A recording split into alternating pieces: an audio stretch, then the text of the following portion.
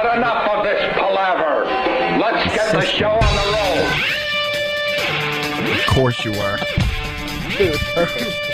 It's my favorite day of the week. 2 for Tuesday. Oh.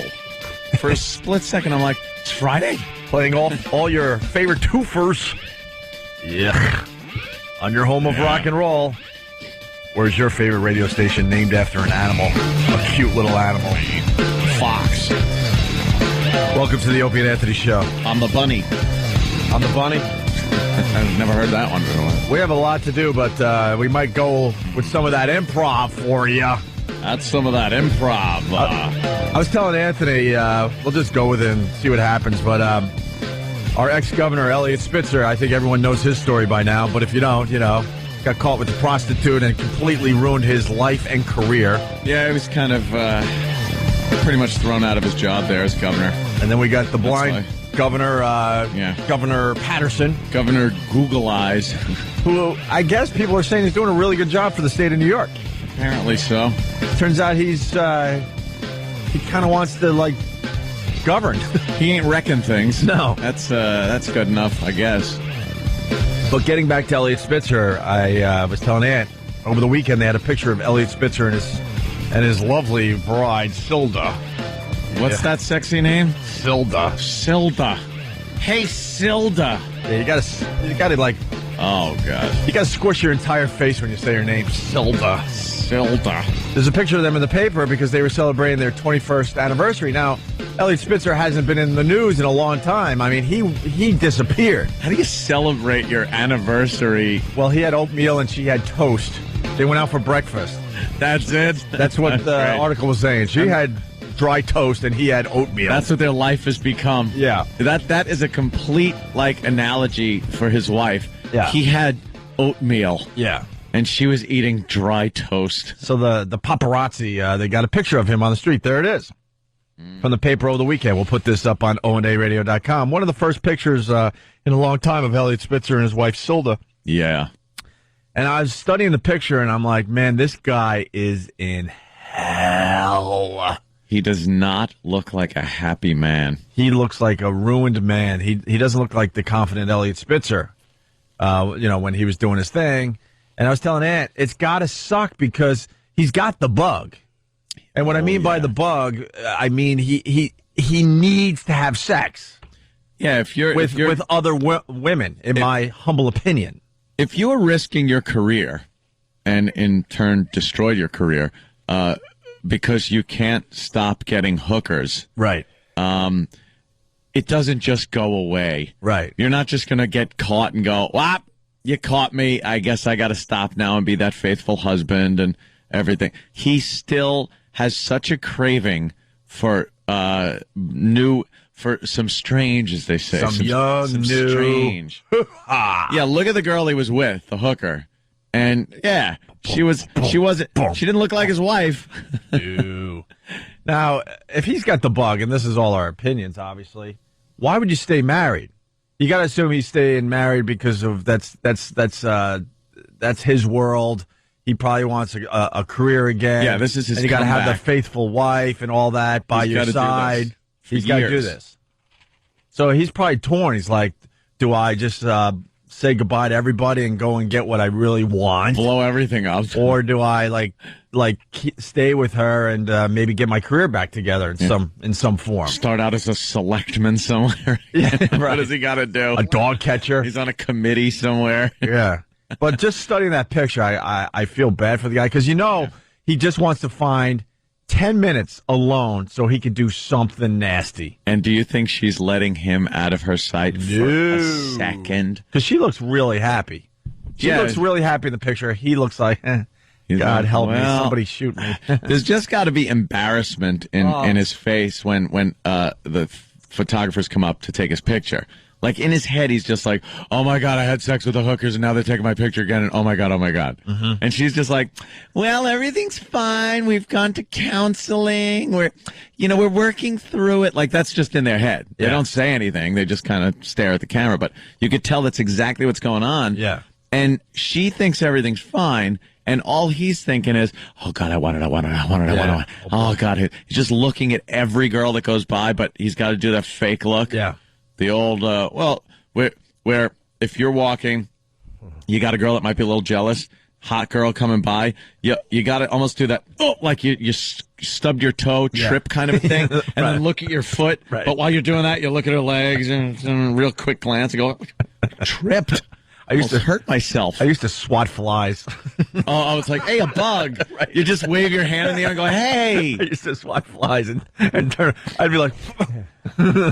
I would do that too. I would itch. Like I'll go like something is on my nose. Oh, God, I got a hair on my nose. Ooh, look at those. Yeah, my ex was very, very jealous of that stuff. And I know your wife was as well. So, you had to look straight ahead. It's like, what am I doing? Put the blinders on. Go screw. It's funny you guys both employed vaudeville tactics. Oh, yeah, of course. Sometimes I pull out a top hat and a cane. I do a little dance, spin around, catch a look. I'd drop a banana peel on the sidewalk. Just fall backwards. But with this guy, he just wants to be on the computer. This opinions, right? Yeah. He wants to be searching for yeah. And I think when he even just is allowed to go downstairs to get the paper or something, and the girl is like ringing him up at the cash register, and she bends over a little, and there's a tiny bit of cleavage, it probably drives him nuts. It's like, yeah, and a pack of Wrigley's gum, and to go, oh. And that's all it takes. All of a sudden, he's got to go back upstairs and change. Because he can't get away from her. She's not letting him out of her sight. You think he's just sitting there going, all right, what can I say? I got to visit my brother. Yeah, that's it. Does he even have a brother? Got to get out of the house. I got to visit my aunt. I got to visit my brother. You don't have a brother. I found my brother. Right. This poor bastard. He is just stuck. He can't get away to do nothing. No, it is a fine balance between trying to keep any kind of credibility, maybe some kind of reputation that he could salvage and turn back into a political career, or just run wild where they see him in the future in one of those whatever happened to episodes, and you just see him, he turned to hookers, lost all his money. Let's go to Whitestone. Mike, what do you got? Hey, what's going on? I disagree with you. Yeah. In the bank, he lives a wonderful life. See, Mike doesn't get it. Phone is your phone horrid. sucks, Mike, unfortunately. Maybe call back, but he writes, I don't think he's miserable with all that money. What? You don't understand money then. Money without some tang. Right. Wow, what is he going to buy? Another blazer? Who gives a crap? He wants to buy things with that money that he can't buy anymore. He must be saving a lot of money. He wants to go on those nice little trips and, no kidding. Do you think she looks at the bank statement and just goes, oh, my God, the amount of money he was spending, because now we're loaded. Right. Look how much money we're saving. He had around a middle-class income. Yeah. The bank account is just chock full of cash. I think Mike's way off. It doesn't matter how much money you make. If you can't do what you want with your money, it doesn't mean crap in the end. He lost He's his miserable. power, too, man. He lost who he was. Right. Yeah. The governor. He's a schlong in a gilded cage. Yeah. And he can't use it no matter how much cash he's got. And in this picture, it's kind of cute to see that he's holding the business section of the New York Times. That's the section that is very visible. Oh, you'd know he'd rather have like the Village Voice under that arm. Some of those ads in there. Or a laptop. He just carries around a laptop with it open and onto Craigslist. And a widget with two breasts on it. Is that what you got, Jimmy? Well. Widget with two breasts. That's just click. I can't wait. I can't take time to log in. And she probably has him on AOL parental controls. Oh, yeah. To watch him. Just checking everything. Everything. Oh, I see. One of those programs that send her an email if you go to the inappropriate site. That's what I mean. The AOL parental controls where they alert you of your kid's activity. Oh. Dude, you are probably so right. They probably have a block. What are they? An internet block. They probably sat down because they're one of these power couples, and like they live in that world where you need to be married and all that crap. So she probably made a deal with him. Look, you're going to do all this stuff. She put a black light bulb in the laundry room. She checks his socks every time he throws one on the watch. Anything that glows. She probably goes as far as to measure his you-know-what. All right. Got a full liter still. Turn that light on. It looks like a Peter Max painting. Yeah. That poor bastard. Do you know, though, it's survivable. They say in politics, where the only thing that can really kill you is a dead girl or a live boy. Right? That's Yeah, what they say. Yeah. fantastic. That is survivable if he doesn't go to jail. Yeah. He can come back in a couple of years as a new man Yeah. and run for something again. People like Spitzer. Yeah, just, hey, I had that bad time I went through, blah, blah, blah. You acknowledge it. You're still there with the wife, so you must be a stand-up great guy. He probably has like an ankle bracelet, one of those freaking, like, what are they called? Or an invisible fence around the yard. Yeah. He runs out and gets shocked. He has a shock collar on. Little GPS section on his. Well, Elliot, I think we're going to have to turn the voltage up. You went a little far off the property. Just saw that picture, though, and it said a lot. And then to hear what they had for breakfast to celebrate their 21st anniversary. Wow. Oatmeal and toast. Oatmeal and dry toast. That's become his life. Yeah. Oatmeal and dry toast. You got the article that goes with the picture? Because he's not talking. Oh, here it is. It's been 7 hard months. Get it? Because, Well, I don't think so. since Silda awoke to the news that her husband, blah, blah, blah, hookers, blah, blah, blah, blah, blah, blah, blah, blah, blah. 7 months since he ripped a hole in her heart and left her with little to do but cry. Oh, shut it. Now as the couple mark their 21st anniversary together with outward warmth.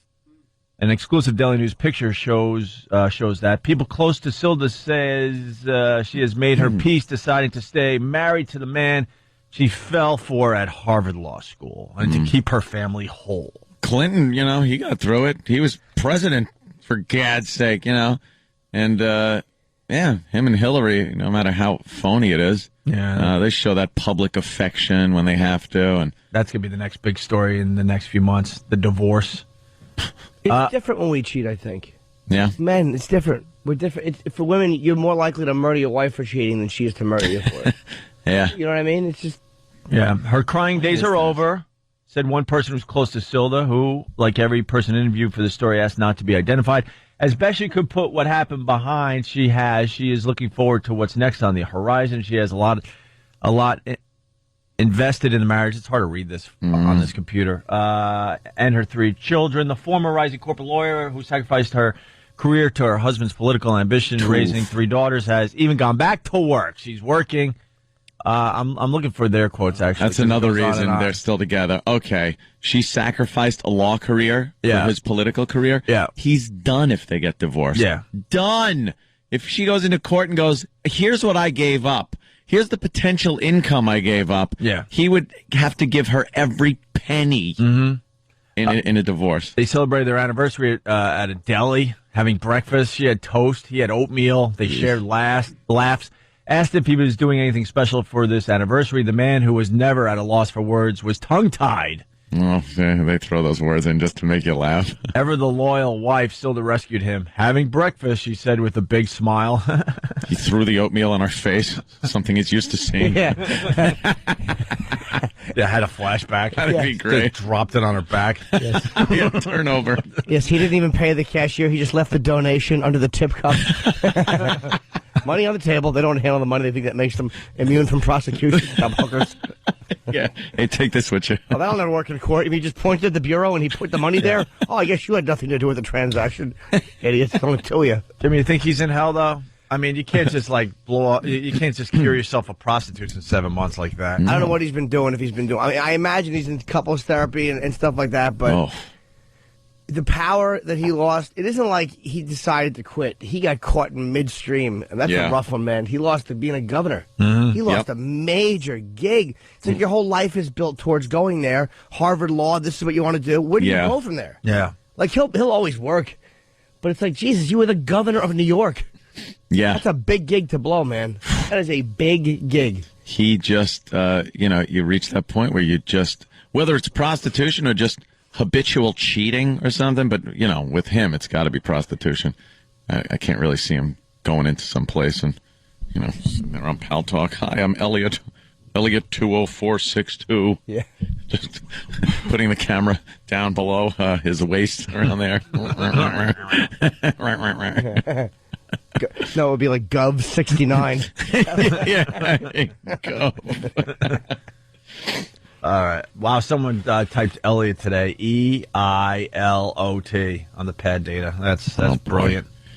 Oh, jeez. That's the girl, right? Is that Ashley Dupree? Ashley. She's aight. She's sexy, but she's aight. She's not worth the entire state. No, she's not worth power over the legislature. But you might blow your gig as the governor of Rhode Island for her, but not New York. Yeah, but not New York. Ooh, what's another dumb state? There is just something. Alaska. Yeah, she's Alaska hot if you're a governor. She's sexy though, man. Like I would definitely something about her. Yeah, I would definitely smooch her. Excuse my language. A little smooch. She's like Iowa hot. not one of these big states.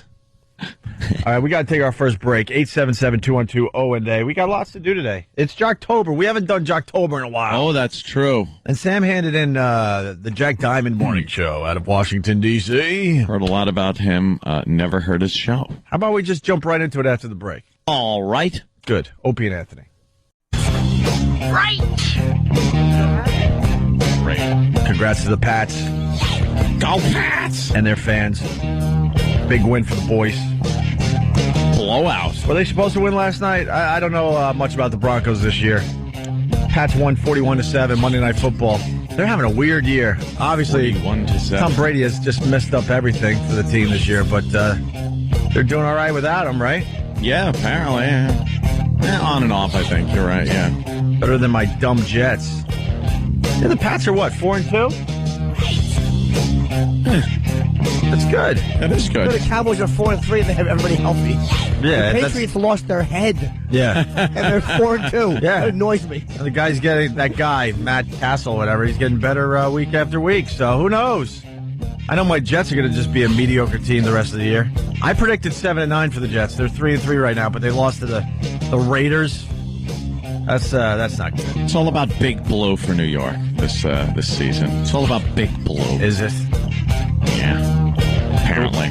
Go screw Big Blue. Also, the Rays had, a lot of people talking about this. The Rays, they used to be the Devil Rays, that minor league baseball team that's in the World Series. The Rays had a 150-1 odd of winning the World Series at the beginning of the year. Wow. So if you're a gambler that bet would have been nice. If you put that money down at the beginning of the year, you're some nervous bookies. You think? Hoping that doesn't happen. How much to get there though? Like I always wondered if I was smart enough to go to Vegas and take like the three odds, say 250-1, 150-1, 100-1, and put $150 on each one. If it's like $500 you can live without. Like, how much to get there, do you think? What are the odds? 151 to win the series. Do you get anything if they get there? Is it like 80-1 to get there even? They got bet on anything. You can bet on how long the guy's hair is, by the end of the season or whatever, yeah. They measure the grass clippings. Oh, okay. I bet it was going to be an eighth of an inch. Yeah, you can pretty much bet on anything. Yeah, if they get there, what teams get there, what teams make the playoffs, what teams don't. Yeah, when I go to Vegas and I see the sport, the betting going on, it's gotten out of control and confusing. Like, I just want to bet on the game. Well, do you want to pass by that area? Right to the poker tables. Poker or blackjack. Right. They're always right next to the poker table. Like, I don't know what's going on in that sports place. Everyone's going crazy, though. Well, we all know the Phillies going to win the World Series anyway, so let's go. I'm sorry, Phillies. Philadelphia. Go Phillies! I feel so bad for you because that city will turn itself upside down anyway. Yeah. Win or lose. Yeah. They're just going to go crazy. I'm really going to root for the dumb Phillies. I really want to see Philly get something. Yeah, man. It's about time, right? Well, yeah, plus Tampa's done nothing for us. They don't come Tampa. see our events. Their fans don't even watch their baseball team. Yeah. You want to talk about jumping on the bandwagon? That this is a classic example of that. All of a sudden, they're all fans of the Rays down there.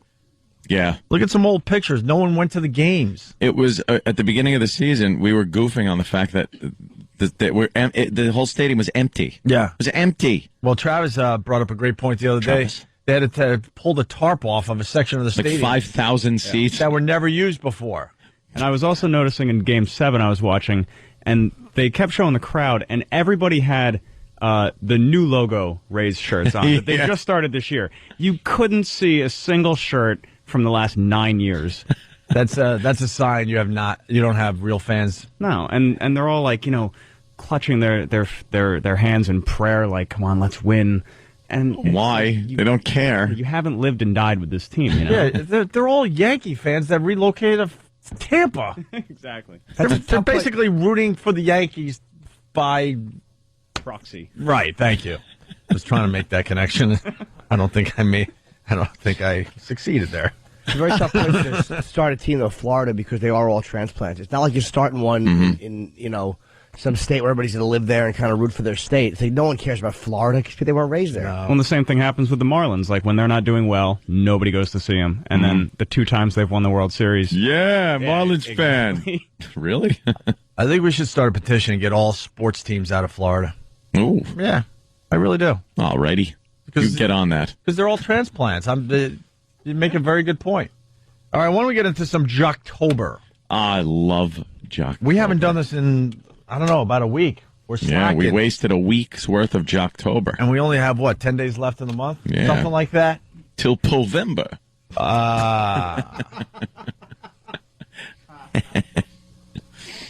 What happened? It's A. Oh, it was A? Studio's not set up right. Remember, it's A, not B. Happy Jocktober, everybody, from your friends at the Opie and Anthony Show.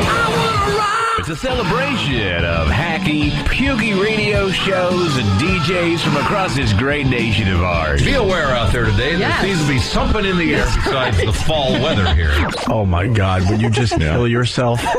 That is, I would go home and just swallow a shotgun. Crank up the crapola, it's Jocktober. There's a person stranded. There's a show. It's stranded. I love that. That is fun. What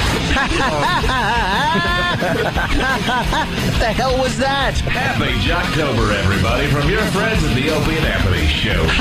Let's all do it. There was no joy attached to that sound. And there you have it.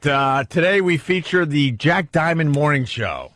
All right. What's Jocktober about for maybe people that haven't heard it yet, Ed? Well, you've heard of Rocktober, where your favorite radio stations play some kind of, I don't even know what they do, but for some reason they rock more in October because you're able to say Rocktober. Yeah. And they have a bunch of Rocktober promos. Well, we do Jocktober, where we feature horrific jocks and shows from around the nation, from your town.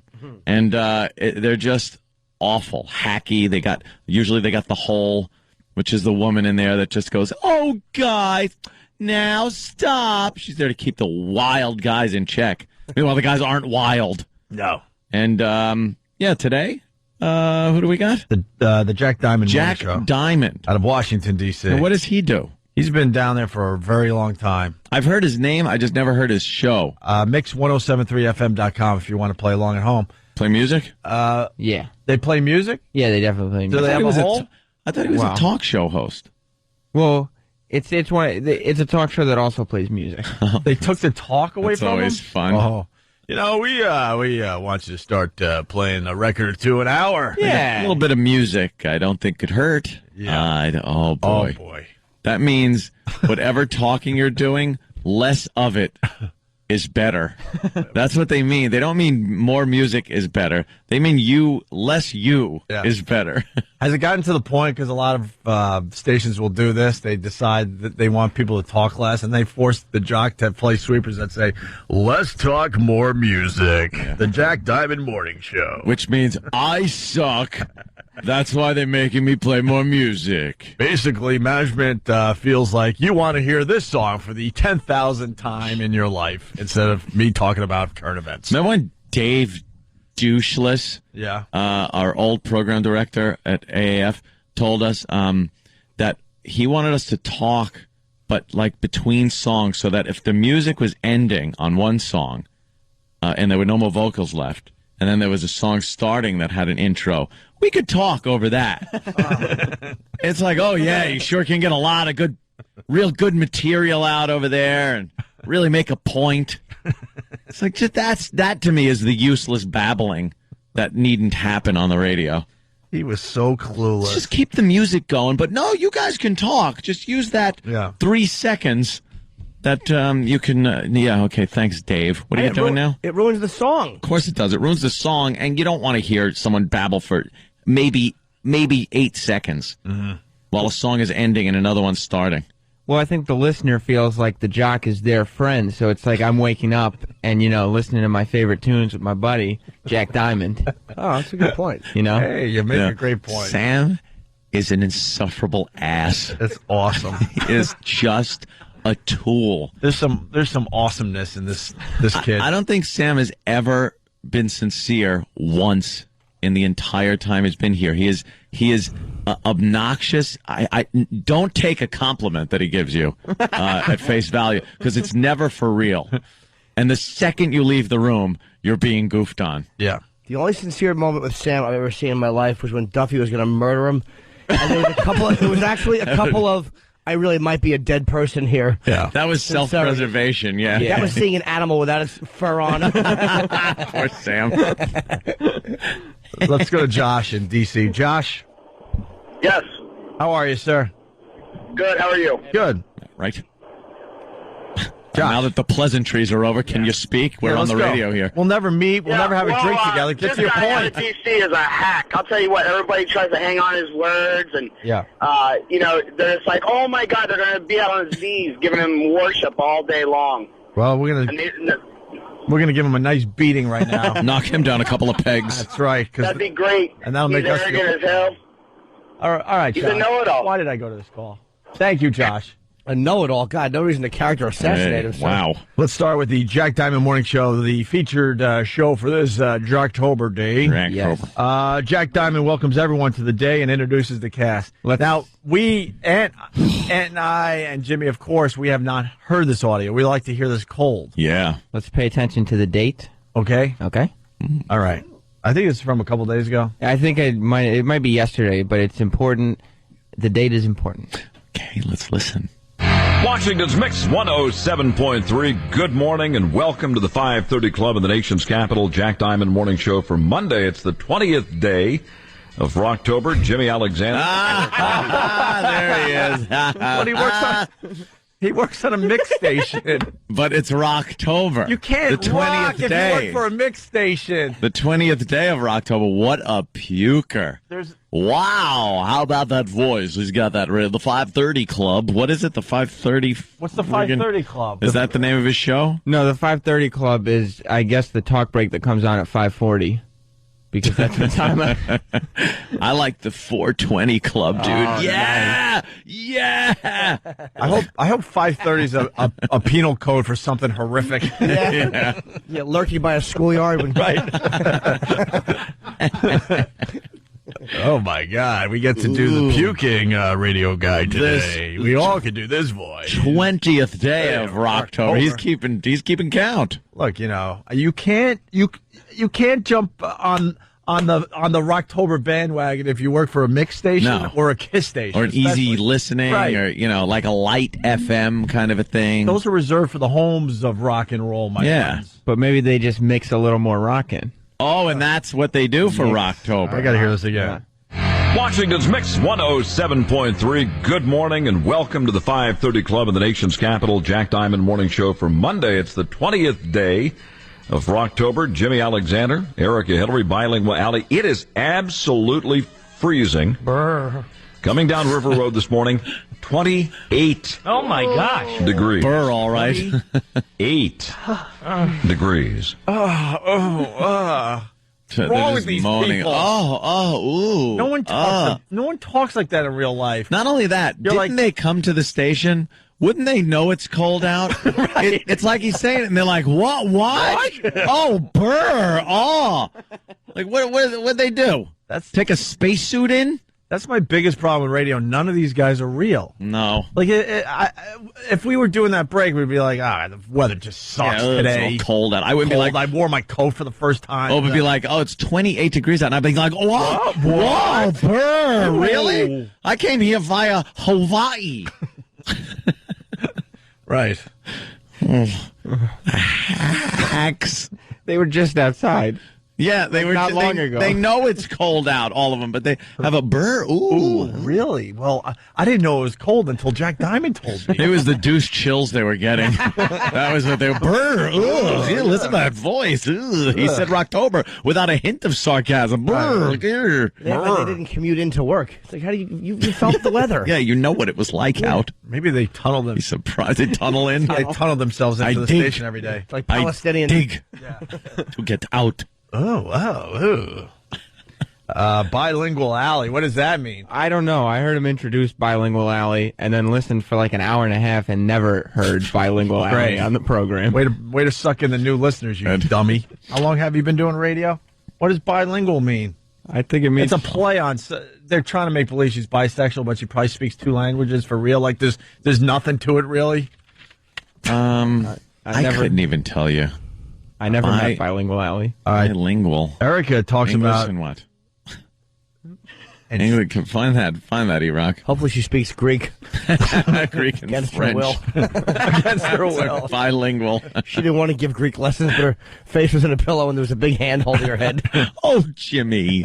She is their Spanish-speaking component. It's a blonde woman they have on their page there, E-Rock. You got to go on the staff Blonde? page, E-Rock. Not the Who's the dark-haired one? Wait, so she's sneaking in a couple of Spanish words? Yep. Speaking Spanglish, perhaps? A little Spanglish? Oh, what a movie. Oh. Erica talks about Halloween being hard. This is the whole test? This is it. Only for sex offenders. Let's see if she's a true hole, Anthony. Okay.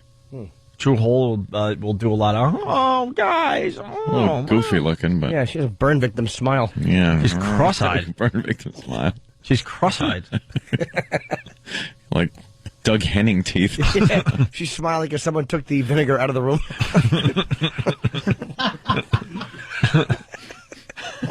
Yuck. All right, here we go. The whole test, Ant. Yeah. Listen for the yield signs, slowing the guys down. Oh, of course. Just over the top laughing and giggling and oh my. Typical hole. Yeah. Like, why is it all so hard? Why is Halloween so hard? Oh, so hard.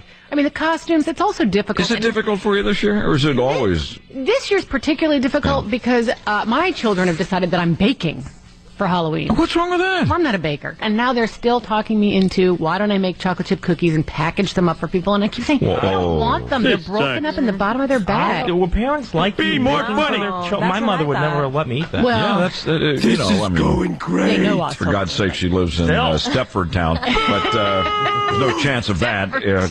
Cookie cutter. No, Hillary has razor blades in these cookies. don't say No, Jimmy, but that's what that's I'm a saying. horrible I thing to know, even hear about.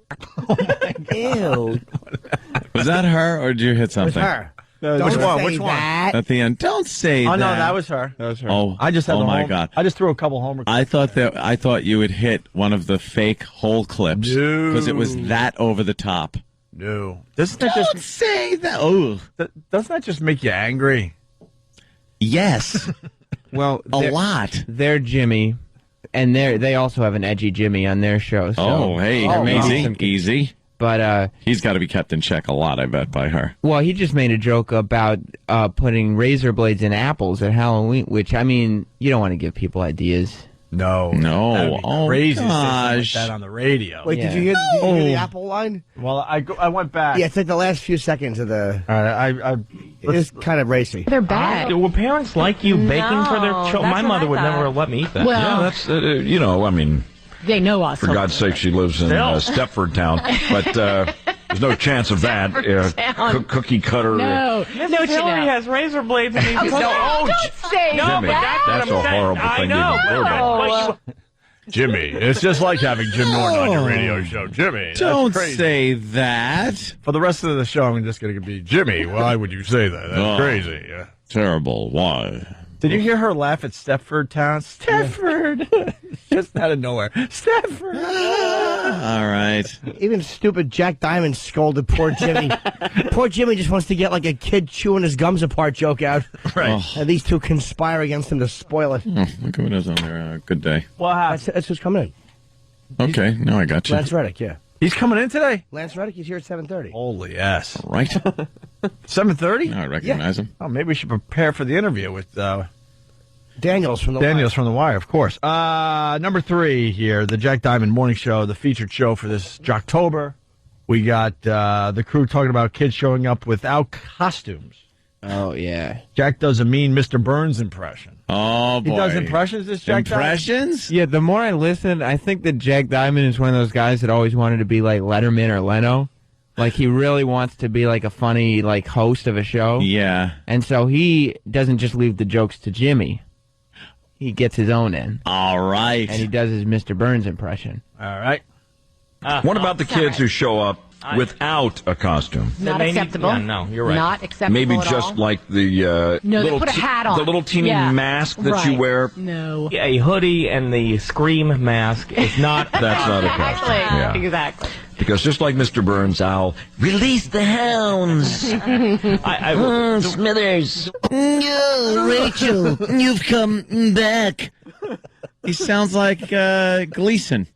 It's not Mr. Burns. No, it's not Mr. Burns. Not even close. It's closer to George Burns, and it sounds nothing like George Burns. And believe me, I know. What would it sound like? I always wondered what it would sound like if George. Hey, no costume, no candy. Yeah. Get the funk out. Get the funk out. Yuck. Boo. Yeah. Oh, yeah. Why are they laughing when he's doing that voice? They're laughing at his. It's terrible. Yeah, is that him? He looks like Tim Sabian, man. He does. He looks like Scotty from Star Trek. Yeah. Like in the last one.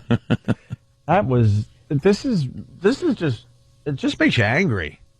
What are they talking about? This is a huge They're morning actually show. talking about, like, kids showing up at your house without a costume. Who cares? And then no way. Like, does she chase him away? Like, no way. Yeah. No. If they come there without a costume, she's, telling them, hey, leave. Yeah. I bet. They're talking about this like it's an epidemic. Like, no one gives a crap if a kid shows up at your house without a costume. Mostly, if they're younger kids, they're poor. Give them more candy. No one Feel goes sorry for trick-or-treating anymore anyway. Right. Just doesn't happen. Most kids walk around with a pillowcase without a costume. It's There's frightened parents bang on your door. They stand 10 feet back just in case you lunge for them. Yeah. And then you throw something in the kid's bag and they run away. Right. Everyone's scared crapless of something happening. And then you also don't put, wrap up cookies. You're like, what is she? You wrap up cookies and so this is the first thing that got thrown away at home. Mm-hmm. You don't take homemade stuff. Stop it. It's 2008. Give me something packaged. I used to hate the. We're doing the break now. Yeah, now we're doing this. Now we're doing this stupid break. Look what they did to us. Oh. They made us fall right into it. Yeah, Jimmy, could you play the part of the whole? What the hell are we doing? Candy apples. I never liked them. They got everything sticky in the bag. Yeah, I got a sticky bag. Oh. I meant from the candy apple. Because like Mr. Burns would say, oh my goodness, I have a candy apple in the bag. Stop it, Homer. Oh, you. We're good. All right, I'm not You going could do that. I'm terrible. Yeah. Just the houses that used to go the distance and bake and stuff. Like, I don't want your dumb cookies. Give me a Snickers bar. What about the people that would build a haunted house where the kids would have to walk in the front door and then go through this maze of a bad haunted housedom and then leave out the back door with the their candy? Uncle Paul. One little detour. Yeah, exactly. He'd watch and then have one sheet that drops down and cuts the tunnel off and another one lifts up to take an alternate route. Yeah, the doggy door into the bedroom for the... Where do my friends go? Oh, look. This is the ghost is trying to ride me like a pony. I get the special treats. How come the ghost smells like liquor? Let's say hi to... This don't taste like a push-up.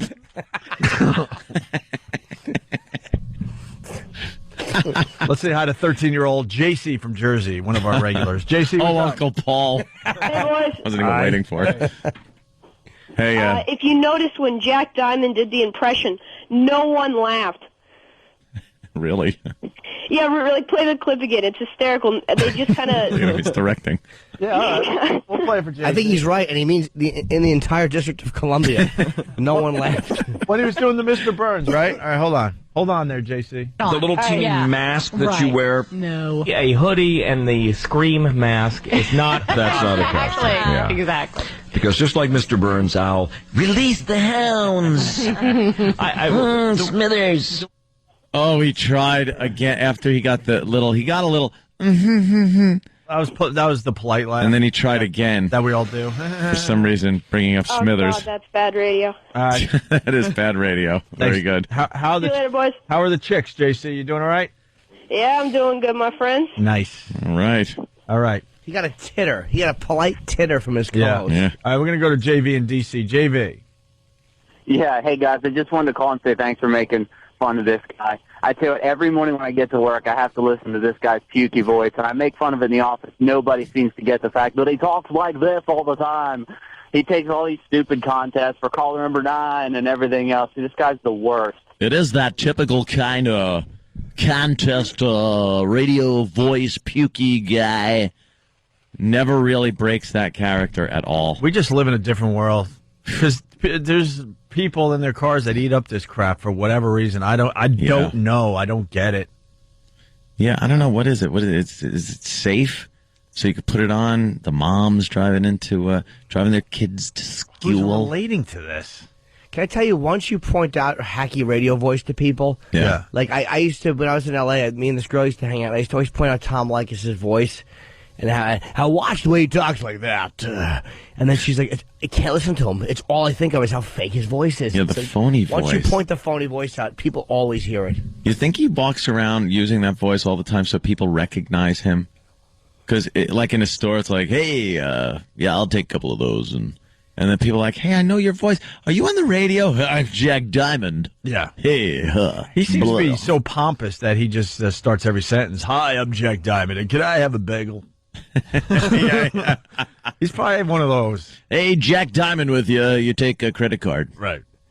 Jack Diamond, I'll fill up regular. Oh, my God, Hawk, Jack has his own band. Oh, no, he doesn't. Holy jeez, he does. What does he play? He plays the guitar. All right. Well, there's some. Stephen S. From Bayshore says there's some YouTube videos of him actually on stage playing. The pendulum is swinging back the other way. Jack Diamond, and this is my version of Pendulum.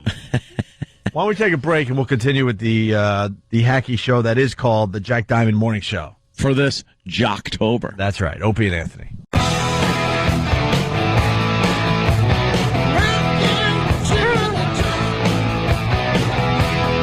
Yeah. You got this one, Ann, or should I do it? All right. Ready? Here it comes. Rocking till the dawn. Opie and Anthony on your radio Pendulum, now. it swings the other way. The other way. We got some more of those that came in today. Thank God. We'll get into that later, but we're in the middle of Jocktober. Look who's in studio. Robert Kelly, robertkellylive.com. Bobby. Hi. Playing hi, Boston in the near future, right, Robert? I have a big show Friday night at the Wilbur Theater. Nice. Big show. Big show. Ticketmaster.com for tickets. Go buy them. Bobby is very, very funny up on stage, man. Very good. The virus shows, when I've seen him out, rarely, because you're always playing so far away from me. I could play in your house, and you'd probably go to take a nap. Yes, that's probably true, but Robert killed on the virus show. yeah. So Boston, come on, buy some tickets for Robert Kelly. Wilbur Theater. Yeah, I sold 2. What are you there? 2 tickets. 2 tickets. Friday night, the Wilbur Theater, and then Saturday, I'm in Chicopee. I hate that name. Chicopee? Chicopee. That's What's a wrong with weird Boston? Chicopee and Peabody. PBD. Yeah, Don't that's say Peabody. No, I said that once, and I almost got my head taken off by a boy. It's Peabody. Boy, it's Peabody. If you say Peabody, people aren't going to think you're local. And we need you to be local. We know how important being local is. Remember when we had to All right, drive? then I'll just talk about your state's corruption. Remember when we had to drive the signal? I want you boys to drive the signal. What does that mean? I need you to drive around to the absolute furthest point that the signal reaches. So that way you're in touch with the communities that get the show. Boys. I'm like, what? Dude, it was...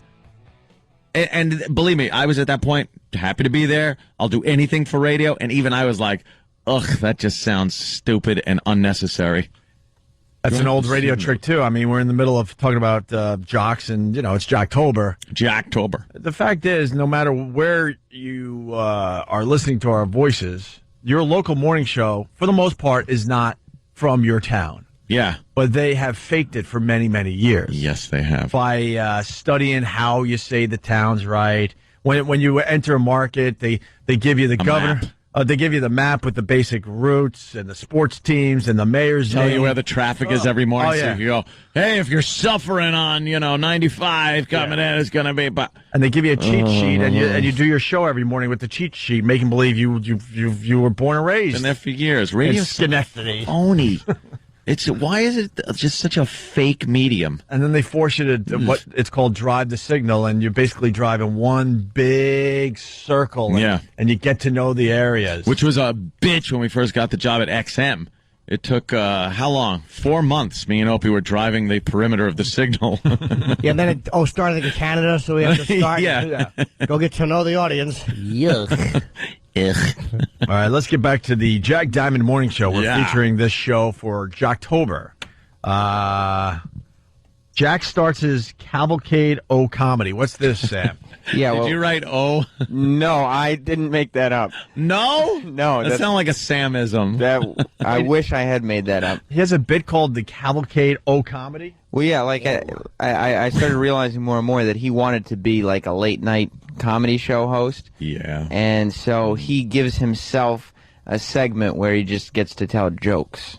And then the people on the show have to laugh when he pauses. They have to. Well, it's... You think is his jokes from Prep Burger? Some of them sounded extremely familiar. Really? Yeah. Because we explain that to the people. Like, these morning shows don't even have to do their own work. They hire a service, and their jokes are in their email every morning. Oh, is this the guy? Is this them right here? Yes, that's Jack Diamond. I can't stand people who tuck their shirts in. All right, here we go. It just gets, oh, God, these stupid shows. I think Jack Diamond's his real name. Tool.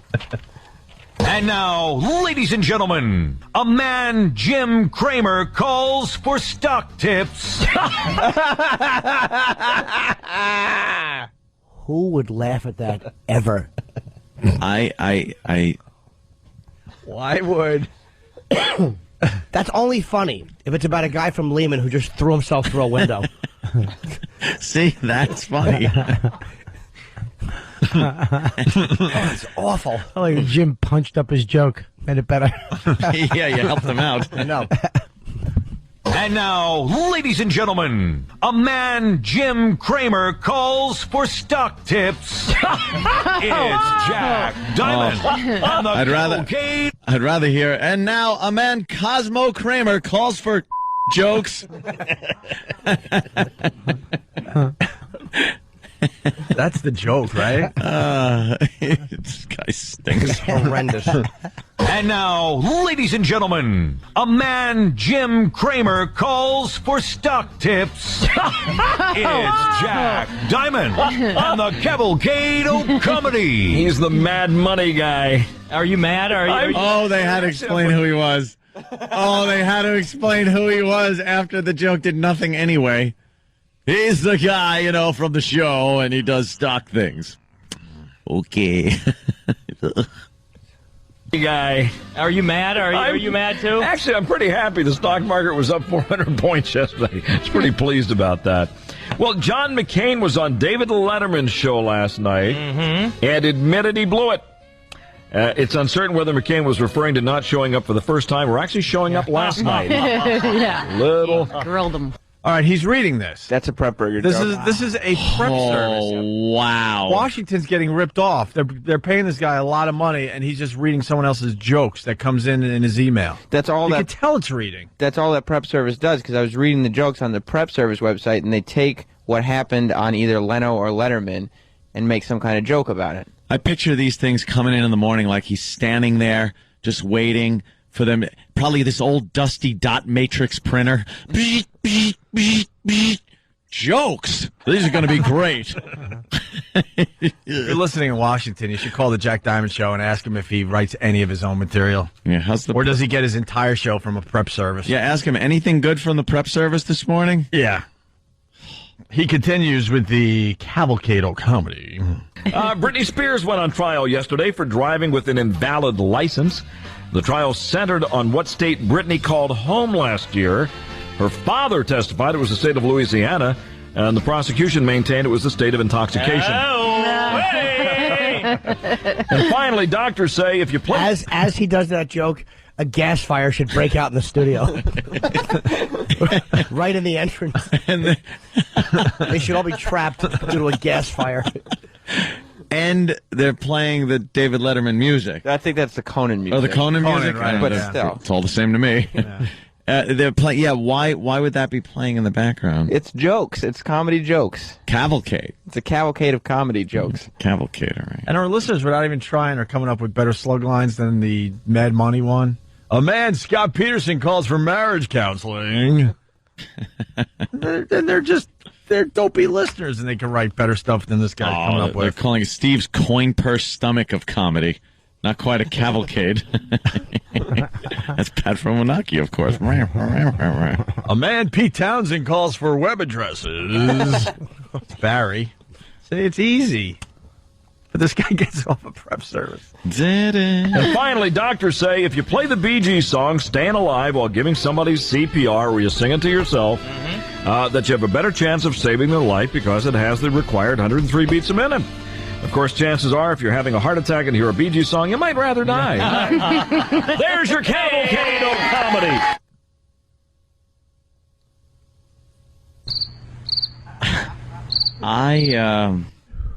Wow. You know, the Bee Gees. Yeah, that's good. Yeah. Just, you know, the Bee Gees. Yeah, I love Zan. What the hell was that? Oh, my God. Do you think the rest of the cast there, the rest of the people on the show, have to go home and just take a shower in fetal position? Because they were just laughing at that show all day. They just feel like crap. They don't know how awful they are. No, you don't think they know? Like, they have no idea they're frauds. I would just They have no idea. I would frame a paycheck, put it on the wall, so the second I walk into my house, I could just stare at that for a while and know why I go in. Just sit there and go, okay, keep it in perspective. It's for the paycheck. I just get one of those quarterback things for your forearm and stick it in there. Just look at it every 10 seconds. Keep looking at your paycheck. Okay. I'm going to kill myself. All right. All right, wait a second. Yeah. You want more? I don't know. Yeah, we got to do a little more. Of course we do. You do? Jack lists the top ways you know George Bush owns your bank. There's Same forced laughter rule applies. Yes. Well, when he stops... There's a formula here, Sam? Yes, when you stop talking, the rest of the people on the show are forced to laugh. Yeah. And is this almost like a top 10 list kind of a thing? Yes, and I believe this obviously came from the exact same source of his cavalcade o comedy. Okay. These would be top signs that President Bush now owns your bank. Alrighty. 95% of the customers hate it. Approval rating. What's funny about that? Then he explained it. Then he explained it. What is funny about that? Nothing. But he explained it. We got two stand-ups in studio. What is funny about that? That's kind of amusing if you do it at the White House Correspondents' Dinner and Bush is right there and everyone's uncomfortable. Then I would kind of laugh like as a comic, like, all right, he really swung and missed hard in front of the president. But anywhere else, that's horrendous. Stephen S. from Bayshore. A man who Larry Craig loves to tap feet with. These would be top signs that President Bush now owns your bank. Alrighty. 95% of the customers hate it. Approval ratings. But no one has an opinion on their bank. Approval ratings. Yeah. I know it's an approval rating. Approval ratings. But no one has. Do you have an opinion on your bank, whether you love it, hate it, or love my bank? Yeah. Well, if you don't like your bank, you just go to a different one. You're not stuck with the bank for 4 years. Exactly. Stuck with the bank. I voted in my bank. Yes. I like my bank. It gives away lollipops and free pens. Ooh. Commerce. Funny as has cookies. Your life savings are being swindled. It makes the a good, lollipop's stupid. It makes a good point, though. Approval rating. Approval ratings. The guy's got to. These would be top signs that President Bush now owns your bank. Alrighty. 95% of the customers hate it. Approval ratings, 5%. It doesn't ask for your business. It forcibly occupies it. That's not even banks don't forcibly occupy anything. They occupy your business. Well, they forcibly occupy your. These aren't making any sense whatsoever, I'm afraid. These are just shoehorning concepts. Banks don't forcibly occupy. They marry a girl named Laura. Shut up.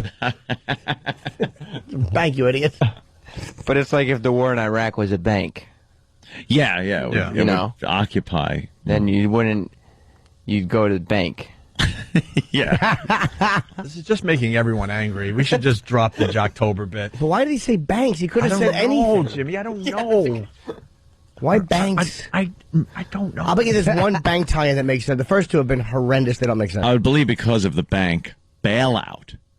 Like the government now is, pretty much an owner of some of these banks because of the bailout. So that's the tie-in. But just don't do the bit at all because it's stupid. How about this? Here's the top 10 ways you know Jack Diamond owns your bank. It sucks. Here we go. That's right. Your bank isn't funny. All right, let's get to the end of this. Occupies it. Any customer service complaints are greeted with an invitation to go hunting with Dick Cheney. Wow. I'd rather have the toaster. Oh, I'd rather have the toaster. Do they even give out toasters I was just going to say that. First of all, how long ago did Cheney shoot that guy? Years. And when was the last time a bank gave you a toaster? Maybe they gave one to my parents. I got a toaster when I joined Commerce. Did you really? Commerce And stinks. a lollipop Told you and to a pen. fill a tub with water and drop it in. It was actually an investment opportunity. Let's go to Charlie in New York. And at that time, Bob tried, but it bounced off his belly. At that time, you tried to sneak a fat joke I in. did, but he's too. I hate the new Bob. Bob is Hate really him. thin. Yeah, it makes me sick. It's getting ridiculous. At least bring in the fat you lost and put it on your lap, Yeah, so we fun can of it. goof on it. That's what we goofed on. Where did it go? Like it my just burnt son, up. like bringing in like a Bob son. Like, Yeah, you put a little. do something. I hate this not fat Bob.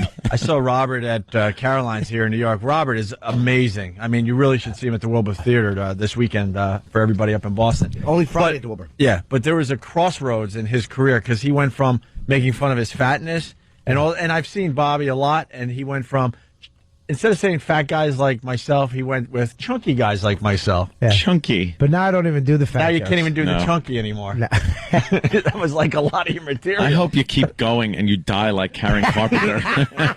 Just make fun of him. Yeah, anorexic like like puking myself. Bob. I just become something else. You Bob can make- eats something here and we just hear him puking in the bathroom. Oh, it's hilarious. The back of your teeth start to rot out. 'Cause they always have bad teeth because of the vomit. All right, I'm going to make it real. Yeah, you sound like now we're you all sound like just Jack depressed. Diamond. Let's say hi to Charlie in New York. Charlie! What's wrong with the banks we got? They bank pretty good. What's some of those other banks? We got Citibank. Bank Merc. Bank Merc. There used to be Fleet. Citibank. Used to be Bank of Boston. Now it's Bank of America. Merrill Lynch. Thank you, Charlie. Is that the end of the banking bit? Oh, yeah, thank God. We're going to just do one more clip because we got Lance Reddick standing by to come in and Is he here? talk to us. Yes. Oh, wow. We're very excited to have Lance and Lieutenant Daniels from The Wire. Yes, and Fringe. And Apparently Fringe. it's a massive hit. That's what they're Fringe is saying. one of my favorite shows on TV. Oh, really? right You're now. going to be able to help us then. One of my favorite Cool. shows on TV. All right, good. We got Lance Reddick, one of those stars. Yeah, it's going to a be sitting great right show. there. Yeah, it's another J.J. Abrams hit.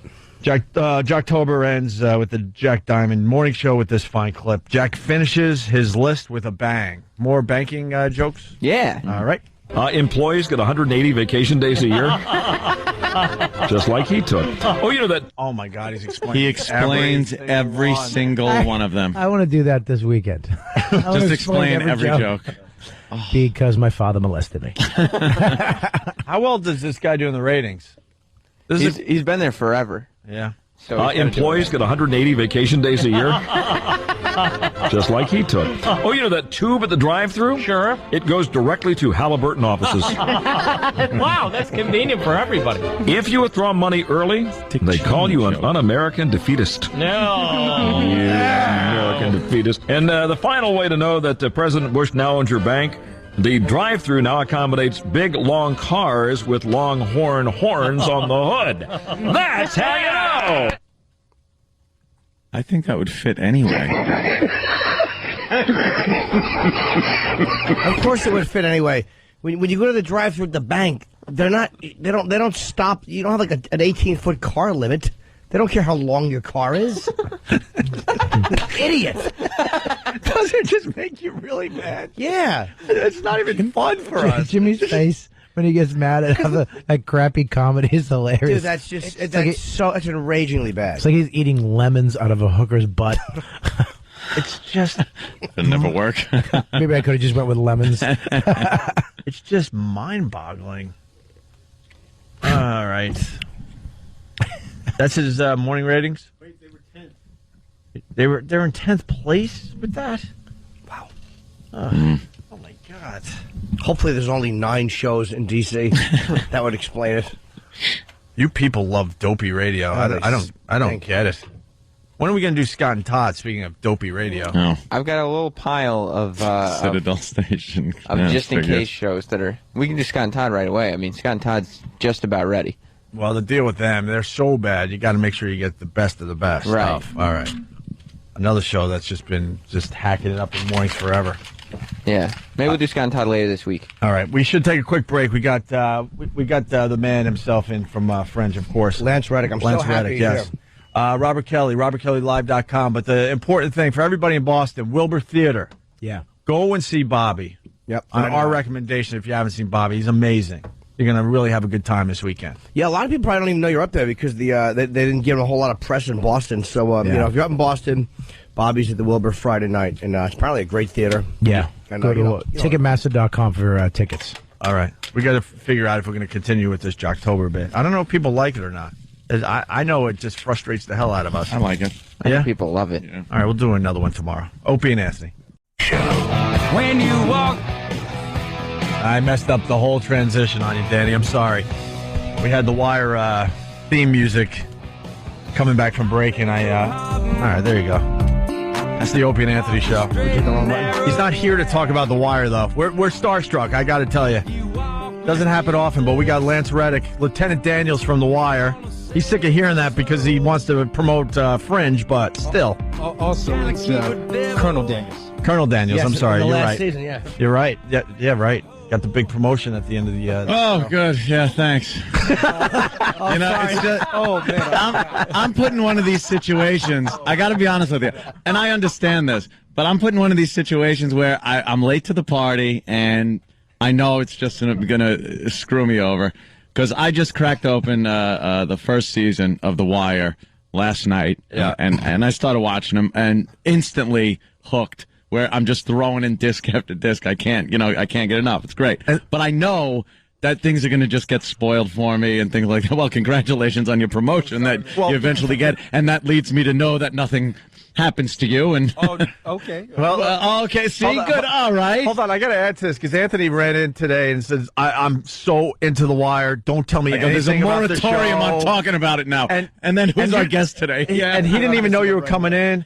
And Jimmy did this to me. I was like a season or two behind, so now I'm going to enjoy you getting frustrated by finding out stuff before you see it. But I did the same thing to other people with Lost because actually, I was a little late to the party on Lost. A few of the other guys had seen it, and then I caught up.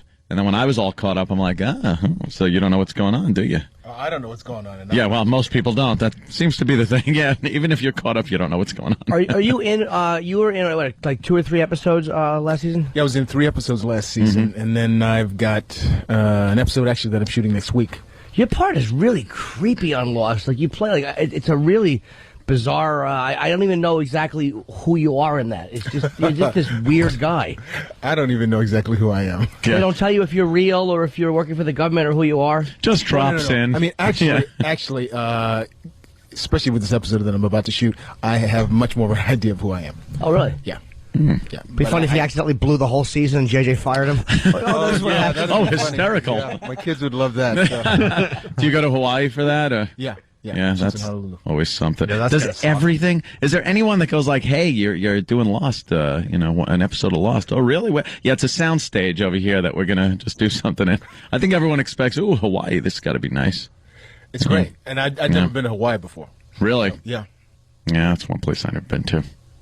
I've been there. Bobby pointed good. out. I know you were married there. You didn't invite anybody. I invited you on the internet. On the internet, he had a wedding on the internet. Like he went to Hawaii.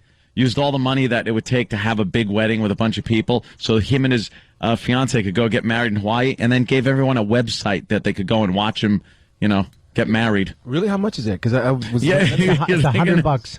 $100, you cheap bastard. Do you get frustrated by you're as an actor, you get like a role like The Wire, and you see so many other bad scripts. I mean, how frustrating is it to see a lot of the scripts that are other? You've been very fortunate. I mean, from the writing on The Wire to Lost and now to this show, which is a smash Fringe. hit. It's got to be very frustrating, though, all the other bad, awful scripts you have to go through or you have to read through. Wow. I actually don't get. It's not like I've gotten that many scripts. And I just feel like I've really kind of just gone from one great project to the next. So yeah, because you have. Yeah. That's what it is. Yeah. Yeah, because you probably if you you're getting put into that category though, where you're looked at as one of these actors that I don't think you'd take you don't seem like you take a bad script. Like you're. Well, as the saying goes, show me the money. And then we'll talk. Okay. But no, I mean, I one of the things that has been really cool about what I've been able to do is that I've been able to do a lot of television, and so I've actually been able to pay my rent. But at the same time, I've been able to do stuff that was really artistically fulfilling. Mm-hmm. You're still renting? I'm joking. You saw me hesitate, right? Okay, what's the right answer? This new show is real. I was kind of skeptical about if I was, because I love Lost. I love Lost, and I was skeptical the first couple minutes because the kid from Dawson Creek's in it. Right. Which I was like but it's going to be a good show when you don't even see him as that cheesy character in Dawson Creek. You forget all about it, and he's just that new guy, and. Well, I mean, in Josh's defense, yeah. I mean, I will say, I was a Buffy fan. What? So I was a Buffy fan. I was a fan of Buffy. You just ruined the whole show for me. So and I was also a Paula Cole fan. So Dawson Creek was always on. So I'd watch the first 5 minutes to hear the song. And damn! Oh my God! Oh man! You are a great actor. You are never going to watch Broyles the same way again. You're killing it for us. But I'm just throwing my Wires DVDs in the garbage. Yeah, shred them when you get home. Yeah. No, but Paul, I don't want to Josh, even though it was like a teen show, I always remember being kind of impressed with Josh, and so I was really thrilled when I found out that he was going to be cast in this role. Right, and I think he's doing a really great job. His dad too is who played. What's his name? John Noble. He's an Australian actor. My God, is he's great? He's a lunatic. Yeah. And could you guys help us along? Because what's Fringe about? Let's get the basics out there because I haven't seen it yet. Wow. Well, in a nutshell, it is this. It's this sci-fi action adventure procedural that deals with this kind of elite government team that investigates these super scientific crimes of terrorism or murder. And it basically deals with the question: what happens when science and technology advances at such almost exponential rate that it's nearly impossible to effectively legislate or control it? Yeah. They have but all the stuff. The reason why it's kind of cool is that the stuff that they do on the show that would be unrealistic is based in some type of reality. Yeah, like they might be able to do that stuff. Like the crazy fathers, they take him out of an insane asylum where he's been for like 17 years, and he's just this uber genius guy. His son is a genius, but he's like a crook. Like he used his intelligence to make money at cards and stuff like that. They get him out, and all the stuff he worked on back in the day for the government. They wind up using these techniques, like they hook this girl up to in a machine with a cow, and it's just this stuff that doesn't make any sense at all. But this guy's such a mad scientist. He's like, "Ooh, it can work," and he just loses his mind. But the whole time he's still crazy. Like he has to introduce himself to the assistant every day because he forgets her name, and it bugs the hell out of her. I would never have Bob give me a synopsis of a show. Ever. It's literally, it's almost an art form how bad that synopsis was, and you love the show. Well, they hooked the girl up with the cow, and the guy's a little nutty. Bob, what are you talking about? I was nodding along, trying to help him along. But listen, Lance just quit the show. I felt like I was smoking pot again. Lance is like, wow, I'm on a real sucky show. You can back me up on this. It's really like the stuff they do isn't like you can't just explain it. It's really crazy science stuff that they somehow put together where it makes sense. Where you're like that would never work, but it makes sense, and they do this futuristic stuff. Well, some of the stuff you might say would never work, but to be perfectly honest, I think a lot of it is kind of based in reality, based in real science. Yeah. I will say the thing about the pilot, it gets you right away is I think it opens on a plane. And, kind of like the original Lost did it. And this guy is having some kind of a fit. What was it, a diabetic thing he's going through? It looks like he's diabetic and he's having a seizure or something. And it looks like he's injecting himself with insulin. Yes, you think that. And he starts to rot away. Like his skin starts to, I think, fall off. Or he's dying immediately. And he starts walking towards the front of the plane, and then everybody on the plane dies, and they're basically a bunch of skeletons on the plane. Wasn't that like I don't know this? I might be wrong, but wasn't it like he actually became transparent? No. Well, that's another character. That's Scott. That's Scott, right? That's later in the pilot. Yeah, that's actually Scott. Yeah. He became transparent, like almost invisible. Yeah, right. Yeah, that's it's crazy. Like I wish that would happen to you right now. Just to let you know, they turn on you quick on the show. You're not losing weight fast enough for us right now, Bobby. Before the show, they were like, "Hey, help us out." Now I'm trying to help out, and I'm really feeling. Oh, because you were excited. You said you've seen every episode. Yes, I'm a big fan. I watch it every week. I have it on my DVR. Your Deaver? My Deaver. It is funny, though, when you love the show so much. Like, if you told me to give, say, a synopsis of The Wire, I would panic and give really weird, like, details about one scene that didn't, like, I would give some type of details that didn't make sense. But it's the pilot I saw really wrote me in. I didn't watch it after that because I didn't know what it was on because I probably should pay attention. I don't. The best part of the show, though, is one of the things I like is that they tell you how long the commercial break's going to be. So you don't mind sitting through it. It's like, we'll be back, Fringe will be back in 60 seconds. And you're like, oh, that's not that long. Yeah, that actually is very cool. Yeah, so you're like, oh, see, I can do 60 seconds. But if they don't tell you, you're like, this stinks. I'm just going to hit pause and come back an hour later.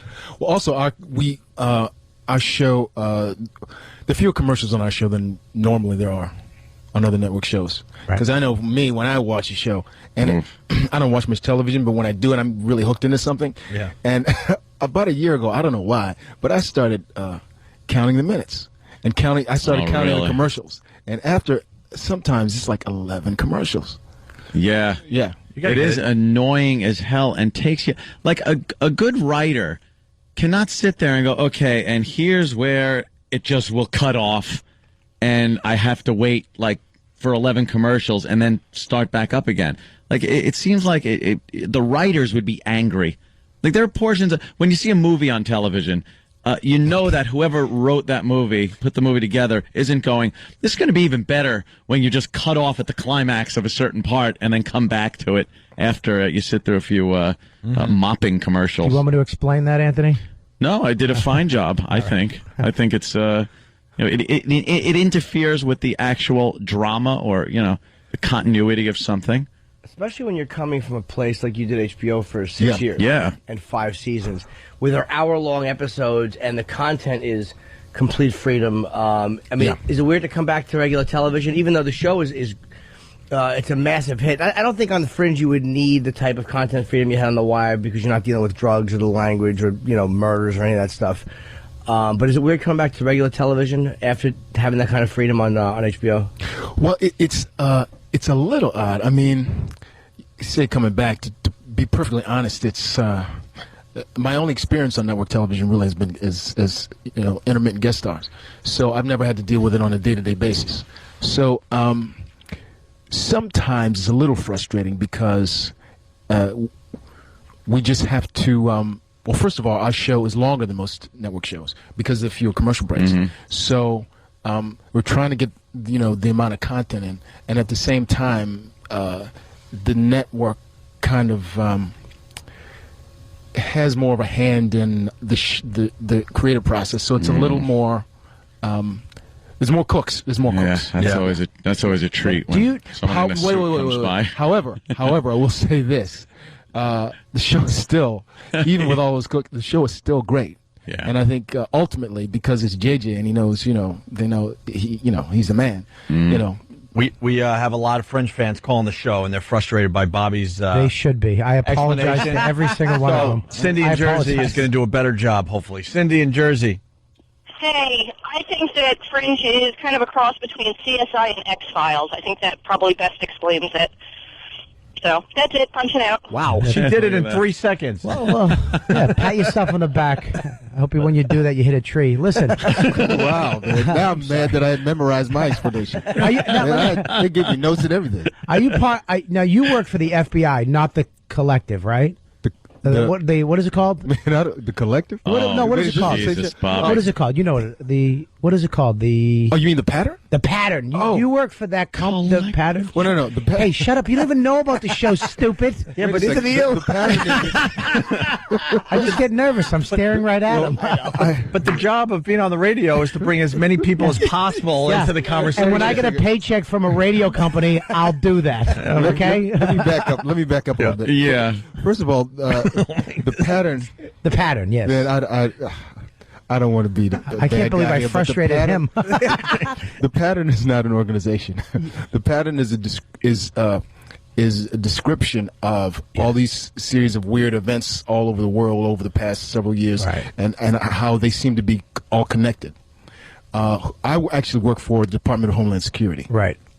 And she works for the FBI. Yes. And then there's the company, the big company. Massive Dynamics. Massive Dynamics. You don't work for them. No. You can't. Okay, there you go. No. Whoop. No. I do not work for. I do not work for Massive Dynamics. Okay, cool. It's terrible. You've seen every episode. $20 says Lance knocks out Bobby's teeth. We think Fringe is a good show. We're not really sure yet. And we're 20 minutes into this, Bobby. I really am. But no. In Bobby's defense, I will say this: the reason he asked me that question is because there seems to be some tie between me and the chief operating officer. Mm-hmm. Yeah, it's like Lost. And we don't know what it is. It's like Lost. It's not as like, oh my God, Lost leaves you frustrated. You want to punch your TV at the end of Lost. It's not that crazy, but there is this. Who does he work for? Where are they from? Why are they connected? How does they know each other? Like the lady with the mechanical arm. Yeah, that's Anita Sharp. Yeah, that's crazy. I mean, the one thing that messed me up with, she has a fake arm. Like, she's talking to this lady, and then she takes off her arm, and it's just this robotic arm, a sick robotic arm. Right on. And she puts a sleeve back on. But then in the next episode, I saw a couple liver spots on that arm, so I was like, oh, that's not the fake arm. So.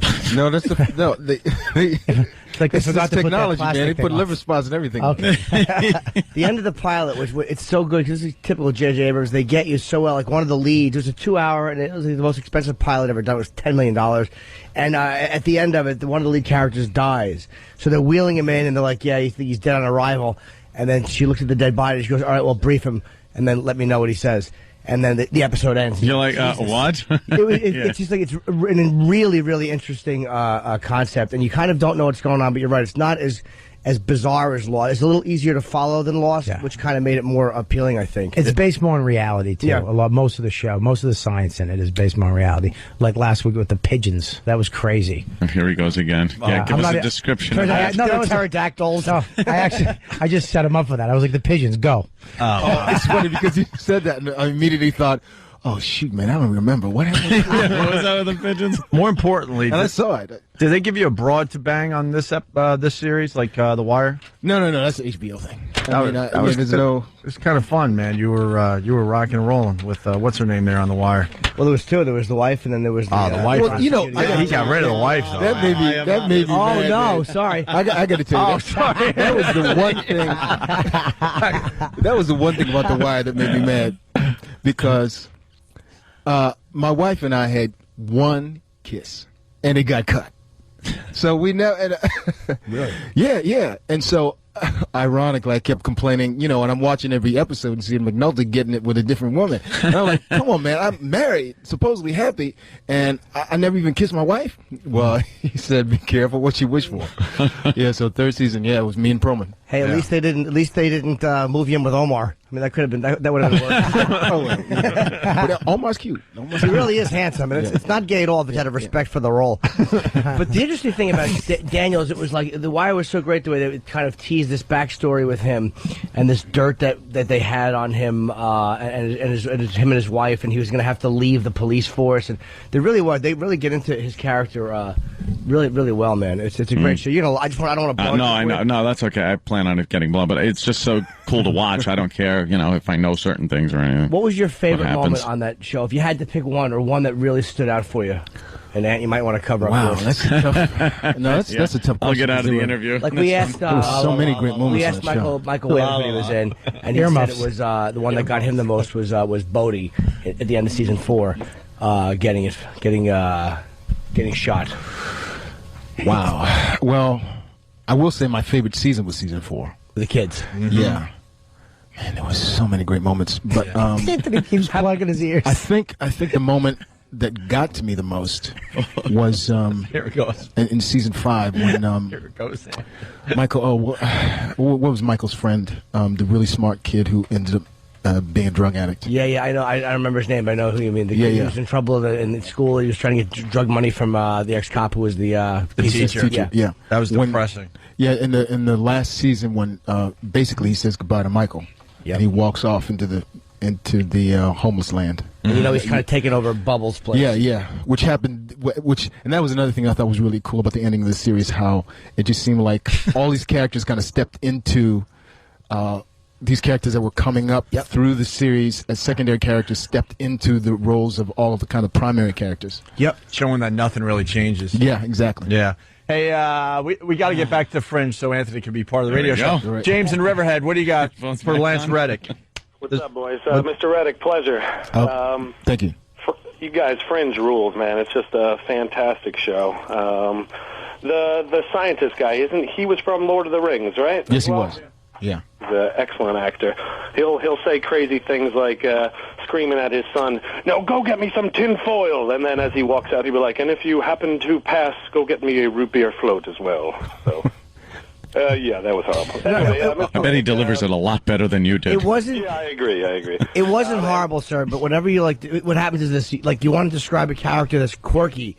And if people don't know the character, some of the quirks seem odd out of context. But I'm sure that you would have done a better job if we gave you another chance. So would you like another chance?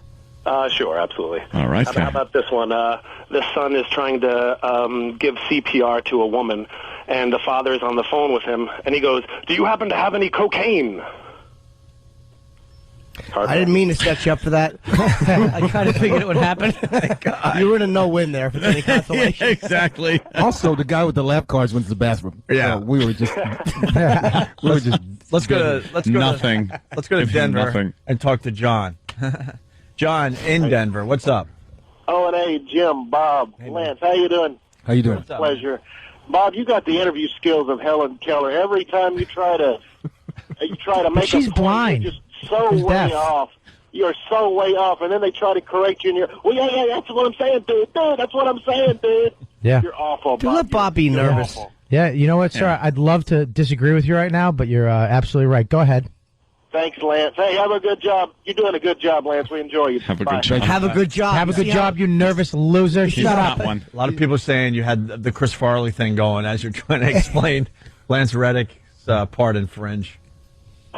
Chris Farley from... whatever. I'm not going to help you. You didn't help me. Terry, good job. That's right. Yeah, Terry in Indianapolis. What's up? Hey guys, and I love Bobby. He does a great job. But I've missed all this. What network? What night? What time? You're right. We do suck. Good point, sir. As the listeners point out, how to plug a program. Why would we remember how to do that? Of course, it's on tonight. Actually, at 9 o'clock. It's on Tuesdays at 9 on Fox. And tonight is, I think, the 6th episode. Yeah. Maybe we can do this. And they got 22, by the way. They got a full season. Fox gave them a full season. It's a great show. Lance, could you come back next week and we'll all watch the show? Oh, you mean watch the show on the air?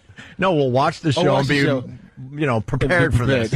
And I won't be here. Yeah, because there's a really good buzz on this. Can I get like past episodes on online or something? Yeah, probably. Or Roland can get them on a disc. I hate watching. Actually, yeah, you can watch them online. Can you? Okay. They've been already downloadable too. Oh, great. Is the girl Then from... I'll do it that is way. she an Aussie, too? She's an Aussie. Yeah, she's Australian. What's going on with all these Australian people taking over Hollywood? I know. It's funny, man. I just got hooked on... I should be talking about another show, but I just got hooked on Brotherhood. Right. It just killed me when I found out the lead was Australian. It messes you up. Again. Yeah, you hear him talk. It's like, the show's really good. Shut up. My baby. Ugh. She is Australian, by the way. No, she's not. She's from Chelsea, Massachusetts. The blonde I'm from... kidding. I'm kidding. You ass. But Anna's great. She's great. Yeah, she's hot, too. She's really hot. So you're... I'm not at liberty to comment on that. Why? You married? Oh, you married. No, but, colleague, I I'm at can't liberty. comment on it. You really can't just say she's sexy? Hot? Anna's a lovely young lady. Wow. It's awkward when you work with somebody on a set. Yeah, that's why I'm not. I'll never do anything. I'd be like, yeah, I definitely do Human it. resources would be after Bobby all the time. Yeah. You're also a musician, too, which I didn't know. Yeah, actually, I was a musician first.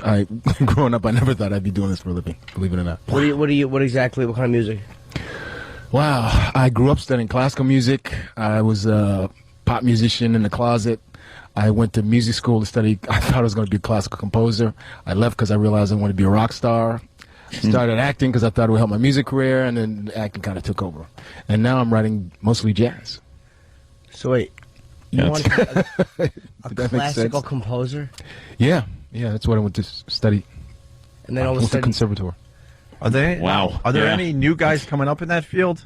Classical. Yeah. You know the big names, but you never hear like big names. You never hear like a new guy on the scene trying to that's actually make it in that genre. He really is the new Chopin. Right. Any new hot composers coming out? You know what I mean? And I don't follow. I follow jazz more than I do. I don't really follow classical music anymore. Yeah. Because Billy Joel tried to do that. He tried to become a classical composer for a minute. Well, did you actually? Oh shoot! What was the name of the album that had all classical music on it that he wrote? I don't know. I've listened to it.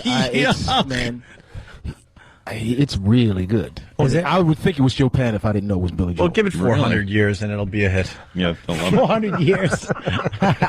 Yeah, classical always seems to be a big hit in hindsight. I'm like, wow, that was really good. Why did we shun that? No, let's not trash my ex-classmates. Let's make they're not making it anymore. Let's make a time capsule for the people that are going to be on Earth 400 years from now with we told you Billy Joel would be a hit. I didn't even know he did a classical. I had no idea. Yeah, he did it for like a minute. No one really bought into it. But it was well received. I do remember reading some reviews on it. But you know what it is? When you're Billy Joel, people have a huge expectation of what they want you to do. It's not like, you're unknown coming out of school if you're doing classical music. Then when you do Piano Man, Pressure, and then get off the stage. Yeah. Let Elton John come on and swing it around for a little bit. So you have 22 episodes of this. I don't know what to say to that, Bob. You're just an odd guy today. Really odd. I've never seen Bobby nervous, ever. Like, I've seen me nervous. Yes, you have. When? That time in Vegas. I'm kidding. That time in Vegas. Bobby, what is going on with you today? Are you nervous to see Lance? Struck. Sir, can I just say something? I'm terrible around celebrities. We know this. You guys don't help at all with your silence. Well, we're waiting for the next sentence. Because I know you're a huge Fringe fan. I'm a huge Fringe fan and Lost fan. I loved them in Lost. Yeah. Wire, I haven't watched yet. I'm going to start watching. But how do you not have seen The Wire? Because you would love The Wire. I don't have the DVDs.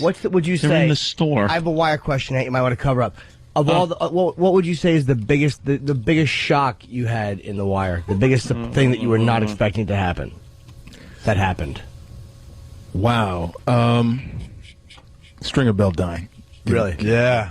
Yeah. You didn't see that coming at all? I did not see that coming. When they're doing a show like that and they're going to kill off a character, all right, Ant, it's done. I mean, especially given that let me put it this way. He was such a heartthrob. In the middle of our second season, some of us went down to the HBO Film Festival, and half the cast went to the Essence Music Festival.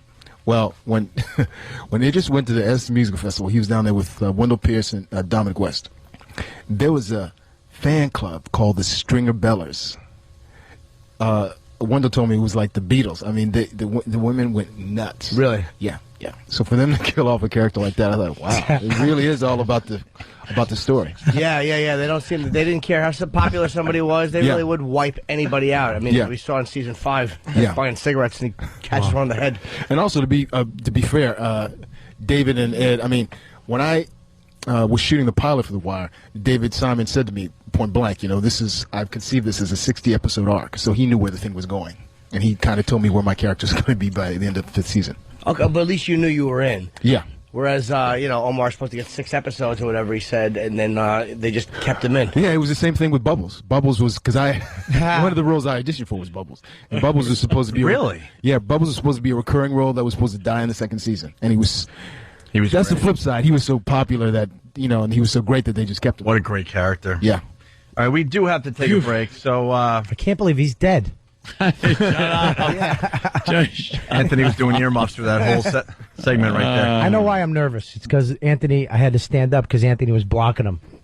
And I'm not comfortable. Oh, yeah, it's my fault. Yeah, of course it is. Yeah, that's why I'm nervous. I'm not good standing up. I can't talk to people standing up What like do you do that. for a living? Well, I can tell. He's a stand-up comic. He's a stand-up comedian. Like I said. But you do it when in a chair, right? I mean, stool on stage. I just can't see Hopefully in a wheelchair. Lance, where are you off to next? You have to go somewhere else now? Oh, not necessarily. WB?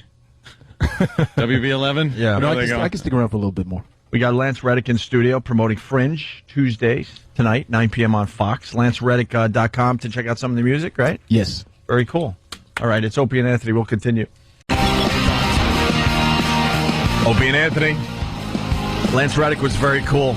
Yeah, man. And one more plug. Not that the show needs any more plugs. Everybody knows when it's on. But it's on tonight at 9 o'clock on Fox Tuesdays. And it is a hit. It's a bona fide hit for Fox. They gave it 22 episodes, a full season. That was a fun cluster F. Bobby just babbling.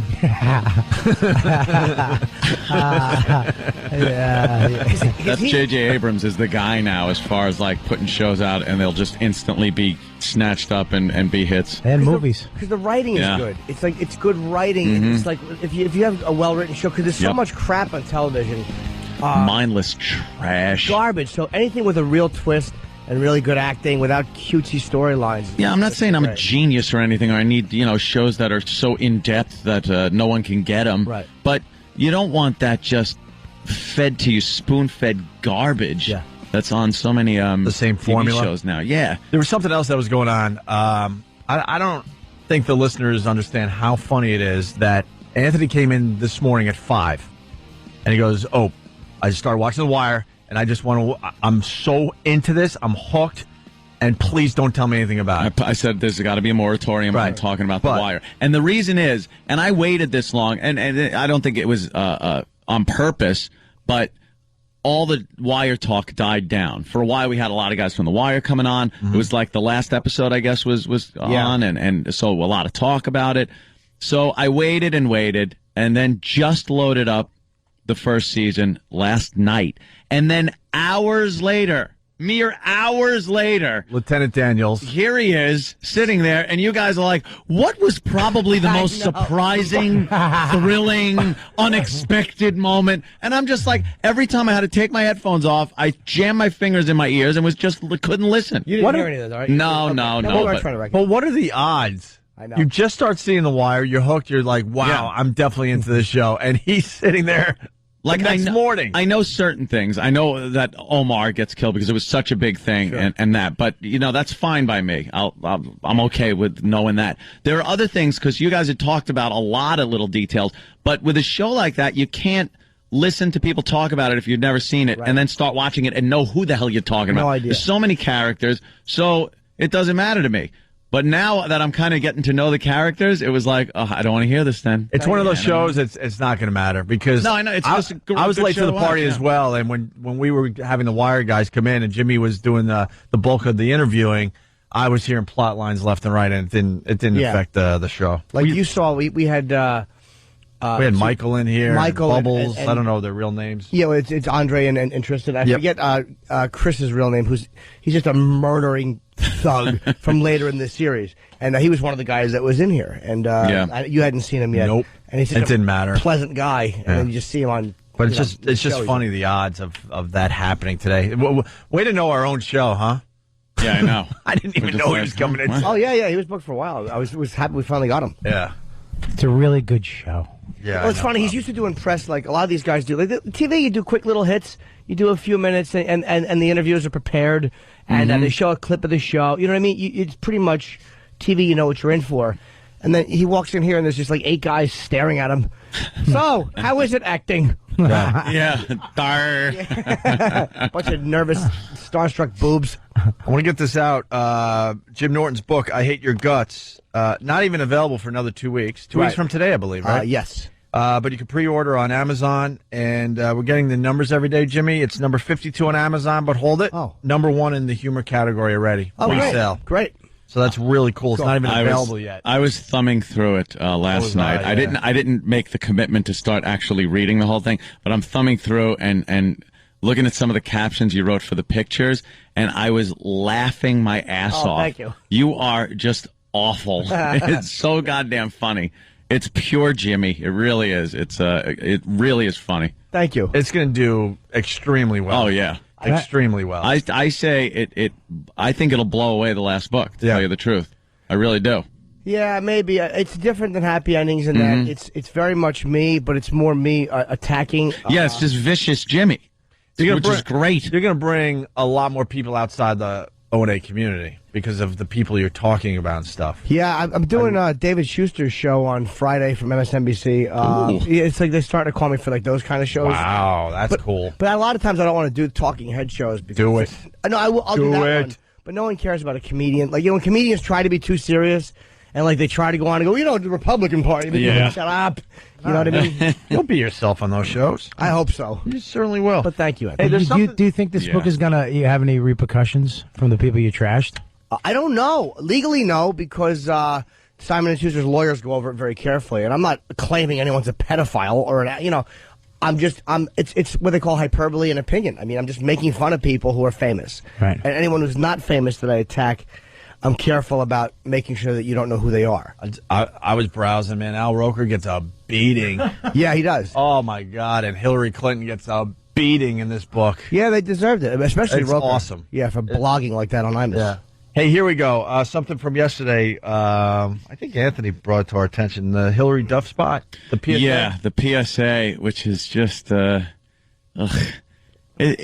they're getting so politically correct these days. And I can't even watch college students and people that are so involved in things, yet there hasn't been this life experience yet. Mm-hmm. So, and I don't care if I'm sounding like, my dad or something at this point, but it's just this phony, like, as long as it's worded right, don't hurt anyone with your words. Don't say that.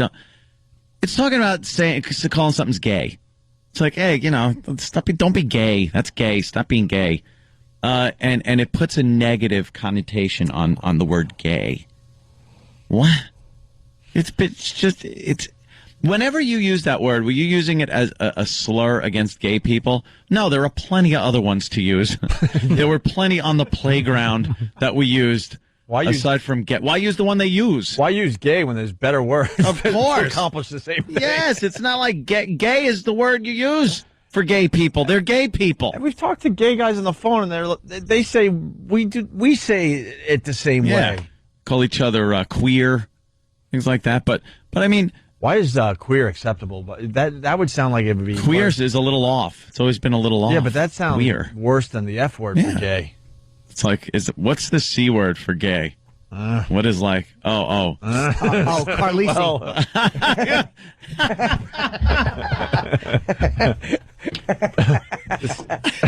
There's a lot going on with that statement. The C word for gay. Oh, God damn. Everyone had the 2-word combo. So yeah, that was the 2-word combo, definitely. Here's the Hillary Duff PSA about. Just listen to this. This is garbage. Is nauseating. They're so out of touch. She walks in to a dress store, I guess, and there's 2 little chicks, and they're trying on clothes. Yeah. And one of them comments on the other one's clothing that she doesn't like it, so she says, it's gay. And Hillary comes in to straighten their asses out. Oh, good for her. Yes. Yeah. Do you like this top? So gay. Really? Yeah, it's totally gay. You really shouldn't say that. Say what? Well, say that something's gay when you mean it's bad. It's insulting. What if every time something was bad, everybody said, "Oh, that's so girl wearing a skirt as a top"? Oh, you are. Those are cute jeans, though. When you say that's so gay, do you realize what you say? Knock it off. Knock it off? We're never going to be part of society. No, we're done. We're doomed. Someone out there is saying this is really good and we need to do this. Yeah. And convinced her to do this. It's more thought policing. Thought police. More it's amazing. Completely out of whack. Trying to just force people to think a certain way. It's so you don't understand the resentment you breed.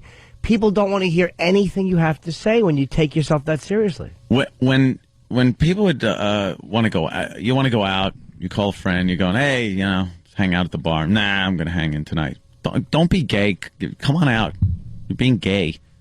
I'm not thinking, I love when I speak my hate speech like this. I'm going to speak some hate speech to my friends and call them gay. It's a word you used. Words have a couple of meanings. Just put it that way. There are plenty of words that have more than one meaning to it. Gay is one of them. Gay means you're gay, but it could also mean don't be a faggot. A fuddy-duddy. Don't be a What's wrong with you? You're absolutely right, though. Yeah. God, that's so true. It's so funny. Absolutely right.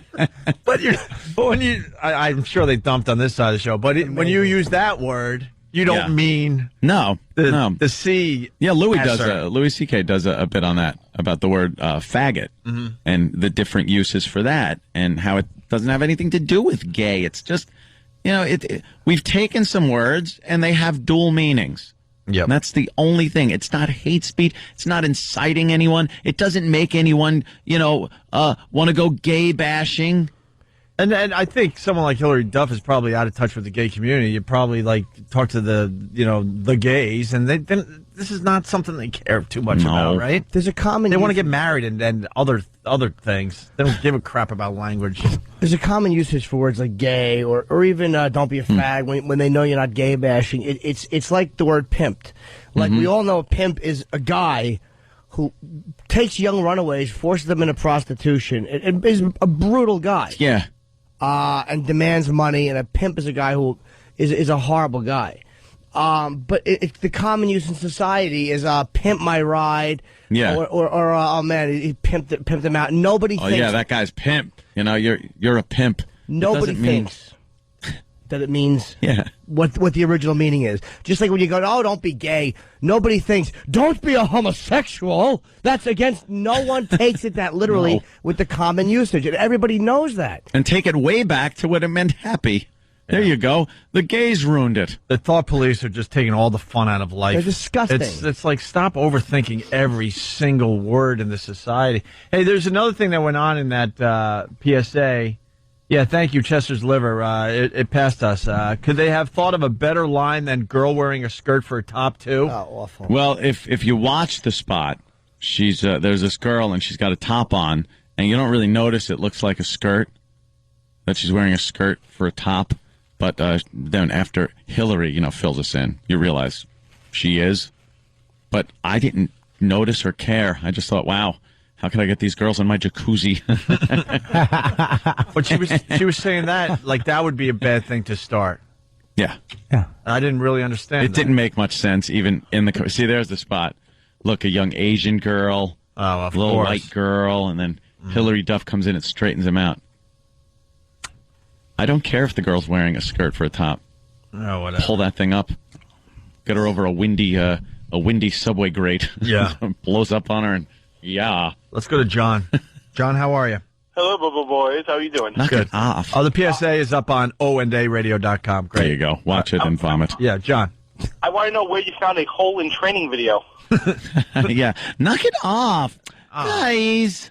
Later, boys. People have not. This is what annoys me about what's happening. It's like people have forgotten what the difference between hate speech and like common usages with certain words, and they've also they can't differentiate between true hate speech and things being said in humor or sarcasm. And it's like this self-righteous little movement by a bunch of hypersensitive little bitches. Yeah, it doesn't make any sense. You're not.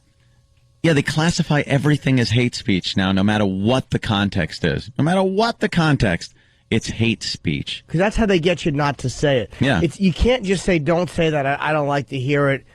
It's objectionable to me, I don't like it, so you shouldn't say it. That's too self-righteous. Yeah. So they have to put like the church would say, well, that's family values, you shouldn't talk that way. Yeah. And the liberals will go, hate speech. Everyone's got a reason why you shouldn't say things. It's so gay. No, sorry. The whole thing is just gay.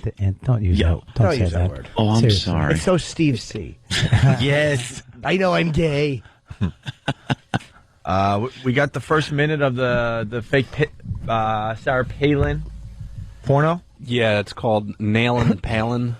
Nailin'. Yeah, Hustler's putting it out. It's just, I mean, it's intentionally terrible. Okay. It's terrible. And this is the first minute They of it. found sort of a look-alike. Yeah, she looks pretty like her. Yeah, Tina I'll Fey. pull it up for you. Tina Fey. Yeah.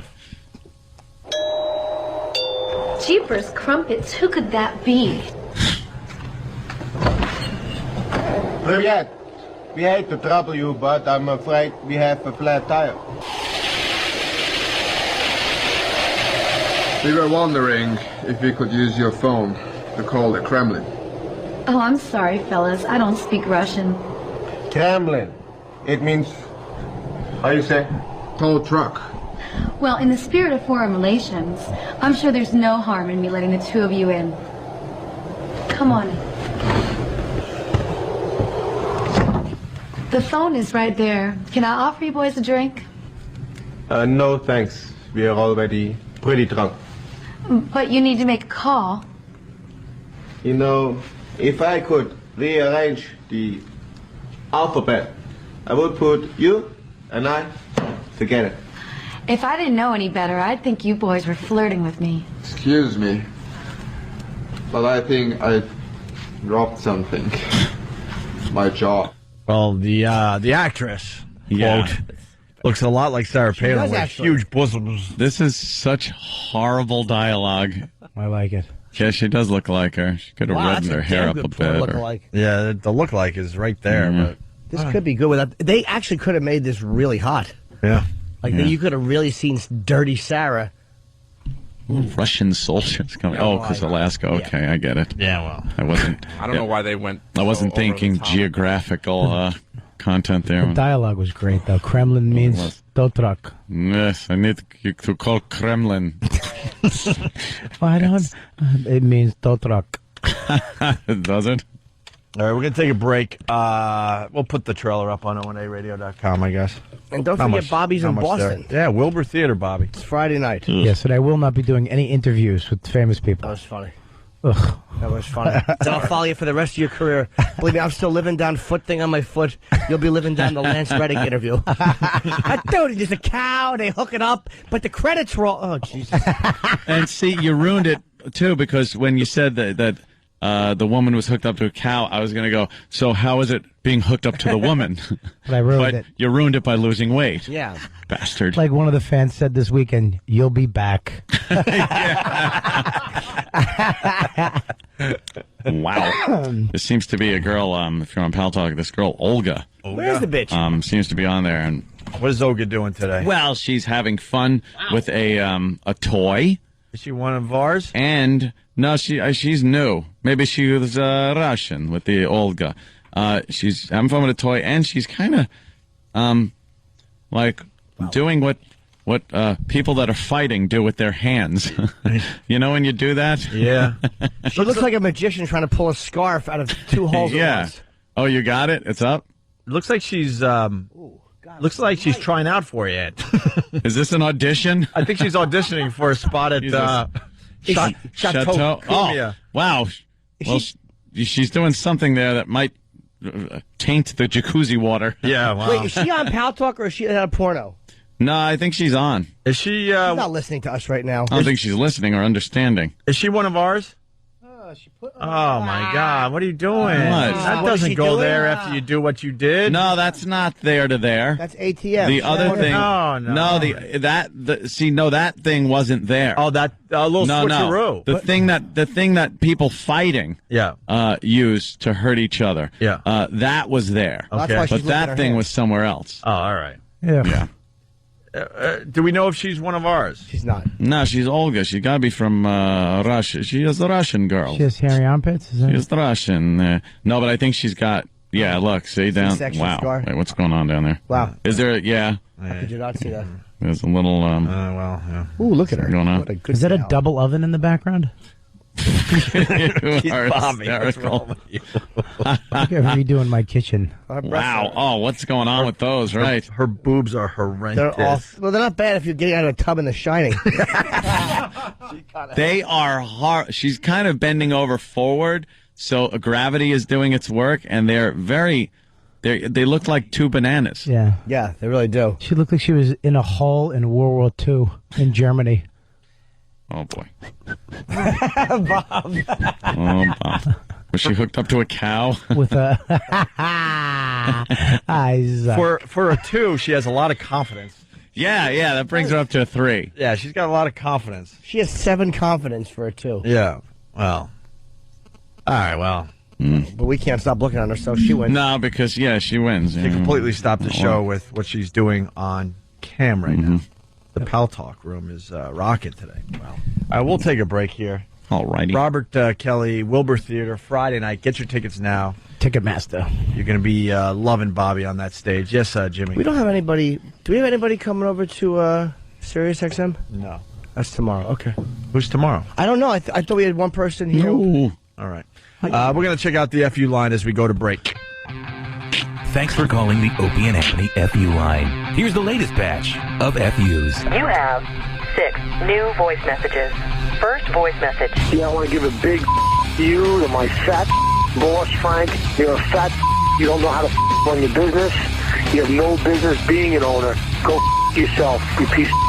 Next message. Yeah, I just want to give a big F you to Joe the plumber. Joe, you. Nobody gives a about you. Next message. I just want to leave a big F you to my ex-girlfriend. Way to cheat on me and get knocked up, you dumb whore. I hate you. I hope you die, you stupid bitch.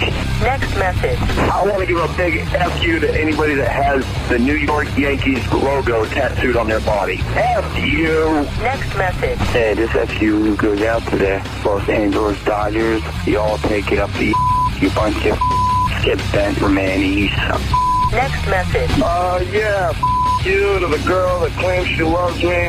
There's 31 million males in the United States, and she decides to my 2 best friends. End of new messages. Call the Opie and Anthony FU line. 866-FU line 1. That's 866-FU line 1. Thank you and goodbye. Opie and Anthony. Author Jim Norton. Stand-up comic Robert Kelly, who's in hit movies. Jim Norton, I'll look at the list, sir. No, sir, I don't see Jim Norton, sir. Think of comedy. Makes me happy. when the author couldn't get into the Jerry show that night because he wasn't on the list. He's at the back door, and the security guard, I'll check the list again, sir. No, sir, your name is not here, sir. Yeah. That was the author that got bumped. That guy wasn't even an actor. It was just a security guard. They threw him a bone, and it was the worst acting look again, in the movie. His eyes were like all googly eyed because he didn't know where to look. Yeah. I love that in movies. Robert Kelly, Wilbur Theater, this Friday night. I'm a busy man. I would fly up to Boston in a second. I haven't been up there in a while to see you, Bobby. Oh, cool. I'm excited. The Wilbur Theater. I hope it's good. I got to sell it. I think I have 5 tickets sold now. Well, if you had 2, and now you have 5. So there we go. It's a 1,200 seater. That's 150% increase. Mm-hmm. It's a recession. Hey, Obama. Enough said. Well, he's doing what every other politician does. You got the Phillies and the Rays in the World Series. The Phillies in that minor league team. Oh, well, who's he decisively picking so as to just show that he can actually pick a sports team, not worry about it affecting his campaign? I just want one politician to do it the right way. Be honest. Yeah. Obama says he's rooting for the Phillies, but also says he supports the Rays. Well, in his defense, though, they interviewed him about the White Sox and the Cubs. You just messed me up because you went shut up. The Cubs, and he said there's only one real team in Chicago. It's the White Sox. I mean, he totally bashed the Cubs. So he really is a White Sox fan. Yeah, but he doesn't really need Illinois or he doesn't need Chicago anymore in general. No. The problem here, he's in a tough spot because Pennsylvania and Florida, they're swing states. Yes. Right? He's very worried, so he doesn't want to. Just make a decision. You want the Phillies. No one wants the Rays. Half of Tampa doesn't care. Yeah, but stupid Red Sox. Huh? I can't take that Obama, and I know he's going to goddamn win this thing, and it's just annoying the crap out of me. I hate it. The Republicans did not put a very impressive ticket forth. No, I just got my copy of my NRA magazine. And they just have a whole laundry list of things that both Biden and Obama have voted on and against as far as the Second Amendment goes. And he is completely for just taking away every single gun that everybody has. He wants this country just to not have a Second Amendment. What about paintball guns? Can you have those? Believe me, they'll probably go after those too. It's just, it's insane. He doesn't want any concealed carry. Yeah, they don't have it. You're not allowed to own a gun in Chicago. Boy, that sure cut down on the crime, huh? Boy, that sure works, doesn't it? When you take the guns away from the law-abiding citizens, so only the thugs have them. You dummy. You dumb son of a bitch. Ugh. Just disgusts me. And it was all these things that they had voted on putting a 500% increase on taxes on guns. So that, it's your right to own it. That is saying that the states and local governments absolutely have the ability and the right to make up whatever decisions they want about gun ownership, which it's part of your constitutional right. More gun deaths in Chicago than Iraq. Okay? How about that? It's ludicrous to think that works. But this dummy just wants to... how about this? You shoot someone in self-defense in your own home with a legal handgun. He wants to be able to prosecute you. These are things that are just... He voted on these things, him and Biden. Biden says he's the one that he authored the assault weapons ban. An assault weapon is semantics. It has nothing. Any gun can be considered as assault weapon. People think you're whipping in with a machine gun. It's a semi-automatic gun. Does it look cool? Yeah, okay, it does. It doesn't look like your pop's hunting rifle. It looks like, an AR-15 is the civilian version of an M16 of what they use in combat, what the American troops are using. But it amounts to a semi-automatic rifle. It's not a machine gun, but when you say assault weapon, morons who don't know what it means say, oh, that must be a machine gun that can just mow people down. Do the same damage with your dad's hunting rifle, the semi-automatic. It's just so ridiculous. I hate the fact that he's just trying to completely strip this country of the Second Amendment. It already has been in a lot of places. There's places that you can't get a gun. How is that possible that there are places in the United States where the Second Amendment says that you have the right to bear arms, where you don't have the right to bear arms? Where? Chicago, for one. New York City is another place where they let the local government decide that you're not going to be able to, get a gun. Oh, they say you can, but, not going to be able to. There are some things that don't bother me as much that really bother NRA people. Like, they're for everything. Like, if you have to register your guns, I'm all for that. I'm all for FBI checks. There are some people that I like, no, goddamn, why should I have to go do an FBI check? It's like, no, I like that. It's easy this day and age. You go run through an FBI check. Felons, convicted felons, shouldn't have handguns. Fine. But the NRA is for all. That's why the NRA stinks. No, that's why they're a balance for the other people that stink. See, I realized that both sides are so off balance that somewhere in the middle is where, the balance happens. But if one side gets a little too much power, then you're screwed. And in this case, Obama and Biden just want to take away. I have the exact same gun as that, the top one, and it's so much fun to shoot. You go down to the range and just blast at 250 yards. When you hit your mark at 250 yards, it's so cool. It's fun. But why would you need a gun like that to shoot deer, Anthony? I'm not hunting. I don't hunt. I don't like killing things with my guns, to tell you the truth. I'm not a hunter. I just love that angle, though, because I'm not a gun guy, but I would assume if you are a hunter... You can absolutely hunt with that, though. But you would want to do as much damage as possible. You're already, out there wanting to kill something, so you want to really just... If you're a real hunter, let me tell you something. That thing is set up for hunting. It's got a great scope on it. A little bipod if you want to, get down in the prone position.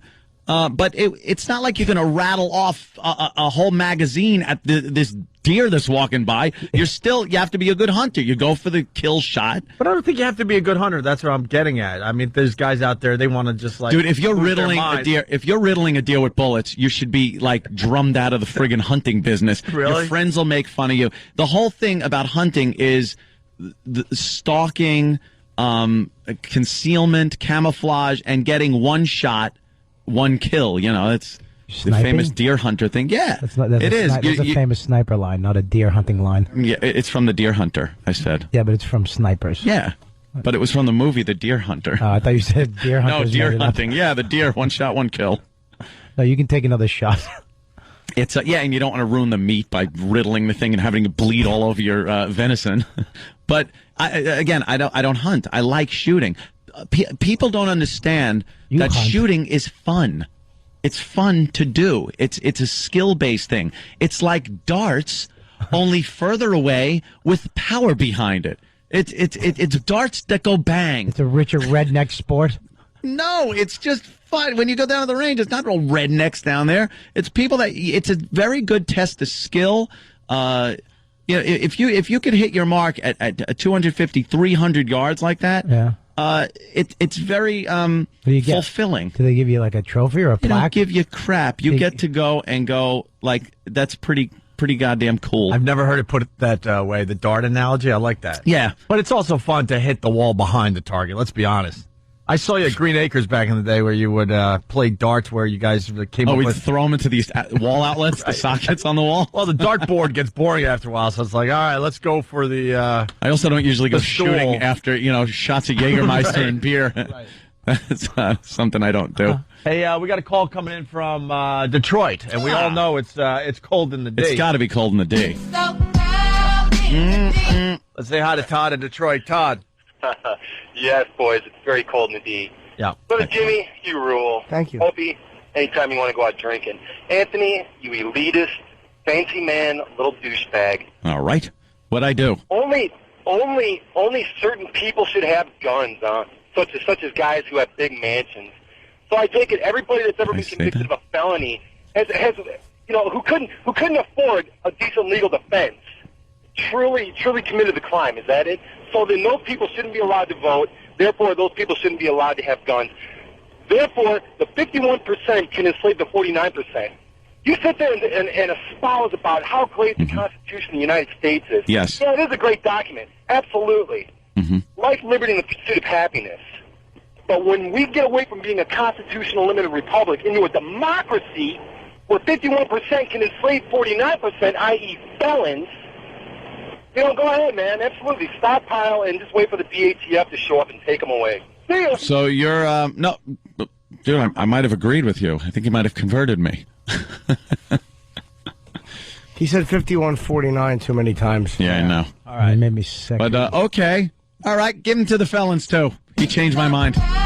In the date. Thanks for the call from Detroit, yes. Yeah, got that one, too. And yes, only certain people should be able to own guns.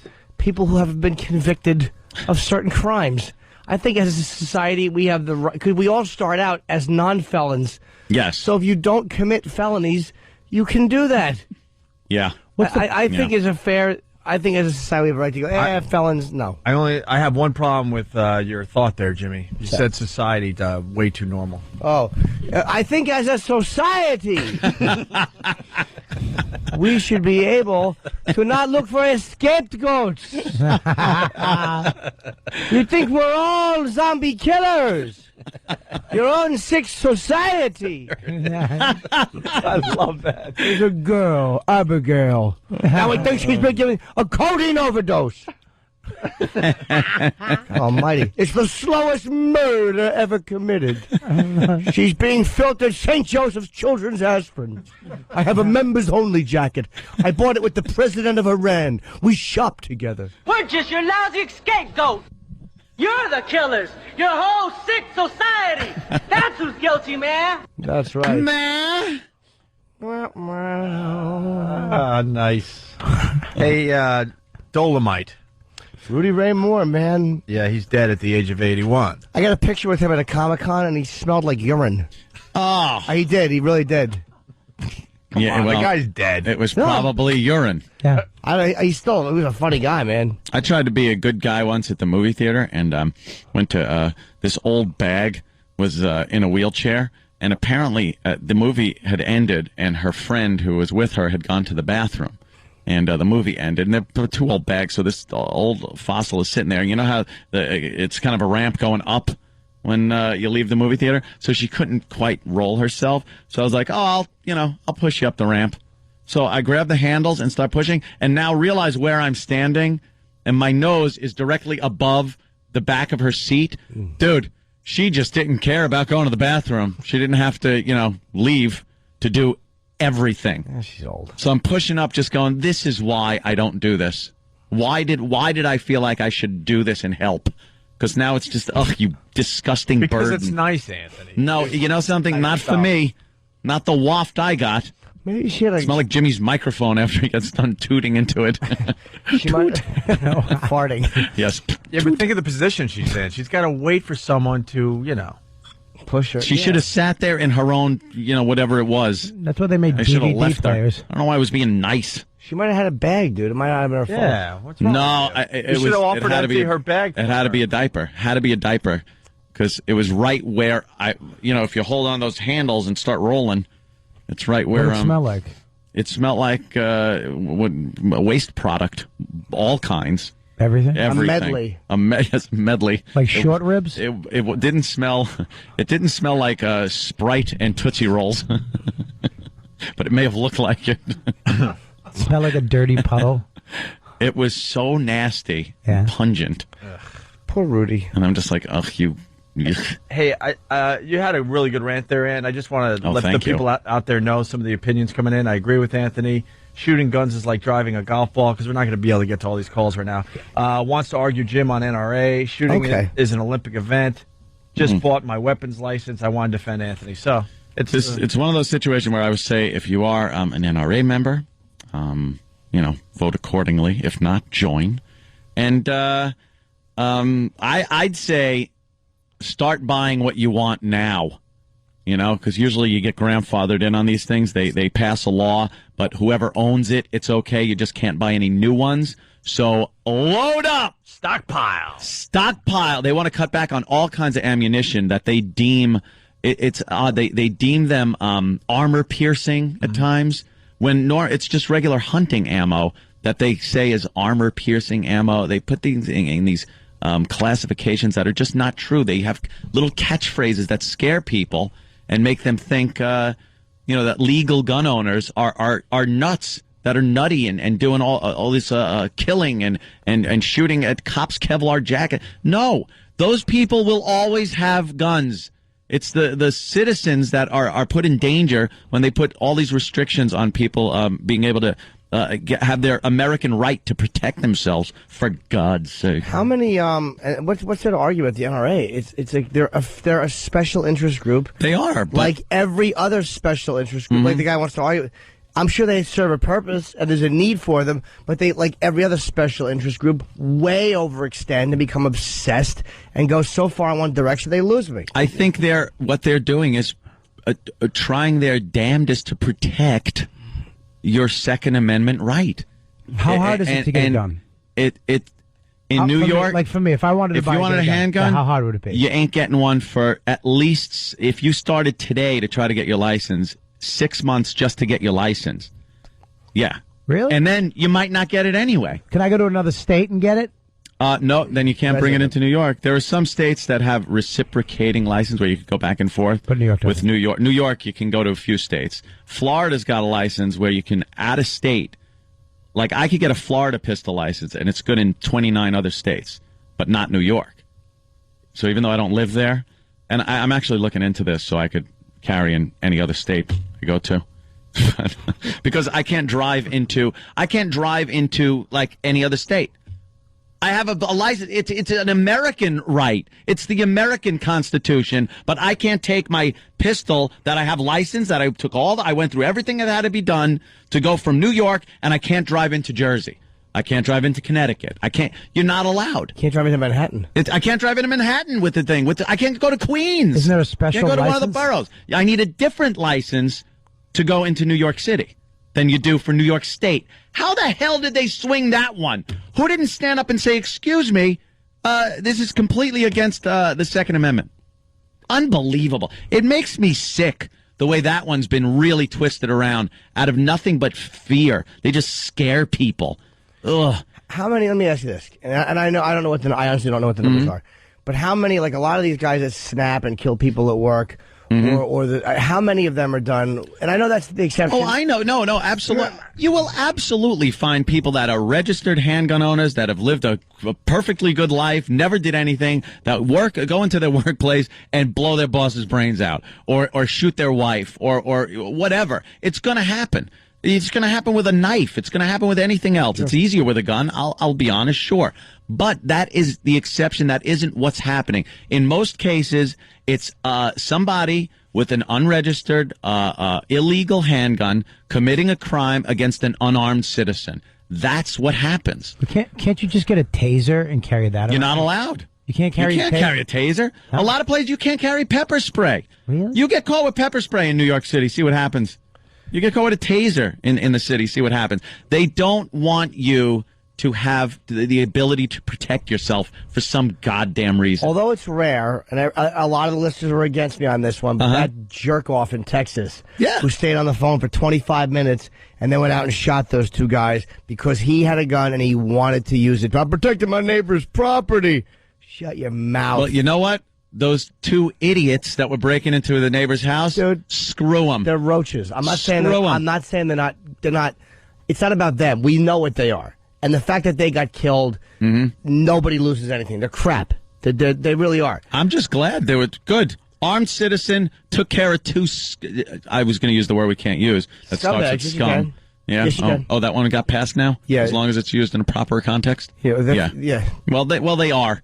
And yes. I'm glad they're off the face of the earth because eventually they probably would have just killed somebody. So screw it. The guy sounded like an idiot. Yeah. He should have just stayed in his house, perhaps. Waited. I don't know, but I have no. I don't care that they got killed. You don't think the guy should have shot the two people? Texas. Oh, I know he shouldn't have. Texas is like the Wild West because he went out in his front yard and they were taking off. They weren't. He was in no danger and he knew it. But he even said, "I'll kill him." If you hear the whole call. He was on the phone for a long time. I mean, if they were coming into his house and he shot them both dead, good. but it was a neighbor's house. His argument was when he went outside, they started approaching him. They were cutting across his property when he shot them. He didn't shoot them in the other guy's yard. They had cut across his property when they were fleeing the house, and he blasted them.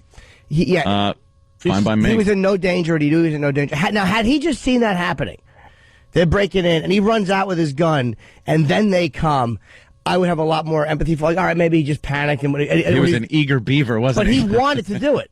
Like, we heard the call. He wanted to be a part of stopping these guys, and they were committing a burglary. Yeah. He saw an opportunity. Yeah, but you never exactly. Yeah, but if those I guys, wouldn't mind if he just but a admitted it. burglary it winds up to be a murder. Sometimes it does. You're right. Yeah, you don't know at that moment. And Texas laws are a hell of a lot different, I know. man. They allow you you could use deadly force in a lot more circumstances in Texas than you can in you can just go buy a a gun in states. Texas, right? Yeah. Yeah, you can just go in Walmart, give me that. Said I'll take that one. You can wear a gun in Texas too. Which is weird. I don't think you can conceal in Texas. You have to wear it exposed. It's bizarre. I went down to Dallas. We've said this a couple times to see Jimmy perform. Have you done Dallas yet? Yeah. And there are so many. We did a gig with Pugs and Kelly. They were doing a bar gig, and half the people had guns. Yeah. In the Great. bar, it was fantastic? insane. So God, you what can wear it out. Paradise. Yeah, and women have all the women were talking about their guns, and most of them left them in the glove compartments in their cars because they don't look as it takes away from their hot outfits, I guess, or something. So they leave them in the glove compartments. But the women were. I had a girl with the a women gun all had them once. Great. She stuck it in my mouth. Really? Yeah, I made her like arrest me. Dig that. That's crazy. I made her, she was a cop. Oh, really? Yeah, in the middle of like Michigan somewhere, and I made her arrest me and cock it, stick it in my mouth, and tell me I was a bad boy. They should have a federal license. Now, if you want to take a safety test, you want obviously the FBI background checks and everything, but there should absolutely be a federal license to carry in all 50 states of the country whose constitution says that you have this right. Why don't you just become an FBI agent so you can do that? I'm too old. No, you're not. I get paid too well doing this. Oh. Let's get out of here. Bobby Kelly, Friday night. Wilbur Theater. Wilbur Theater in Boston. Yeah, come on, peeps. Yeah, come out. Go check out Robert Kelly up there in Boston. Yeah, Ticketmaster.com this Friday. And tonight, Fringe is on at 9 o'clock. It's a massive hit for Fox. I want to get caught up because it's on all season. Yeah, I don't know if we did that show justice, but it was still fun hanging with Lance Reddick. Yeah, he was fine. It's a great show. Very cool, and everybody knows. The phones were ringing, so people know it's a great show. Yeah, if you like Lost, you'll like this show. And let's pre-order Jimmy's book, I Hate Your Guts. Yes. It's on Amazon.com pre-order. It's actually cheaper to pre-order it for the next 2 weeks. You can get it, and I think the fans will dig this one. I really do. Now, the day it comes out, are you doing a book signing that day? I'm doing one the night before at Borders here in New York. It's Election Day. It comes out. All right. Which I'm doing Jersey. Oh, I got real quick. I'm very embarrassed, by the way. Toucher and Rich, who are guys that have been very cool to me, and they're friends of ours. In the thank yous, they are not listed in the thank yous. Oh, that's not good. But if I forgot, I would be very honest. I didn't forget. It was a copy editor mistake because there's like 4 or 5 people that got left out. There was a few changes that went through, and they were one. My friend Mandy here, who has helped me get a lot of press in New York, was one.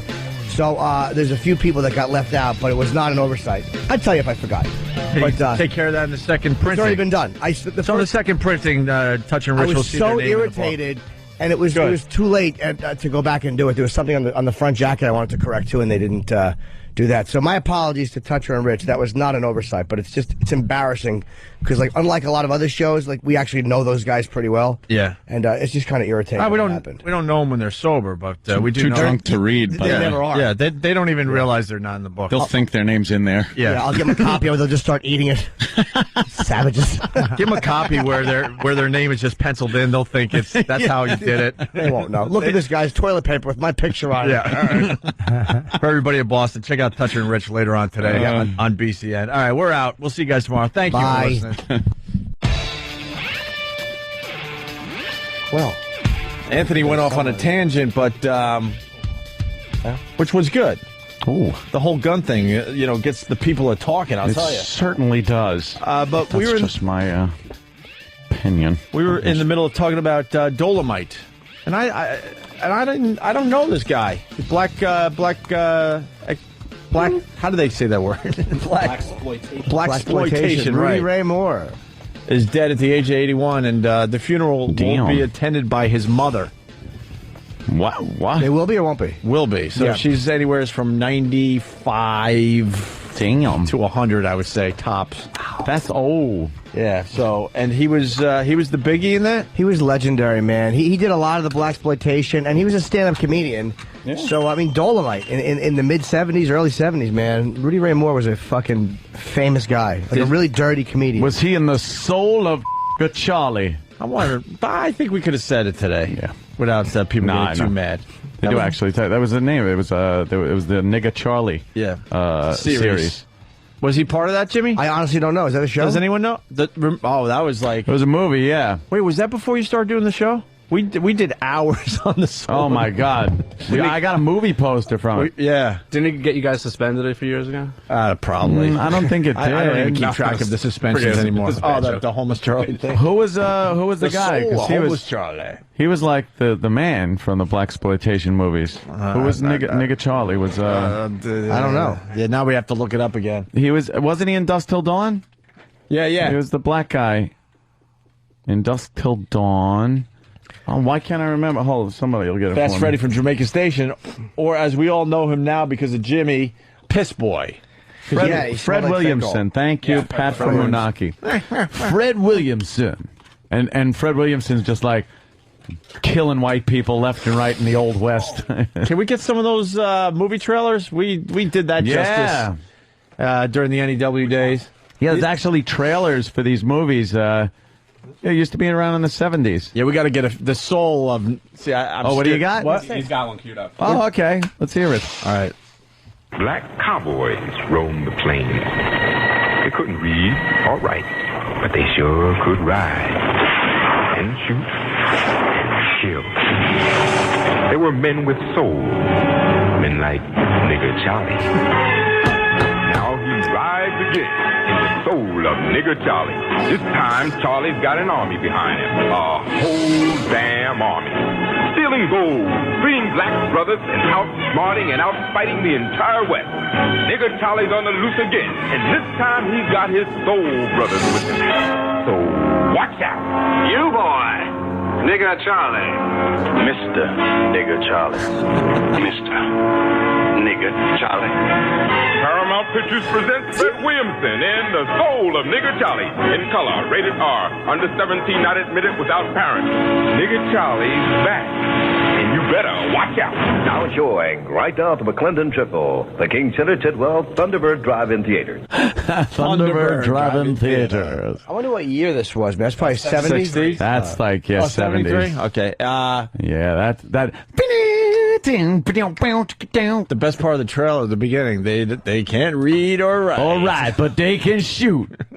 Like, okay. Because, what is this? Because they're... Charlie. Yeah. So Charlie, we don't know if what's his name again? Rudy Ray Moore, Dolomite. But we don't know if he was in that movie, but he was part of that whole. Well, movement. Dolomite was like a character, and that was a lot of the movies are very cheaply done and really kind of cheesy. Yeah, I mean he was never the comedian Pryor was, or obviously any of those guys who were really socially relevant. But I mean he was just a dirty comedian. Yeah. Do you have any of his stand-up? I never heard of him. I hope we have clips of all, but he's big burly motherfucker. He was like one of those dudes. Oh, really? He was funny, yeah. Let's say hi to Fontaine. Fontaine. Hey, boys. Good morning. Good morning. Hey, I'm feeling to throw it at you. There's tons of Dolomite on YouTube, all kind of clips from movies. He had this over-the-top delivery. It just makes you, as a black person, it makes you fucking want to crawl up under a cabinet or something. Well, he was a character. I mean, I'll look him up on YouTube later today. Are you black? Thank you, sir. Let's go to Warren in Baltimore. Baltimore. Who the fuck is Warren Jerome? Warren. Tweety, you assholes. Hi, Warren. Hey, who's that, Jimmy? Yes, sir. How are you? Hey, I just want to talk about Dolomite. Dolomite, he had a series of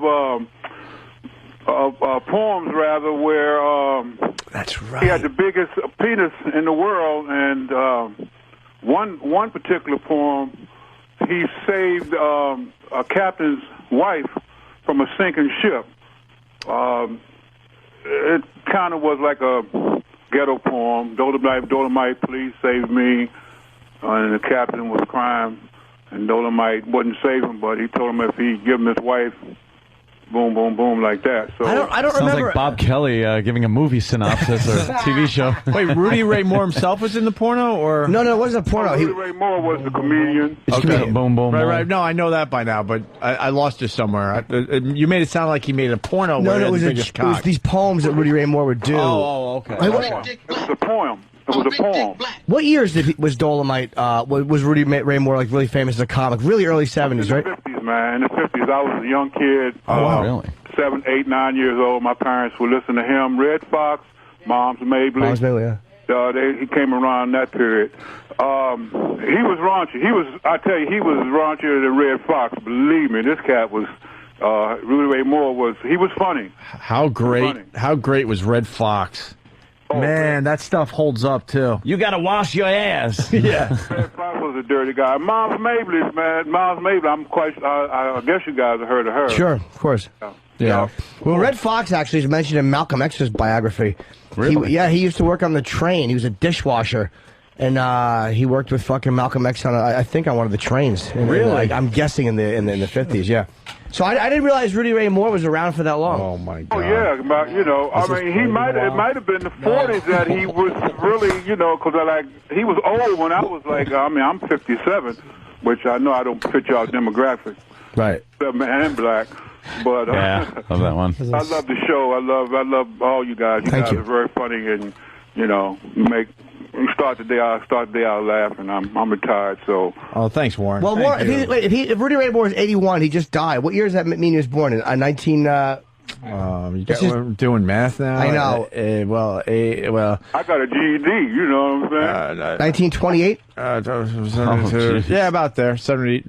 What'd you say? 28? Yeah, out there. So 38, 48, 58. Oh yeah, God, in the mid 50s, he was 30 years old. So okay. Yeah, he'd have been around my parents' age because that's who I first heard. Rudy Ray and Red Fox, and of course Mom's Mabley was very popular too, and Richard Pryor. Well, these guys that was the Chitlin circuit, right? Yeah, more or less. That you got it. That during that period, that's who the comedians were, the black comedians that were actually making any kind of money. Well, the dirtier comedians, the dirty black comics like Mom's Mabley or Fox or Rudy Ray Moore, it's like they opened the door for Pryor because yeah, like Red Fox had a club, I think it was in L.A. after Richard got sick of doing clean comedy. And he just couldn't, because he was a suit and tie Sullivan guy, and he fucking would conk his hair back, and he did you stole Cosby shit. And he admitted that years later. And he hated it, and he just couldn't do it anymore, so he started just doing what he wanted to do. He went to the black clubs, and he really took a big career dive down, because he was getting very famous. He just couldn't do it anymore. And, he went backwards to, backwards. I think I did see Parker. I think I did see him on Ed Sullivan or some shit where it was like, this is Pryor? What the fuck is that? I would love to see some clean Pryor. Oh, yeah, you ought to see him. Maybe we could get one clip of Pryor doing clean before he decided to do his own thing. Dean Martin walked up to him and told him, "Oh, you remind me of that Bill Cosby kid. Keep it up." And that's what kind of broke him. That's what he said in the book. Oh, really? Well, I know he wanted to be Cosby. He was very jealous of Cosby. He thought there was room for only one big black guy, as far as the entertainment force. And Cosby, you weren't going to touch Cosby with clean. Right. Yeah. Cosby was the clean guy, and there was a couple other comedians back then. Dick Gregory was very popular. Rich was pretty funny. Was Godfrey Cambridge. Guy he played in a couple of movies. Cotton Comes to Harlem. He was kind of heavy fat. Looked like the guy on television. Kind of heavy set dude. The heavy set dude on television. He was Roseanne's husband.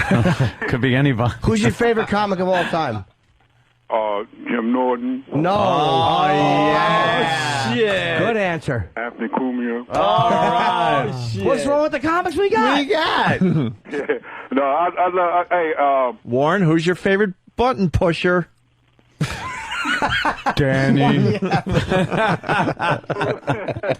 Come on.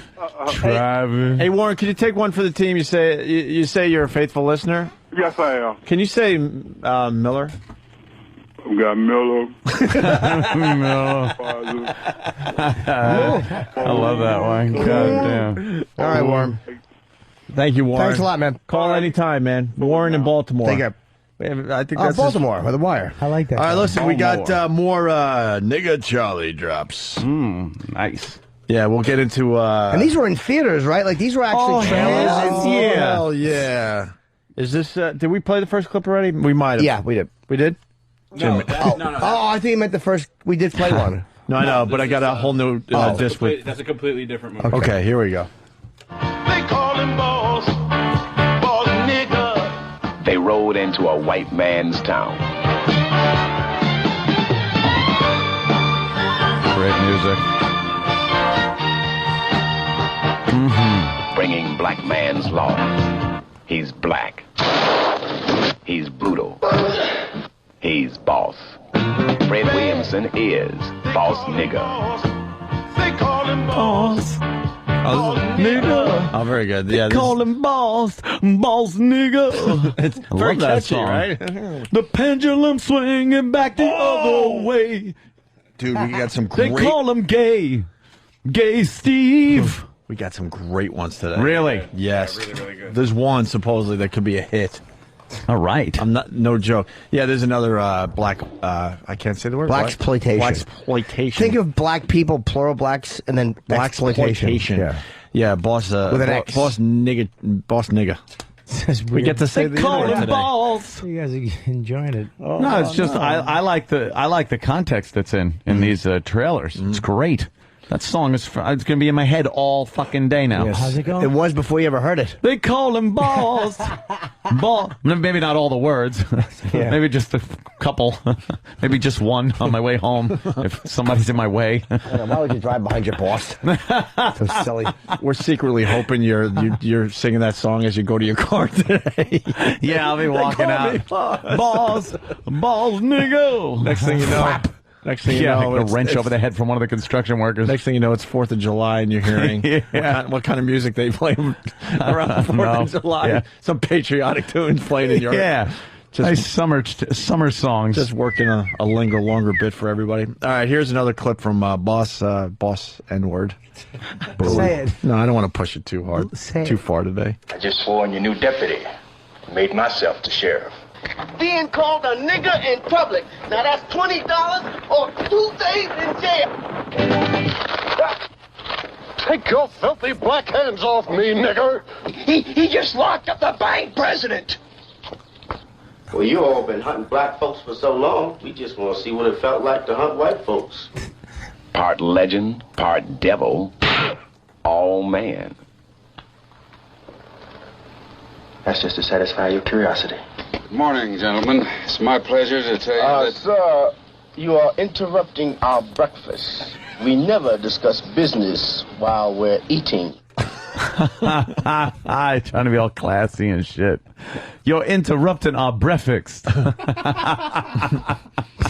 Tarantino should remake one of these. Blaxploitation. Yeah, movie. that's probably what he That's wanted to do with fantastic. that whatever he made there. Whatever. All right, here's another clip from Boss N. You say it this time, Bobby. They call him boss nigga. I say nigga with a K. Nigga. Oh, well, I just like the song. I want that on MP3. Fred Williamson is boss nigga. Derville Martin, his deputy. They call him boss. They call him boss.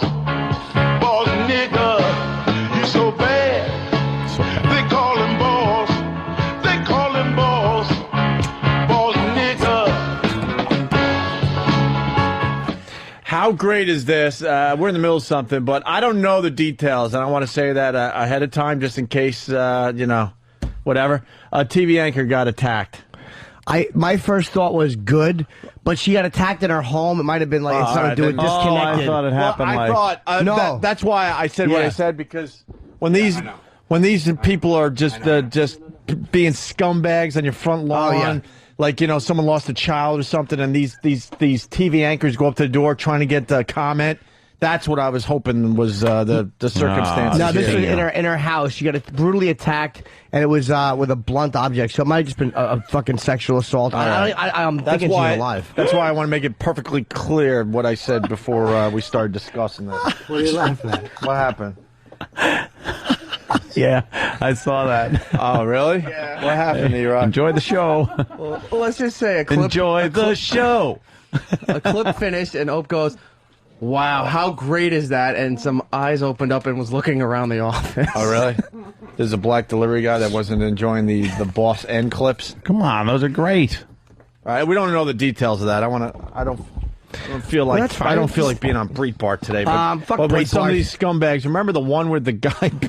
We did a few of these over the last few years where the anchors got attacked. The reporters for just being scummy on someone's front lawn. Yeah, when they're on your lawn and they just won't go. I love when they get their fucking teeth punched in. Shithead fucking vultures with no accountability. They don't care if they get it wrong.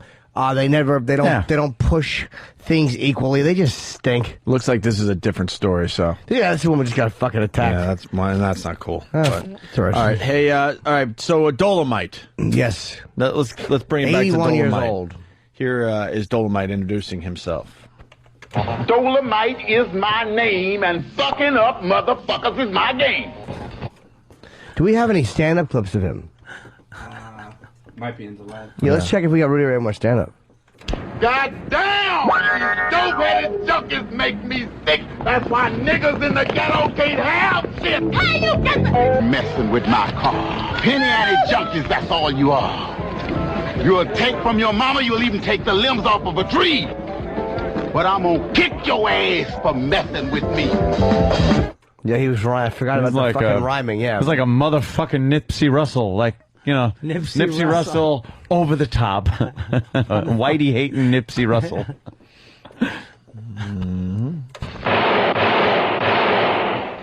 Damn, look like my women is on time. Baby, I could sure warm you up. No shit, baby. I can dig it. All right, well. Yeah. We should have played that music in life all the time. Like when Yeah, I you're know. walking You're just around. walking around. I love that stuff. Hysterical. I love the funny part of these clips for me is the awful audio quality. Like from one cut to the next. Yeah. It's like it sounds like it's done on home video, and then it's like, you know, the music which has been mixed, and it's really funny how the discrepancy in the audio. Yeah, that was like a trailer, like the movie trailer ones where they just cut off and go to them talking, and then the music's too loud and comes in at a bad spot. Either they had the shitty looping back then because they had shitty audio, or the you know, a lot of movies went in and did the looping over. So, remember the old westerns? Those were they because they couldn't mic them guys. Yeah, they didn't do anything. They Up did there all the in the- sound in the studio. Yeah. Except for that shitty movies, you could hear the crackling, a bus going by. A plane. Should we start? I've got an all-girl army that knows what to do. They're fox as hell and practice kung fu. I put my finger in the ground and turn the whole world around. You know, you're still the best man that I know in bed. There you go. Some Dolomite for everybody today. I wish we had a stand-up. Rudy Ray Moore is dead at the age of 81. I just picture Jimmy talking to a girl like that, rhyming. And go. That's all you have as a premise? Yeah, I only have premises today. Jesus, Bobby. I'm actually... I feel, just premise. Can we take your temperature? I'm premise Bobby today. What I do is I throw them at you. I'm like, I'm just a writer. Could for you the show. imagine Could you if imagine? Jimmy, go. And we're all supposed to run wild with that concept. Okay, well, if I rhymed, it'd probably go something like this.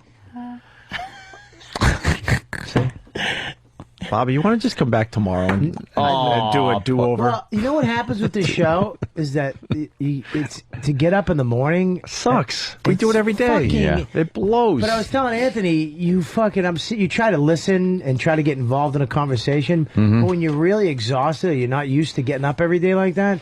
I literally get lost in your words. Like I'm just staring at your I get lost mouth. in your eyes. Oh, do you? Oh, thanks. I get lost in both your assholes. Oh, where do you get lost, Dan?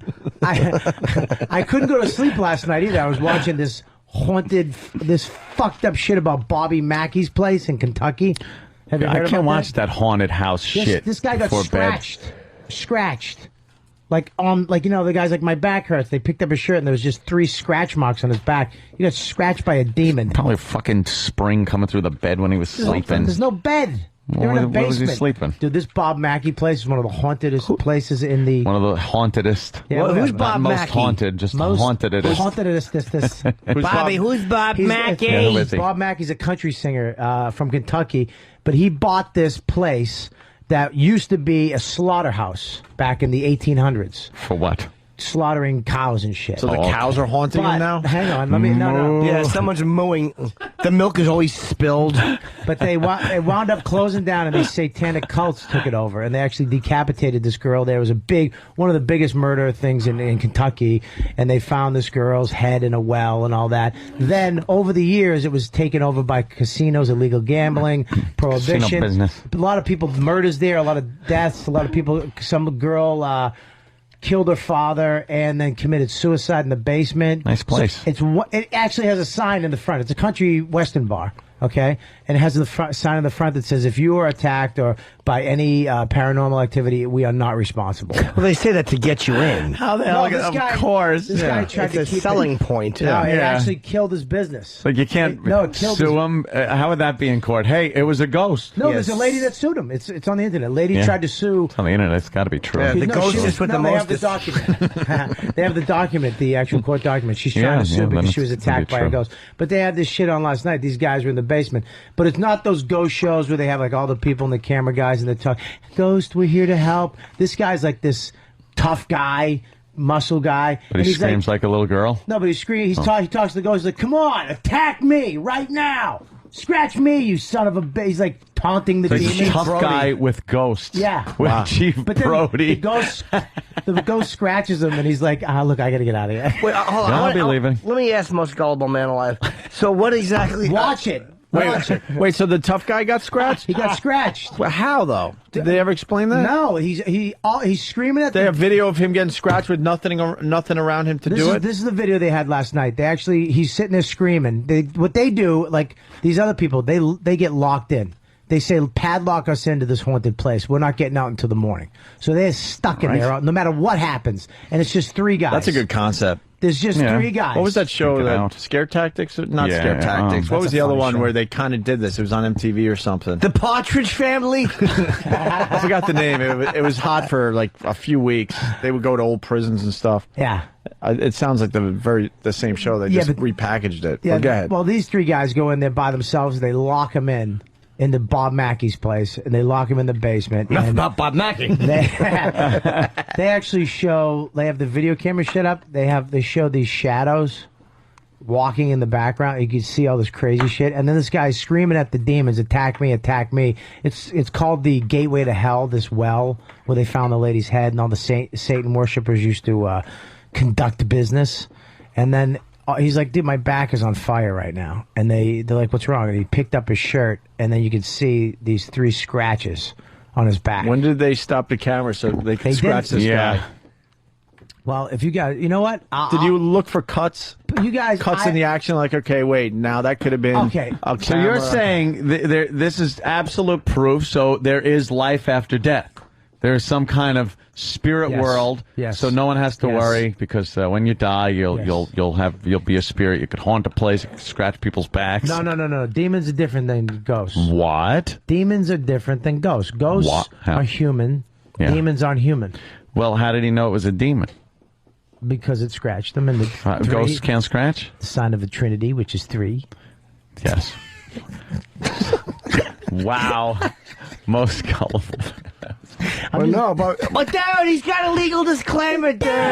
It's like it was on the You know internet. what? And then he I goes, said, well, it's on the internet. It's got to be true. And then he goes, no, the document was on the internet. This is- all like right. you can't just give me a document. I'll put it in Photoshop for 5 minutes and make it look Yeah, but you fucking completely different. This is where Bob maybe want to spit in his You face. can make when he learns Star that- Wars over in your house, you fucking nerd. Bob said they got the You have a actual green court- screen, you fucking asshole. He said they Sorry, got the Jim. actual Sorry to court interrupt your document. fucking smash Sorry. of me. Yeah. Actual court documents. Yeah, like what a no, dude. They got the actual document. Oh, sorry, I didn't realize. they had Danny, the if you're original. worth your salt, you'll get that document. Bobby D and Brock did it. The show was called Fear. Sounds like the old show Fear did a lot of the same stuff, and I was into it. For Want to a be while. called Bunko? Dude, let me tell you something. I'd love. I want to see go the clip because I bet you we could You can't. pick it It's on the apart internet. and You go. can't. All right, look, this is where the camera stopped, and they scratched his back. Did we get to see his back before this happened? No, of course you don't. Yeah, he so goes maybe in the scratch shirtless. were already there. How did he know? How did he know it was going to be scratched? So why did they show it Why would he be beforehand? shirtless? I'm kidding. Listen, I saw this on one of the. But you understand they could scratch his back, and then all right, time to make believe that scratch just happened. Lift up your shirt, make believe you're in pain. Ghosts are real. Roll credits. I saw. Mom, Go ahead. I saw one of these ghost things. The guy actually got scratched on camera. There was a demon attacking this guy. No, there wasn't. No, swear to God, I Bobby. swear to fucking God. I saw No, it. it wasn't. Swear to God. That would be on every news channel. Okay, look, this Yeah, it would be the proves biggest ghosts story ever. are Oh my real. God, there are ghosts. It's real. I think he did it to himself. Dude, you YouTube real ghosts. They have a little girl sitting in a chair and it's just bouncing off the ground. So what? She's having fun. Yeah, a lot of those videos are made up. Uncle How Paul. is that made up? I don't know. It's a white trash family. You I think don't they know have, all the trickery, the but money some to of buy a huge magnet to stick under their floor. Maybe. A magnet? What kind of cartoons are you watching? Maybe they just have wires. No wires. Have you ever seen a magic show? It's hard to see the This wires. show actually brings it to physicists and Physicists. Is there any video of that, Danny? No, find of it. course Yeah. not. Why would it be on? Why wouldn't it be on YouTube? Why would Ghost it? Why? Adventures. Why? Ghost Adventures. God, that sounds Yeah, believable. it would be called All right, that. how's this? It wouldn't be Ready? called Okay, "Holy shit, this- most amazing thing this- ever in Earth's history." Right. Okay, here, this it was has to have a fucked up. cute name, right? Yeah. This was Anthony's fucked onto up. something here. This was fucked Holy shit, Jesus did exist. Oh my It God! wouldn't be here's cute Jesus walking around with holes in his palms. Let me tell you something. I Yes, went sir. to use my phone. Okay, I went to make a phone call. This is scary. What happened? Okay, I pick up my brand new iPhone, modern technology, G3. Can I see your iPhone? I don't know where it is right now, but I'd never let you touch it. Wow, we're going to go on the phone. I went to call the number, and this now Let's all I talk just watched softly this. like Bobby. I just watched this. So you got your new iPhone. I'm captivated. I'm very scared. My friend's a ghost hunter. I'm a pussy when it comes to this stuff. I'm scared.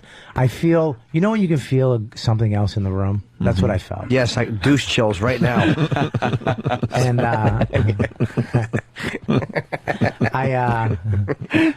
I dialed the phone, and this is what I heard. Yeah, man.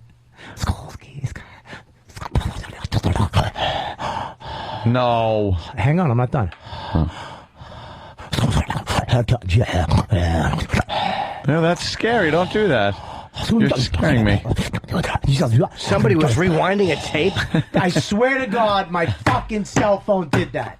And I was talking to it. On an And iPhone, you had bad reception. Oh, my Yeah, God. that's all that is. Every other word. Every time I would go, what the fuck? I could hear a voice going, Just move. and then breathing. Check recents. Then breathing. Check recents Breathing. and see who made the. I made Exactly. the call. Yeah, I you made the see where it went to. I made the call. What, you Who did you called call? the devil? The demon? I was calling. The demon? No, I was calling a friend. None of your business. But did that friend? Did you talk to that friend and go? I tried to call you and got a demon, or they say no? I remember your phone came up. I couldn't hear you. Sorry, my friend No. Dev had the phone. He had. Hi, how are you? Blah, blah, blah, blah. Then he realized he was just hearing himself eating. Just move closer to the window. Exactly. Yeah. Like How many everyone bars else. did you have? There's One gotta, little No tiny ghost one. in the phone. It's gotta- just bad reception. Right. There's got to be people out there who had ghost experiences. Oh, you want to go to the phones? Okay. All Ghost right. experience. Why don't we And start not- with Bob is such a he must fucking have- douchebag. He Not must have that guy, I downloaded said an people- apparition. Hang on. Listen. Tom from, you said... No, I didn't say- Tom in Stony Brook. Tom. Hey, what's up, guys? What's going Hey, on? Tom. What's up? I just want to point out, man, the first show, in the first episode, the main character's talking about how tough he is and he's not scared of ghosts. Halfway through the first night, they jump out of the fire escape from the second floor because he was scared shitless, and they ran off the show. Yeah, dude. This guy, I mean, this show is... Because that makes good TV. You're not going to sit there and be like, wow, Yeah, there's another nothing haunted around. house with nothing around. Yeah. So we'll just hand this into the network and hope for the best. Dude, what you guys, they jump out of stupid? the escape. did you... Now, when you watched that show, dude, was that some freaky shit or what? It definitely was, but when the guy got scratched, Bob's leaving this part out. When the guy got scratched, he had a shirt on, and he got scratched underneath the shirt. It's not like they just showed his bare back and the But scratches. how do we know his back was not scratched before he took the shirt off?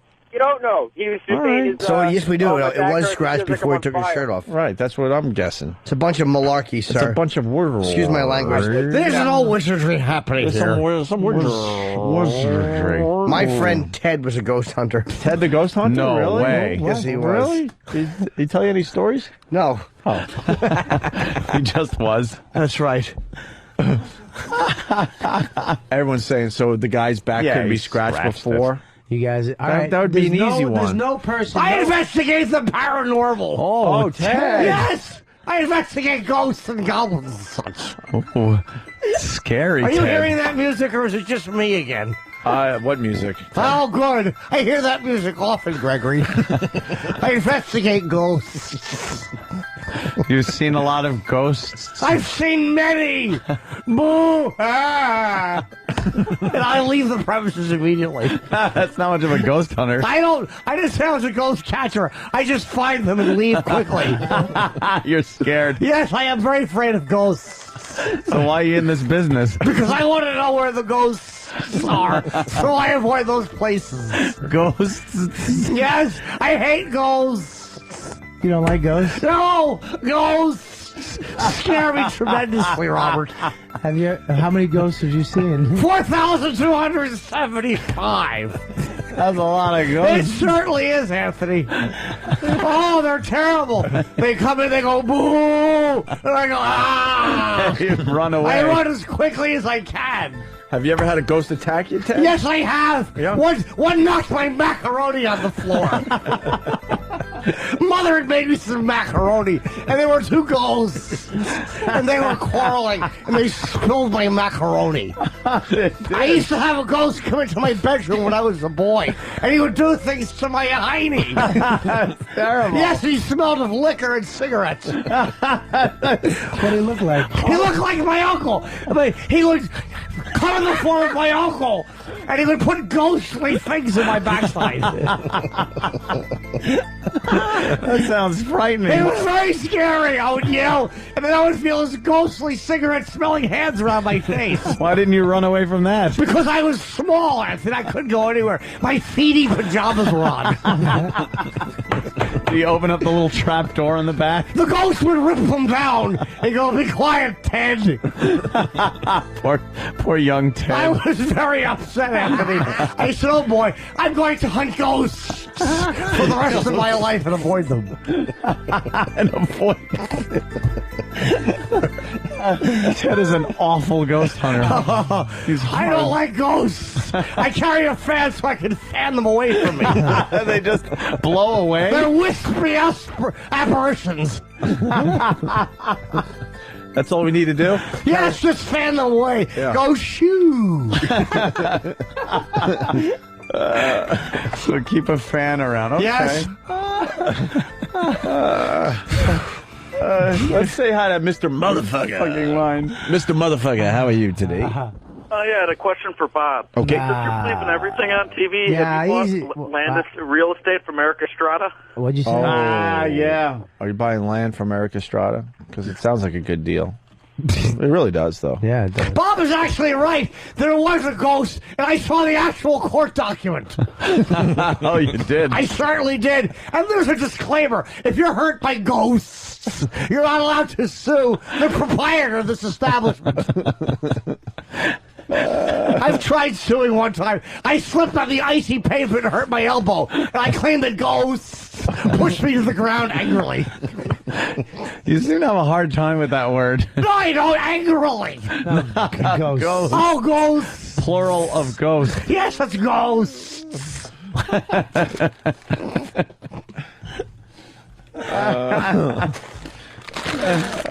Oh. When was the last time you had a ghost experience? I see ghosts a couple of times a day. Have you seen one today? Yes, I was in a Caldor trying to buy a sweatshirt, and there was a ghost in the sweatshirt rack. And he went, boo! And I ran away screaming. At Caldor? Yes! I went shopping today in 1987. Hey, we got Matt who ran away from a ghost once. Ted, stay close. We're going to need your expertise here. Matt, what's up? Good evening, boys. Hello, Matthew. Hey, guys, this story really makes me sound like a fat ass, but a couple years back, we're at some Civil War battlefield, and we're walking down the path, and we hear what to us is a loud scream. Yes. Well, we turn away to run. I trip over my fat friend. I turn back to look at what we're just running from, and I run into a fucking sign breaking 3 ribs. My friends come over to me, pick me up. We look behind us. There is a fucking ball of light chasing after us. See, that's proof. This man's found proof there are ghosts, and they're chasing us all over reenactment scenes.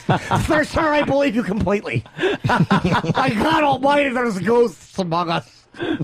Ted says so. Yes, I do. I was sleeping the other night. I heard a thud, and I knew it was the demons had come to drag me away. So I sat up and masturbated until the sun came up. Well, that's a great way to keep the ghosts away. Yes, the ghosts don't come near you when you're doing that for some reason. No. Is that better than the fan? What's that? I heard you. Ted's a smart ass. Yeah, that's good. We are reminded that Bob Kelly also told us he saw a werewolf in Iraq. So Yeah, that is true. Oh, my God, that's right. Consider the source. Wait till it comes And, out. dude, it was a werewolf in the middle of the road. Was it? It was, yes. It was a fucking werewolf. Wait till you see. Wait. Hey, I'm going to do everyone a favor today. We all got our food, and I know we're the chomping at the listeners bit. hate when we eat. So we're You going to can't even tell I'm fucking eating. I just fucking fire. So we're all going to eat on the air. We're going to take a quick break. We're going to try to shove some food down our throats. And when we get back, we're going to have more from Ted the Ghost Hunter, I'm fucking more trying. from Robert Kelly, who's doing Wilbur Theater in Boston this Friday, and some great Pendulum remakes. Oh, I love that. Why don't we do that after the break? Okay. And more of your phone calls.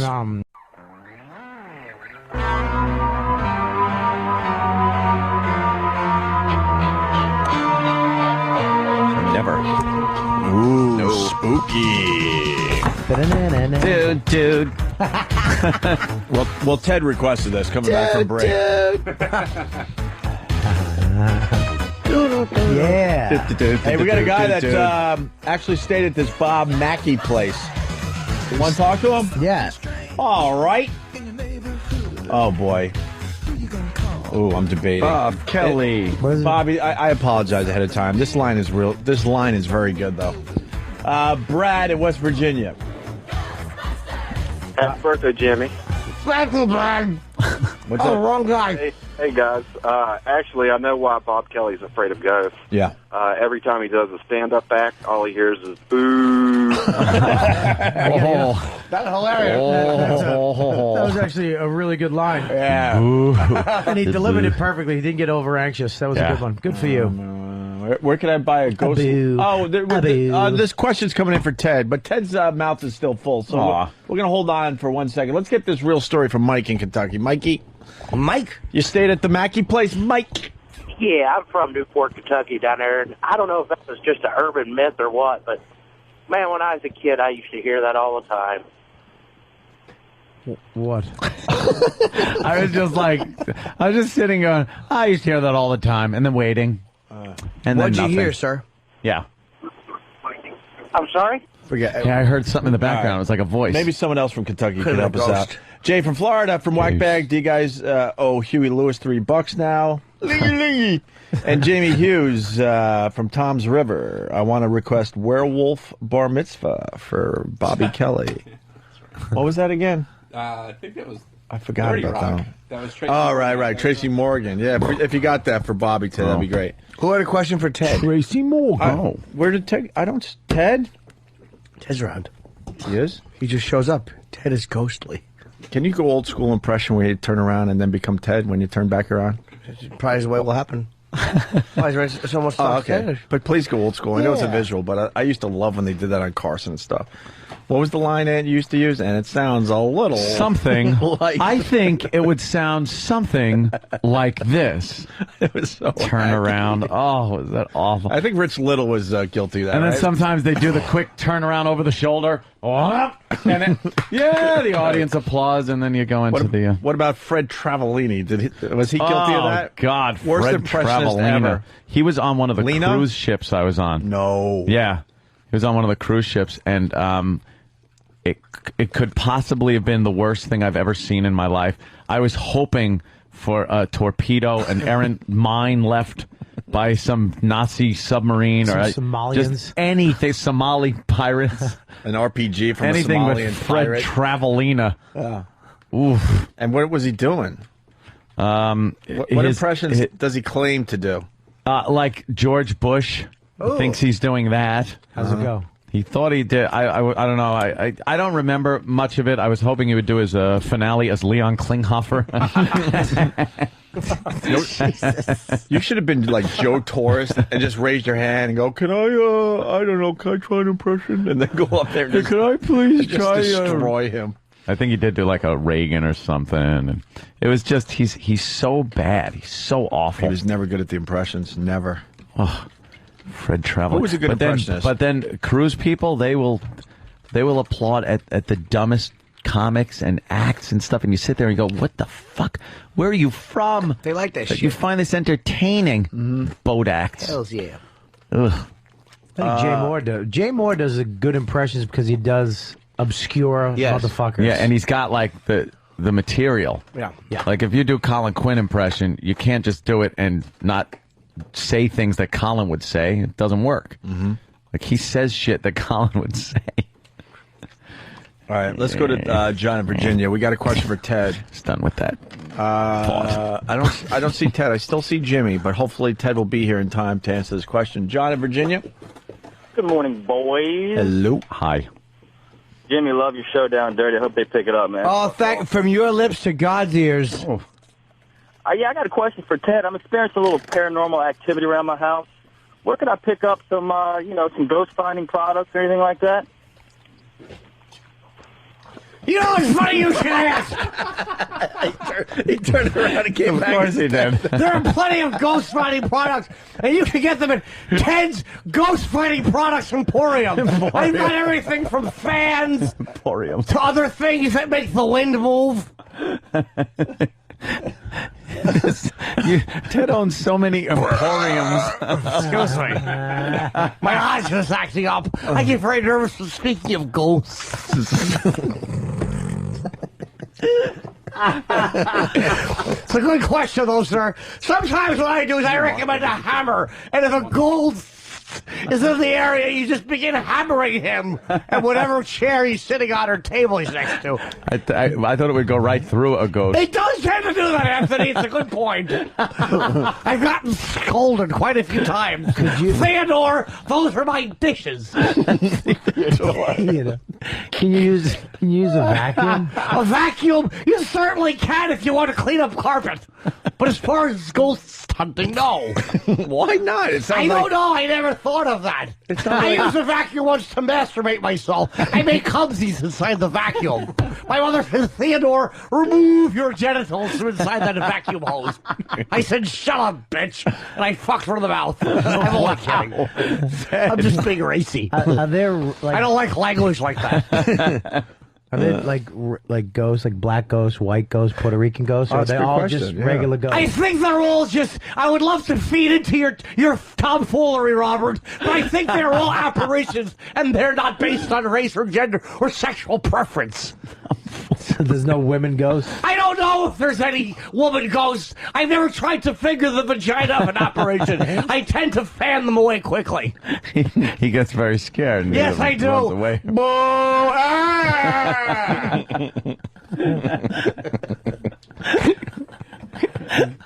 Wow. I think a vacuum would work, though, because it would suck him in and then blow him out. Yes, after but they then go. what are you going to do? You'll have a bag full of ghosts?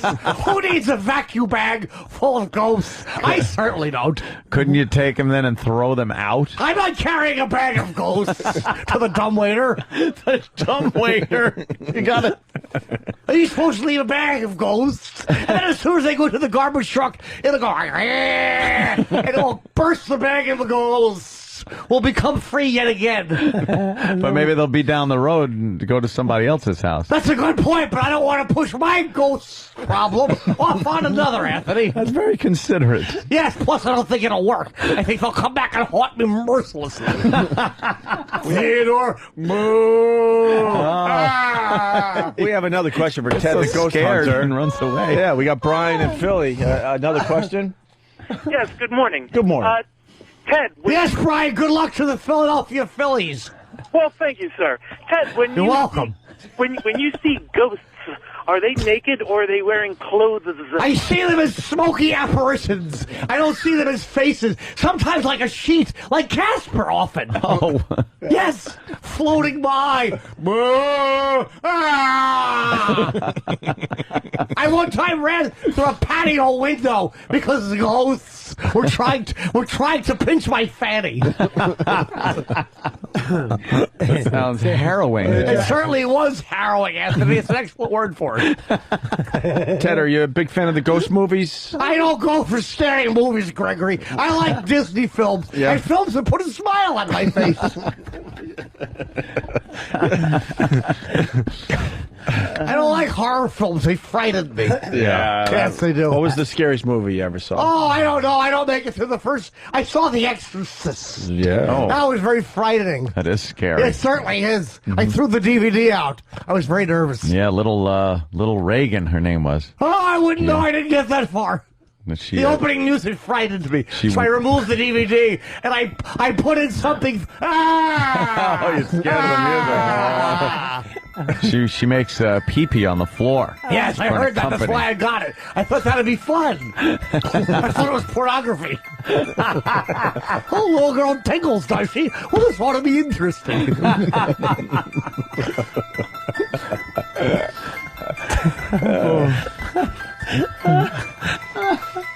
That's very scary. Is Jimmy in the room? Because we want to do some.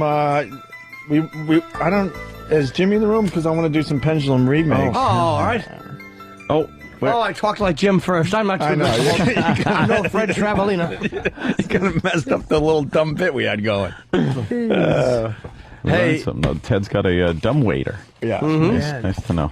Really? Why don't we? Is Voss your waiter? What do you mean? Dumb waiter. All right, listen. We got some Pendulum Tony, remakes. get it? Pendulum remakes. Do we have the hook just to bring everyone yes. on board? Pendulum. The hook of Pendulum, please. Ow! Yeah. Wow. Ow! Very good. We got people remaking that song in many, many different ways. Yeah. And the boys are talking about one that is just unbelievable today. We're going to get to that in a second, but we want to play a couple others before we get there. Oh, little tiger baby. What's wrong with its foot? He's injured his foot, Anthony. Oh, my good God. Oh, no. The little tiger has stepped on a tack. I don't think that would hurt him that much. He looked very injured. Yeah. Wow, she's hot, too. So that MSNBC, they just like pile on the hot chick reporters. You think that one's hot? She's all right. She's better than any other report. Like, reporter, you got to kind of set the bar. Yeah, like Whoa. Roz Abrams, who hasn't jerked off to her many times. Roz. That's my I want Roz Abrams to shit on my chest. Oh, God. Be a stinky one, I bet. Oh, God. I smell like liverwurst. Picture Roz Abrams takes giant dumps. Roz. You guys want to hear some of these Pendulum remakes today? Please. Scat Queen, Roz Abrams. Danny's going to help us through this. What's the first one you want to take a look at? Well, if we could run the gauntlet of from terrible to really, really good, and if we're going to do that, the original, you mean? everybody's favorite from my radio store, Ziggy, has entered his what I entitled "embarrassingly bad entry." But you're friends with the guy. I am, but dude, it's so fucking shitty and awful, and he knows it too. Why are we telling the O&A community that Ziggy sucks unless he's selling like radios? Because he does. MyRadiostore.com for all your whatever this company is For all called your needs. Sirius XM needs. Yes, here's Ziggy's entry. Pendulum!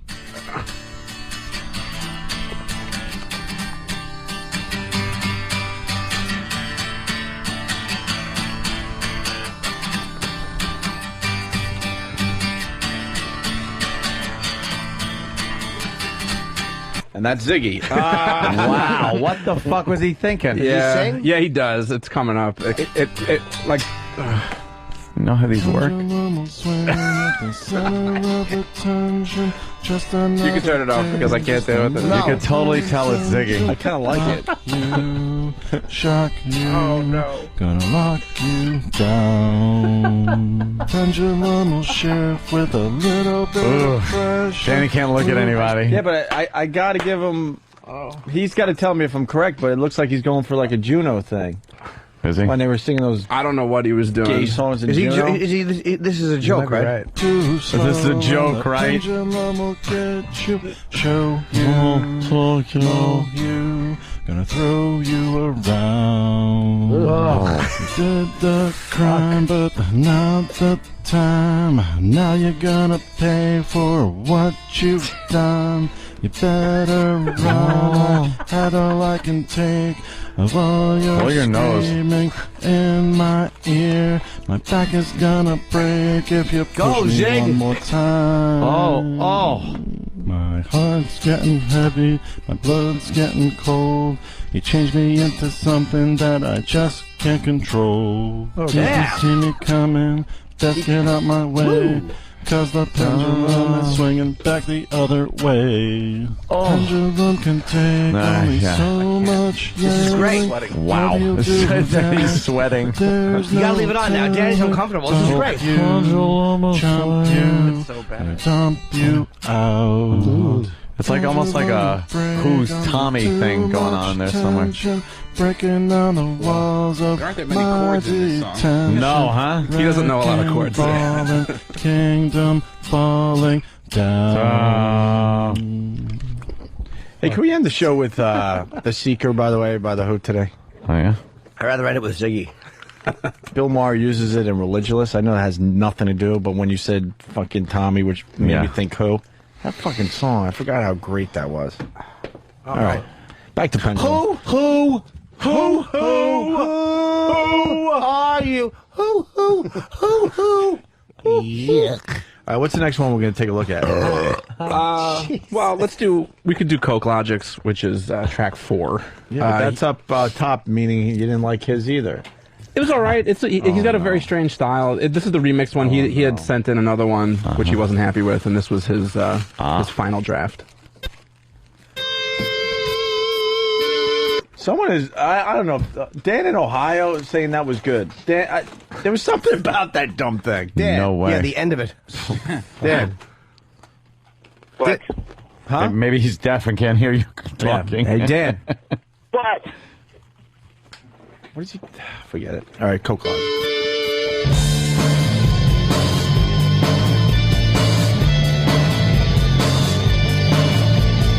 Pendulum will swing at the center of attention.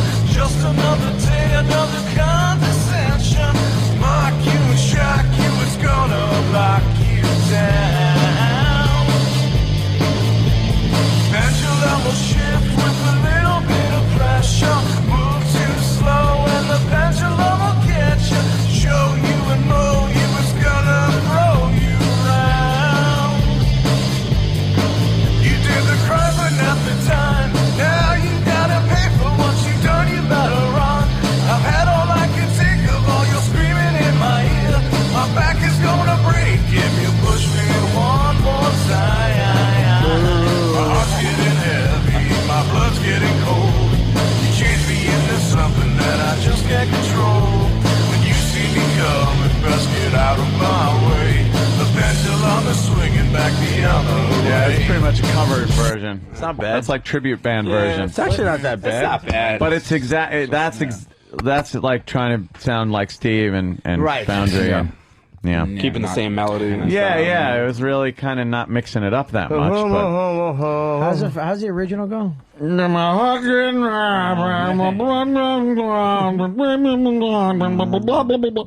out of my way. Get out of my way. We're going to end this with a really, really good one, but a couple more maybe? Yeah, this Which one one you wanna is play? this one came in a couple days ago. It's really weird. It's kind of like a 8-bit Nintendo game style. Oh, nice. Okay. Kind of like the Mega Man opening, sort of. And this is from John. Yeah. Welcome aboard, John. John. Hey, John. Hey, John. Hey, John. Welcome to the John. program. Do it for Johnny. Ooh.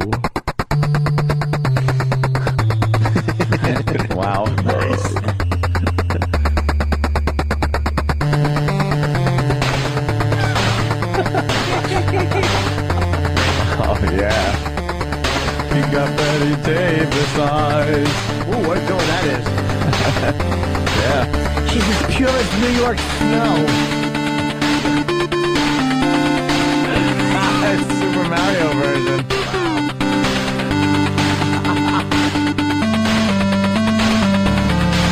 This is actually in Mega Man 9 when you fight Homo Man. He bends over and fires felt balls at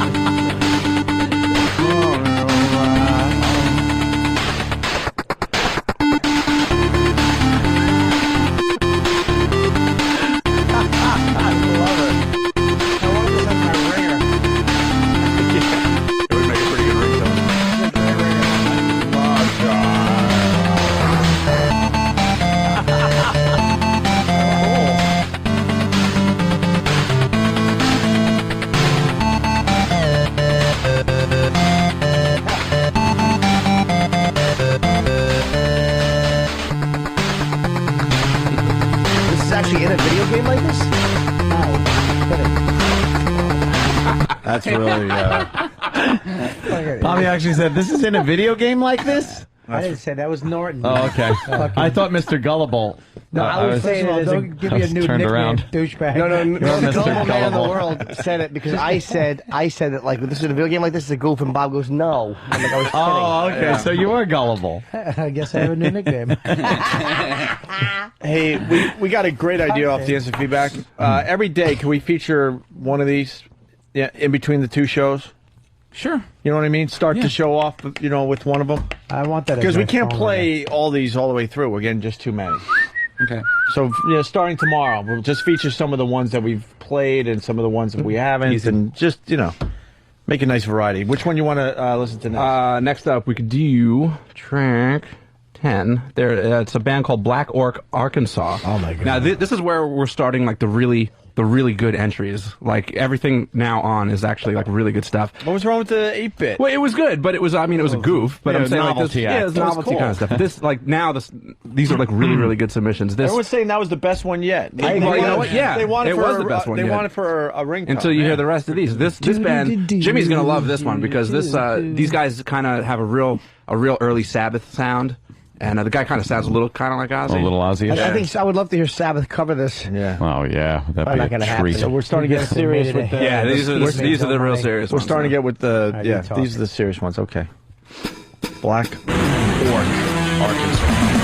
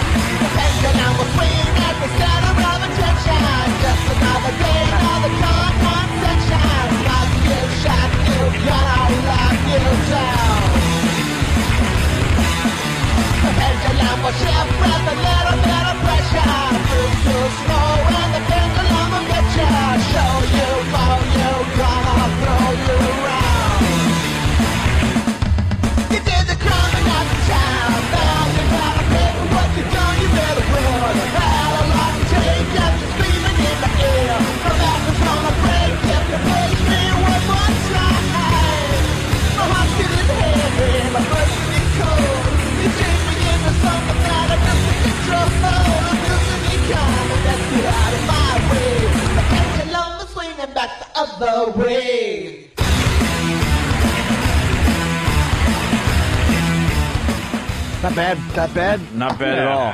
We'll play one of my faves. Like but- I said, we'll play the full versions. In between the two halves of the show, starting tomorrow. Is it weird, Steve? You're hearing all this, like you're hearing your song redone. It's different than a joke, but I mean, is it weird to hear? Is it cool? It's weird to hear all the different interpretations. That's one of the reasons we're not putting them online, because we don't want anybody to be sort of influenced one way or the other. But eventually, we're going to put them online. Yeah, because yeah. everyone's How screaming do you for feel that. though? It's your work. It's cool. I'm completely shocked that people just take something that was done 11 years ago and doesn't sound anything like that, and took something like the main riff and made it sound like satin. Yeah, right. Yeah, that's don't get carried away. There's a little wolf, little wolf mother in there too. Yeah, a little bit. Yeah. I like Steve's the wolf acting like mother. it's a U2 tribute. I wasn't the vocals that didn't thrilled get with you? the vocals. Yeah, I preferred a little the cartoony. Yeah, I agree. I kind of like the. It was different though. I liked it. Blue I Healer like from the Kentucky, guitar thanks. myself. I like Yeah, the the uncomfortable music ones was good. better. That's but pretty good. The good ones are fucked up. Next up is a band called Aspirin Hammer. Okay. And this is in the style of the Ramones. Oh, when it said Ramon style, I was thinking Ramon. Oh, no. Like the actual the band. Oh, very cool. All right, let's check out Aspirin Hammer.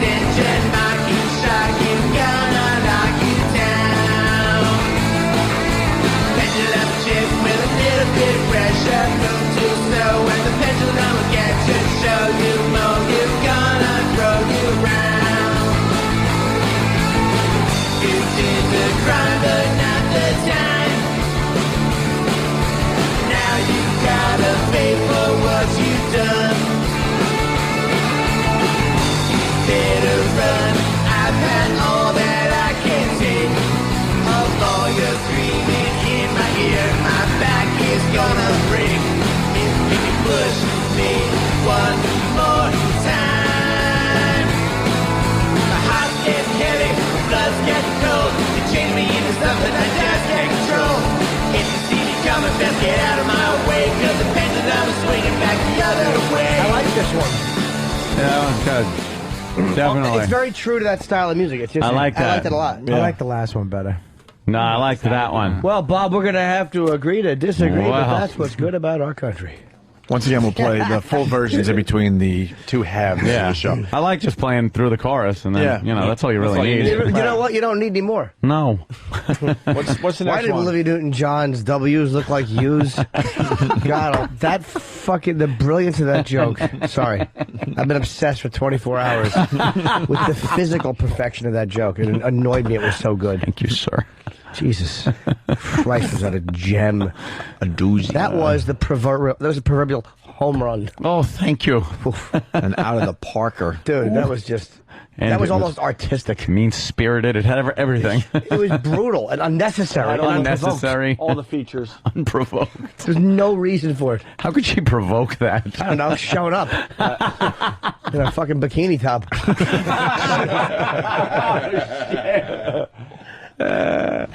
Tommy T from Albuquerque, I heard that too. Ramones meet South Park. I heard a little bit of Cartman in there.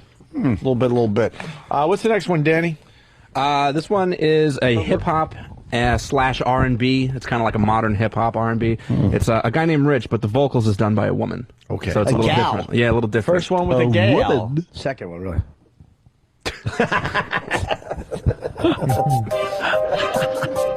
I'm sorry. Oh. No. Ah! He rubs his beard on my neck and I make cumsies. It hurts. Pendulum, pendulum, pendulum. Pendulum, pendulum, pendulum.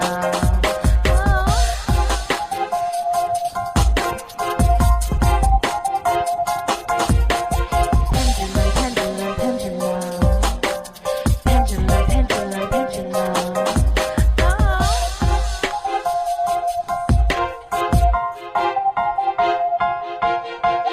Pendulum will swing at the center of attention. Just another day,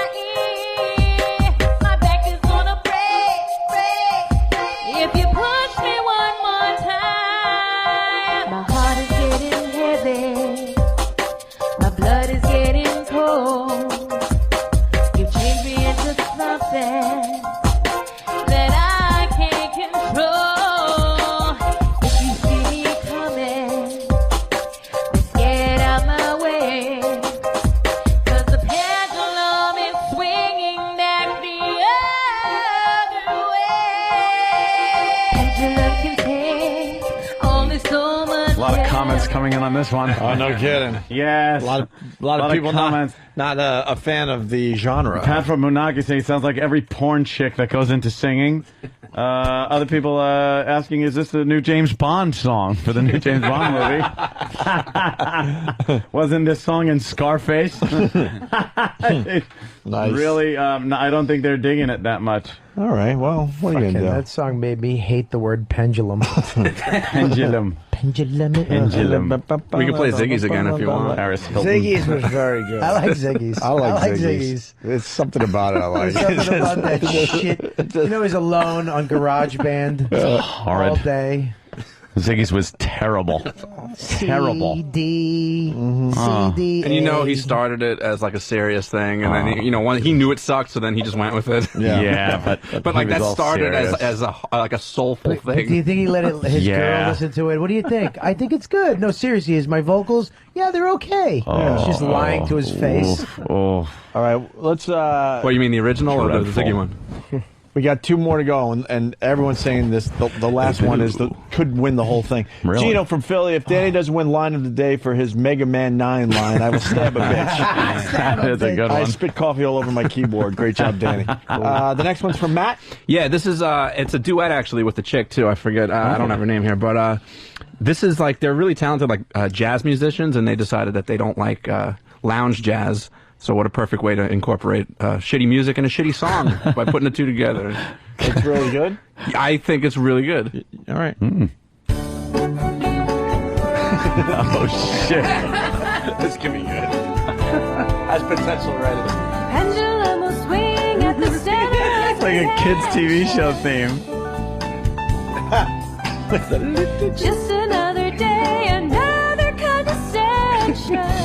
She's the best singer so far. Yeah, this is good. A real singer. Mock you, shock you, I'm gonna lock you down. Like Swing Out Sister or whatever the hell that band was. Stephen Eady. Pendulum will shift with a little bit of pressure. It's the Magic Garden on Sunday morning. And the pendulum will get you. Don't let it get you.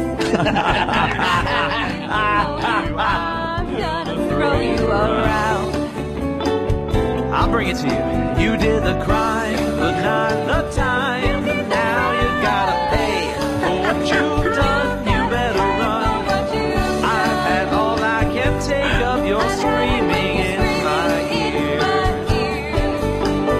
My back is gonna break if you push me one more time. Don't push me. My heart's getting heavy, my blood's getting cold. You change me into something that I just can't control. If you see me coming, best get out of my way. Wait, is there a way to rewind? I gotta hear that line again. She did that. She did it. That was great. My way. We love the little nuances that you hear in some of these things. Yeah. Don't push me. My heart's getting heavy, my blood's getting cold. You change me into something that I just can't control. If you see me coming, best get out of my way. I'm swinging back the other way. Swing it back the other way. Someone wrote Peter, Paul, and Fairy.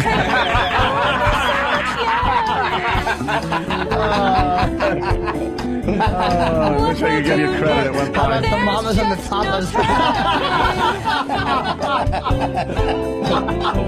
Bump you, chump you, I'm gonna dump you out. I'll dump you out. Oh my God. The pendulum will break under too much tension. Breaking down the walls of my detention. That's right, I just rhymed. Detention. Wrecking ball and kingdom falling down. Let's break it down. You did the crime, but now the time you gotta pay for what you have done. You better run. I've had all I can take of your scream.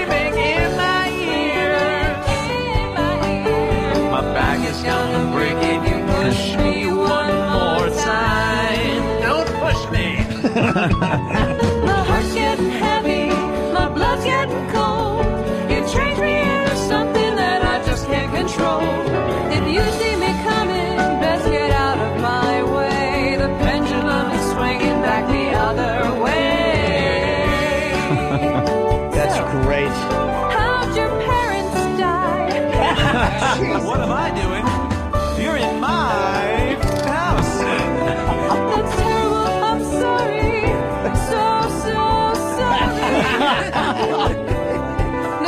No. Moon, get me a song that doesn't suck. Wow. Wow. That was great. We went to the end of that one. Bravo. That's Matt. Matt, you got to give credit to the woman. Yeah, I got it right. Who's Where the- are they? Who's the chick? And they They're actually obviously local. Are they New York Yeah, or Jersey? I think Westchester. They're obviously doing real God. gigs. They should get a plug for that, man. They were that's great. Really, Oh. good. That Let's was fucking Yeah, a lot hilarious. of compliments coming in on that one. Jesus. Peter, Paul, and Very the Stephen Carpenters. let's go to Darren in California. Darren. Hey, it sounds like that 70s song, Afternoon Delight. yeah. By Robinson Flight.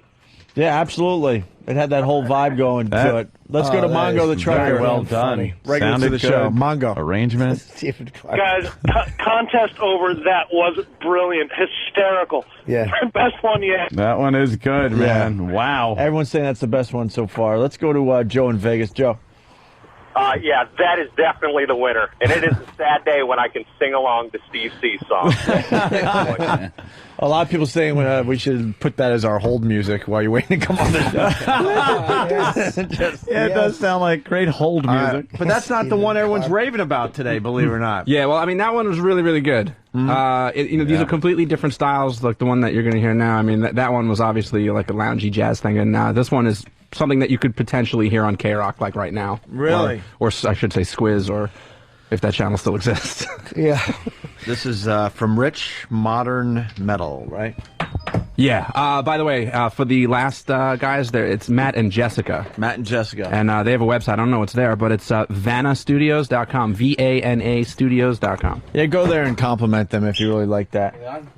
What's up? I want to see their studio. They're You trying to see the You chick? just want to see what the You girl wanna looks see the like. chick? What do We you all think, we're do. assholes? We all do. We want to just see what yes. she looks like. I want to see what the studio Looks like looks like Voss. with her in it. Who she does? no him. Is she hot? It's only him so far. Yeah, see, enough for you, Matt. Self-centered ass. I know. Just puts his name on there. She was singing all the fucking parts. You were just harmonizing, douche. I know. Jesus Christ. Got a picture with Ho Ho Hoey. Oh, really? Yeah. That's it. That's it. All right. This fucking Matt's a real creep. Everybody wants a copy of that. Can we throw? We can throw that one up there at least. Eventually, we'll have all these for you guys to For download. sale. Yeah, for sale. $15 a song. All money going to us. We have to get that in elevators. That's what Jeremy and Indiana. You said. might as well because I'm always going down. They call me the Seeker. Oh, that was good. All right, Rich Modern Metal, his version of Pendulum.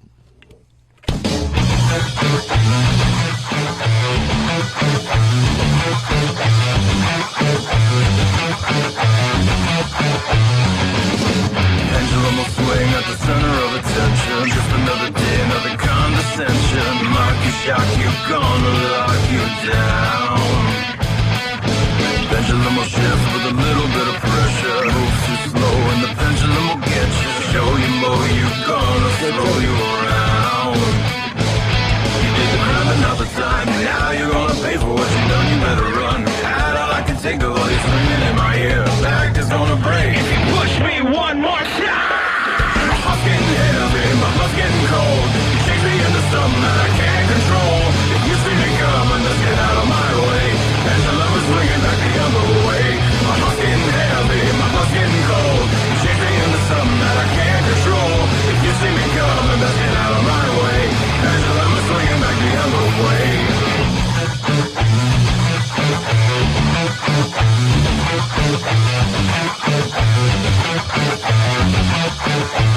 Pendulum can take only so much yelling. What he's gonna do next, there's no telling. Bump you, chomp you, gonna dump you out.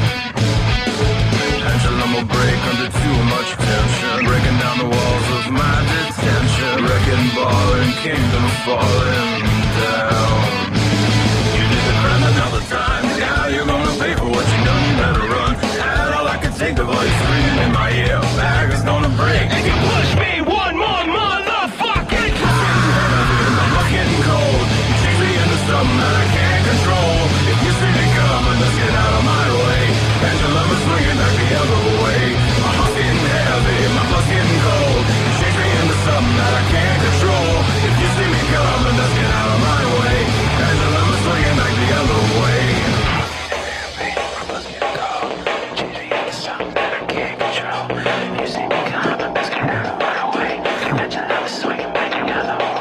My heart's getting heavy, my blood's getting cold. You change me into something that I can't control. If you see me coming, just get out of my way. The pendulum is swinging back. My heart's getting heavy, my blood's getting cold. You change me into something that I can't control. If you see me coming, just get out of my way. Pendulum is swinging back the other way. My heart's getting heavy, my blood's getting cold. You change me into something that I can't control. If you see me coming, just get out of my way. Pendulum is swinging back the other way.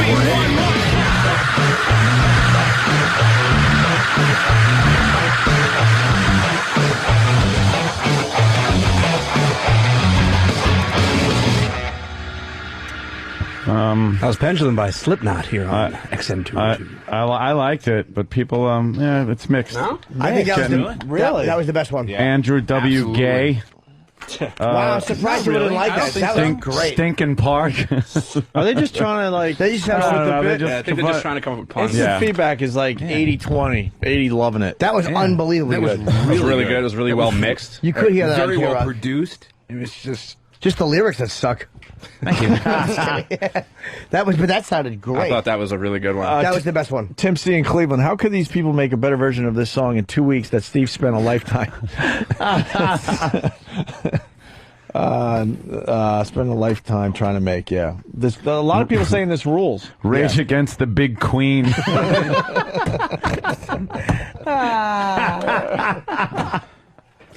Oh, people are wishing that the girl that did I saw the sign. I saw the signs. Did a version. Open up my eyes, I saw the signs. Love is demanding without understanding. And I want to hear that now. a lot of people have been emailing me. They want to know when the due date is to get their entry in because they're still coming in. Oh, the due date. The due date. Right now, there isn't one set yet. So if you're still working on one, don't be discouraged because right now it's open. Yeah, when the bit starts getting old, then we'll throw a date on it. I think we were working on a prize too. Does it bother you that these are better than the original? Not at all. Ziggy's was better than the original. Did you like that last one, though? I Sing really about- did like that last one. Do you I, wish that you could jump how in it and should sing have it been again? done. Try it again? I wish that I could have sang that one, not Really? the one I Yourself did a originally. DeLorean, my friend. Steve just See? wishes he could sing. God damn it. Stephen Carr you're talking Oh, to. you see him, Didn't. Oh. if you see him coming, That is way. just acknowledge he's, Yeah. Oh, the feedback loved that one, Ant. that was great. They love that one. Yeah, that was a good one. Stinking Park is pretty fun. Rage Park. Against the Big Queen. Rage Against the Big Queen. You gotta shoehorn it a little, but it works. 9-inch uncut. I didn't write that. Somebody on the feedback wrote that. Oh, did no. they? But I don't see if it. it worked, you were taking I credit. don't see it. Fucker. It's great. You just blame all your bad jokes on fucking Pal Talk. Yeah. No, I'm just saying that's what someone wrote. Yeah, that's what someone wrote. Fuck it, Yeah. I didn't say that. That's what That's a I'm doing good from- idea. I'm doing that from now on. Yeah. Yeah, Tim Douchebag from fucking Kentucky. Yeah. What was the name of that group that just played that? It's just from Rich. Oh, shit. He didn't leave any other. Name. No, he didn't leave any. What's wrong with you? The guy must have a band to promote. Yeah, I fucking think he's Rich. got like a website. This is one reason to do this. You get a little promotion for your band. Yeah, Rich I'm Modern Metal. That's all he wrote. He's got to have a real band. What's up, Hawk? Not anymore. What's up, ill-fitting shirt? See, now that's Wait, better. what's up with your torso, Eric? Finnack, is that it? Familiar, right? He's What got happened? one. What 9-inch happened? males. Now that would have been. So there's the joke. What was it? 9-inch males. Thank you. Thank you for making the joke that I got off Pal Talk better. That's hilarious. David Blowy is any singer with any gay thing. That's it for Steve. Okay, we got it. David Blowy. David Blowy. Let's do line of the day and get out of here. What we're going to do with some of the songs that stand out, we're going to play the whole version in between the two halves of the show or whatever. Yeah. To start off the exclusive satellite side of the show. Yeah. So show's over? Game over. Well, we start line of the day. Man. Who knows? We could go another half hour. Oh, this is fucking great. They're coming. That lounge one was really good. Very like the different. lounge. How are we going to figure out who wins this? I was about to ask that same question. Maybe we should have I voting. think they're all winners. We should probably have voting. Except Ziggy. We should somehow have the listeners vote. Get the better listeners ones have to online, vote. and because that, I mean, this is a We'll lot. cull it down to a reasonable number, put them up online. They could listen and vote away. Add a polling system. He wants to talk. WebEx gives us line of the day. Keep that going. That's good. Hold meetings, make presentations, and do it from the comfort of your home or office. Check it out at webex.com.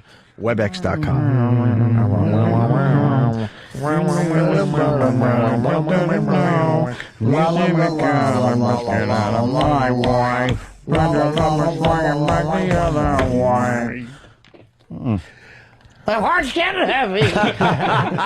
Ted. I don't know the lyrics, Stephen, but that's a lovely song. Thank you, Ted. I appreciate Pendulums that. do swing, too. Works out well. How do you know about pendulums? I've seen them swinging in clocks, in grandfather clocks that stop suddenly in the presence of ghosts. I thought perhaps you might have been in the business of selling them. Maybe Ted's. I've never sold pendulums. That's a dirty business, Daniel, and I won't be involved in it. A dirty It business. certainly is. There's no corruption like there is in the pendulum business. We all know that. All those pendulums sold are counterfeited. They're spray painted cow patties with little sticks on them. I never remember seeing a pendulum store. Can you figure out one? I once purchased a clock, and the pendulum inside was a cow patty with a stick on it, and my whole apartment smelled like duty. Where did you purchase the pendulum? What's that? Where did you purchase the pendulum? It was at a garage sale. They had 1,400 pendulums for sale. I didn't know how they got them. I didn't want to That know. doesn't sound like a garage sale. That sounds like a store of some No, kind. it was a garage sale. It was my neighbor. God He was damn going it. away for child molesting charges. Danny's just laughing at me. I'm trying so hard. What'd you say? I just want to know if there's a store that No, sells there's them. not. I've answered that question, Anthony. What do you want me to say? Oh, yeah, there's a store called Pendulum Emporium. I won't feed into that. I'm not here to abuse anybody.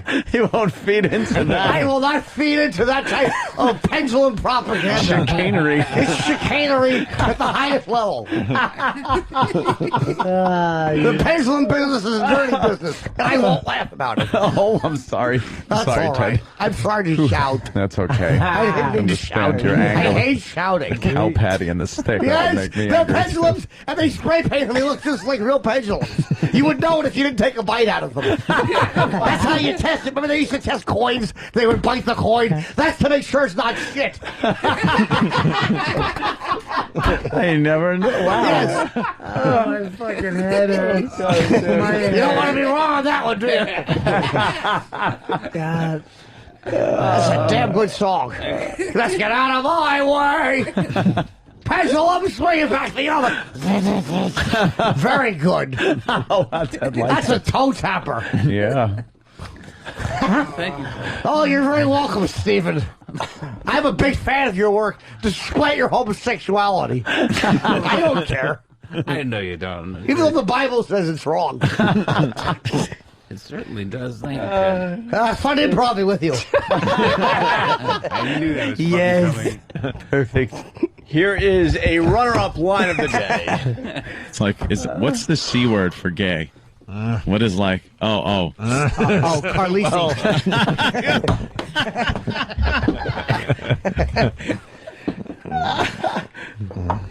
Oh, does Steve take some abuse? It's the same fucking. It's the same fucking abuse. Yes, and hysterical every time. It really is a fucking climber. Oh, Here's another runner-up line of the day. There's no reason for it. How could she provoke that? I don't know. Showing up. In a fucking bikini top. How the fuck good. Unnecessary brutality. Completely reasonless. Stands to reason. I won't have it. What the fuck is that? Another runner-up line of the day. This is actually in Mega Man 9 when you fight Homo Man.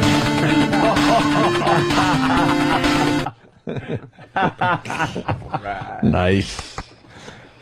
What are we up to? Homo man. Fucking poor Steve. We're getting there. One more runner-up. My heart's getting heavy, my blood's getting cold. You change me into something that I just can't control. If you see me coming, best get out of my way.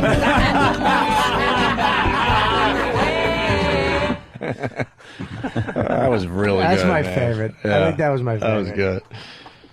All right. Line of the day time. Thank you, WebEx.com. Here. That's thievery, Anthony. I can't help it. I love doing that impression.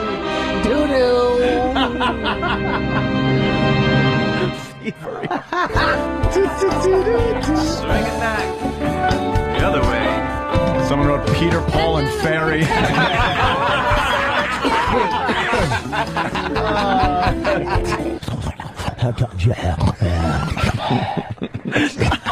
Oh, that was the demon phone call, Robert. Yeah, so someone gets line of the day today. Yes, somebody. I apologize. a People pal on Pal talker. Talk know who it was. Nice. So, Congrats very to that good. guy or girl. Bless you. Or gal. You actually won line of the day.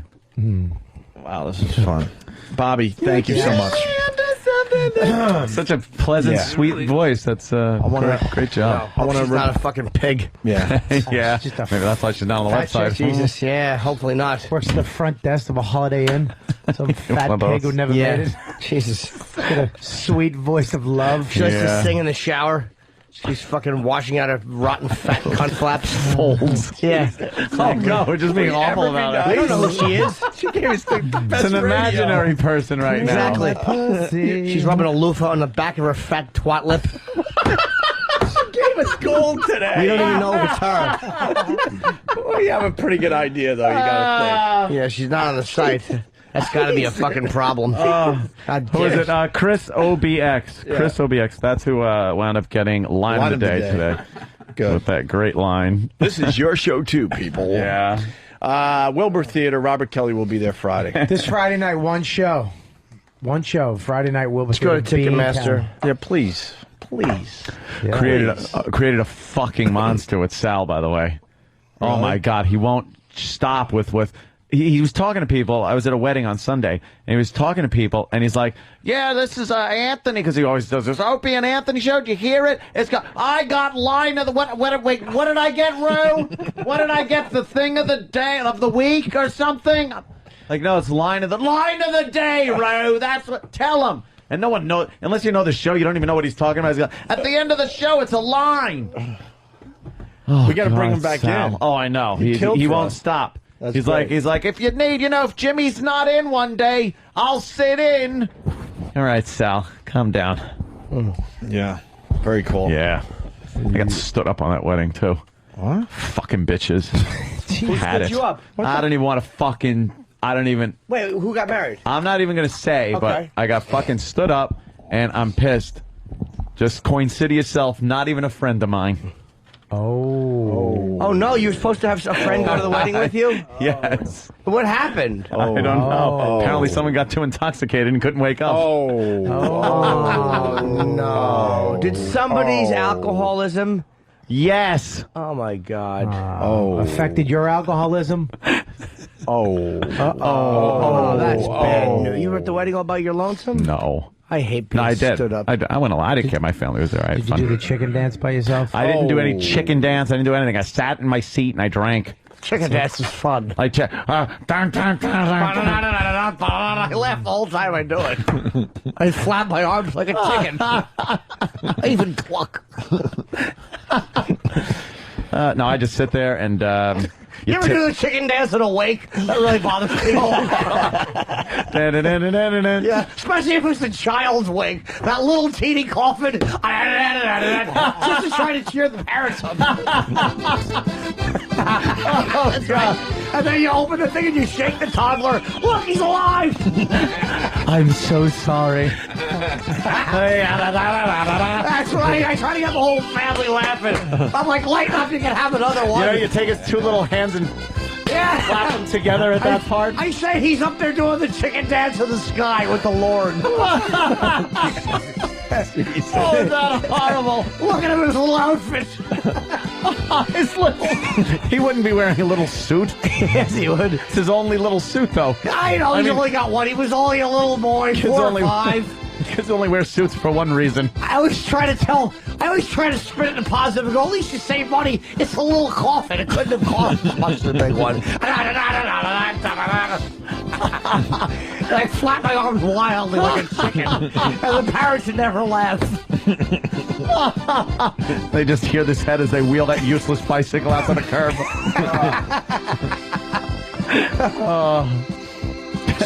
An awful song. It really is, especially to do a child's funeral. I'm 10 today. My throat's going to be suffering. All right, that's it. Pre-order Jim Norton's book, I Hate Your Guts, on Amazon. It's doing very well so far. The book comes out in 2 weeks from today. But you can get your copy ahead of time, or at least order it ahead of time. Because we do whatever we want. It's our channel. We're playing The Who, The Secret today as we leave.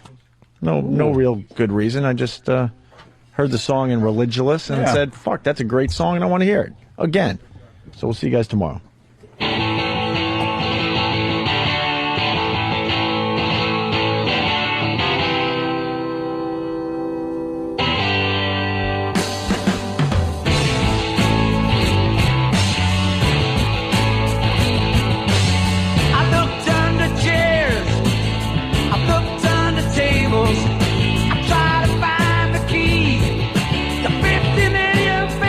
They call me the seeker.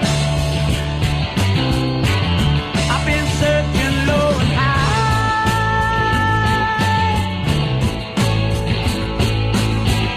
I won't get to get what I'm after till the day I die.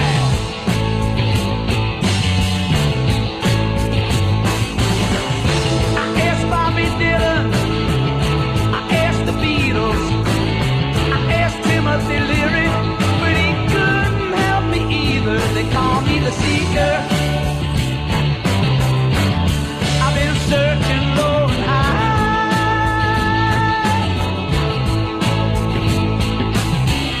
I won't get to get what I'm after till the day I die.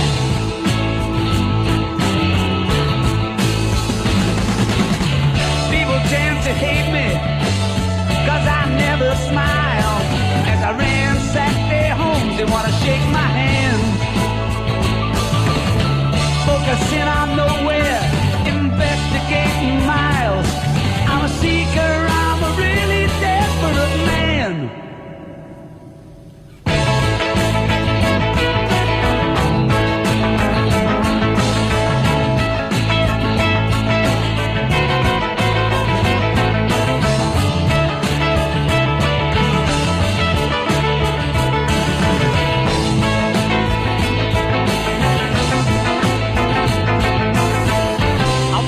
To get what I'm after till the day I die.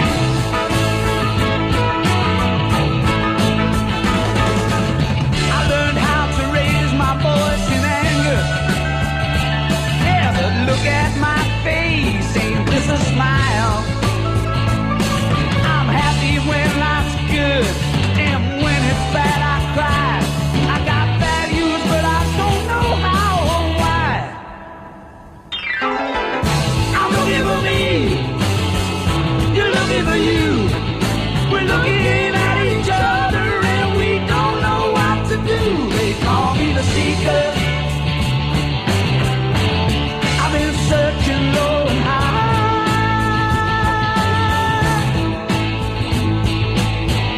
I won't get to get what I'm after till the day I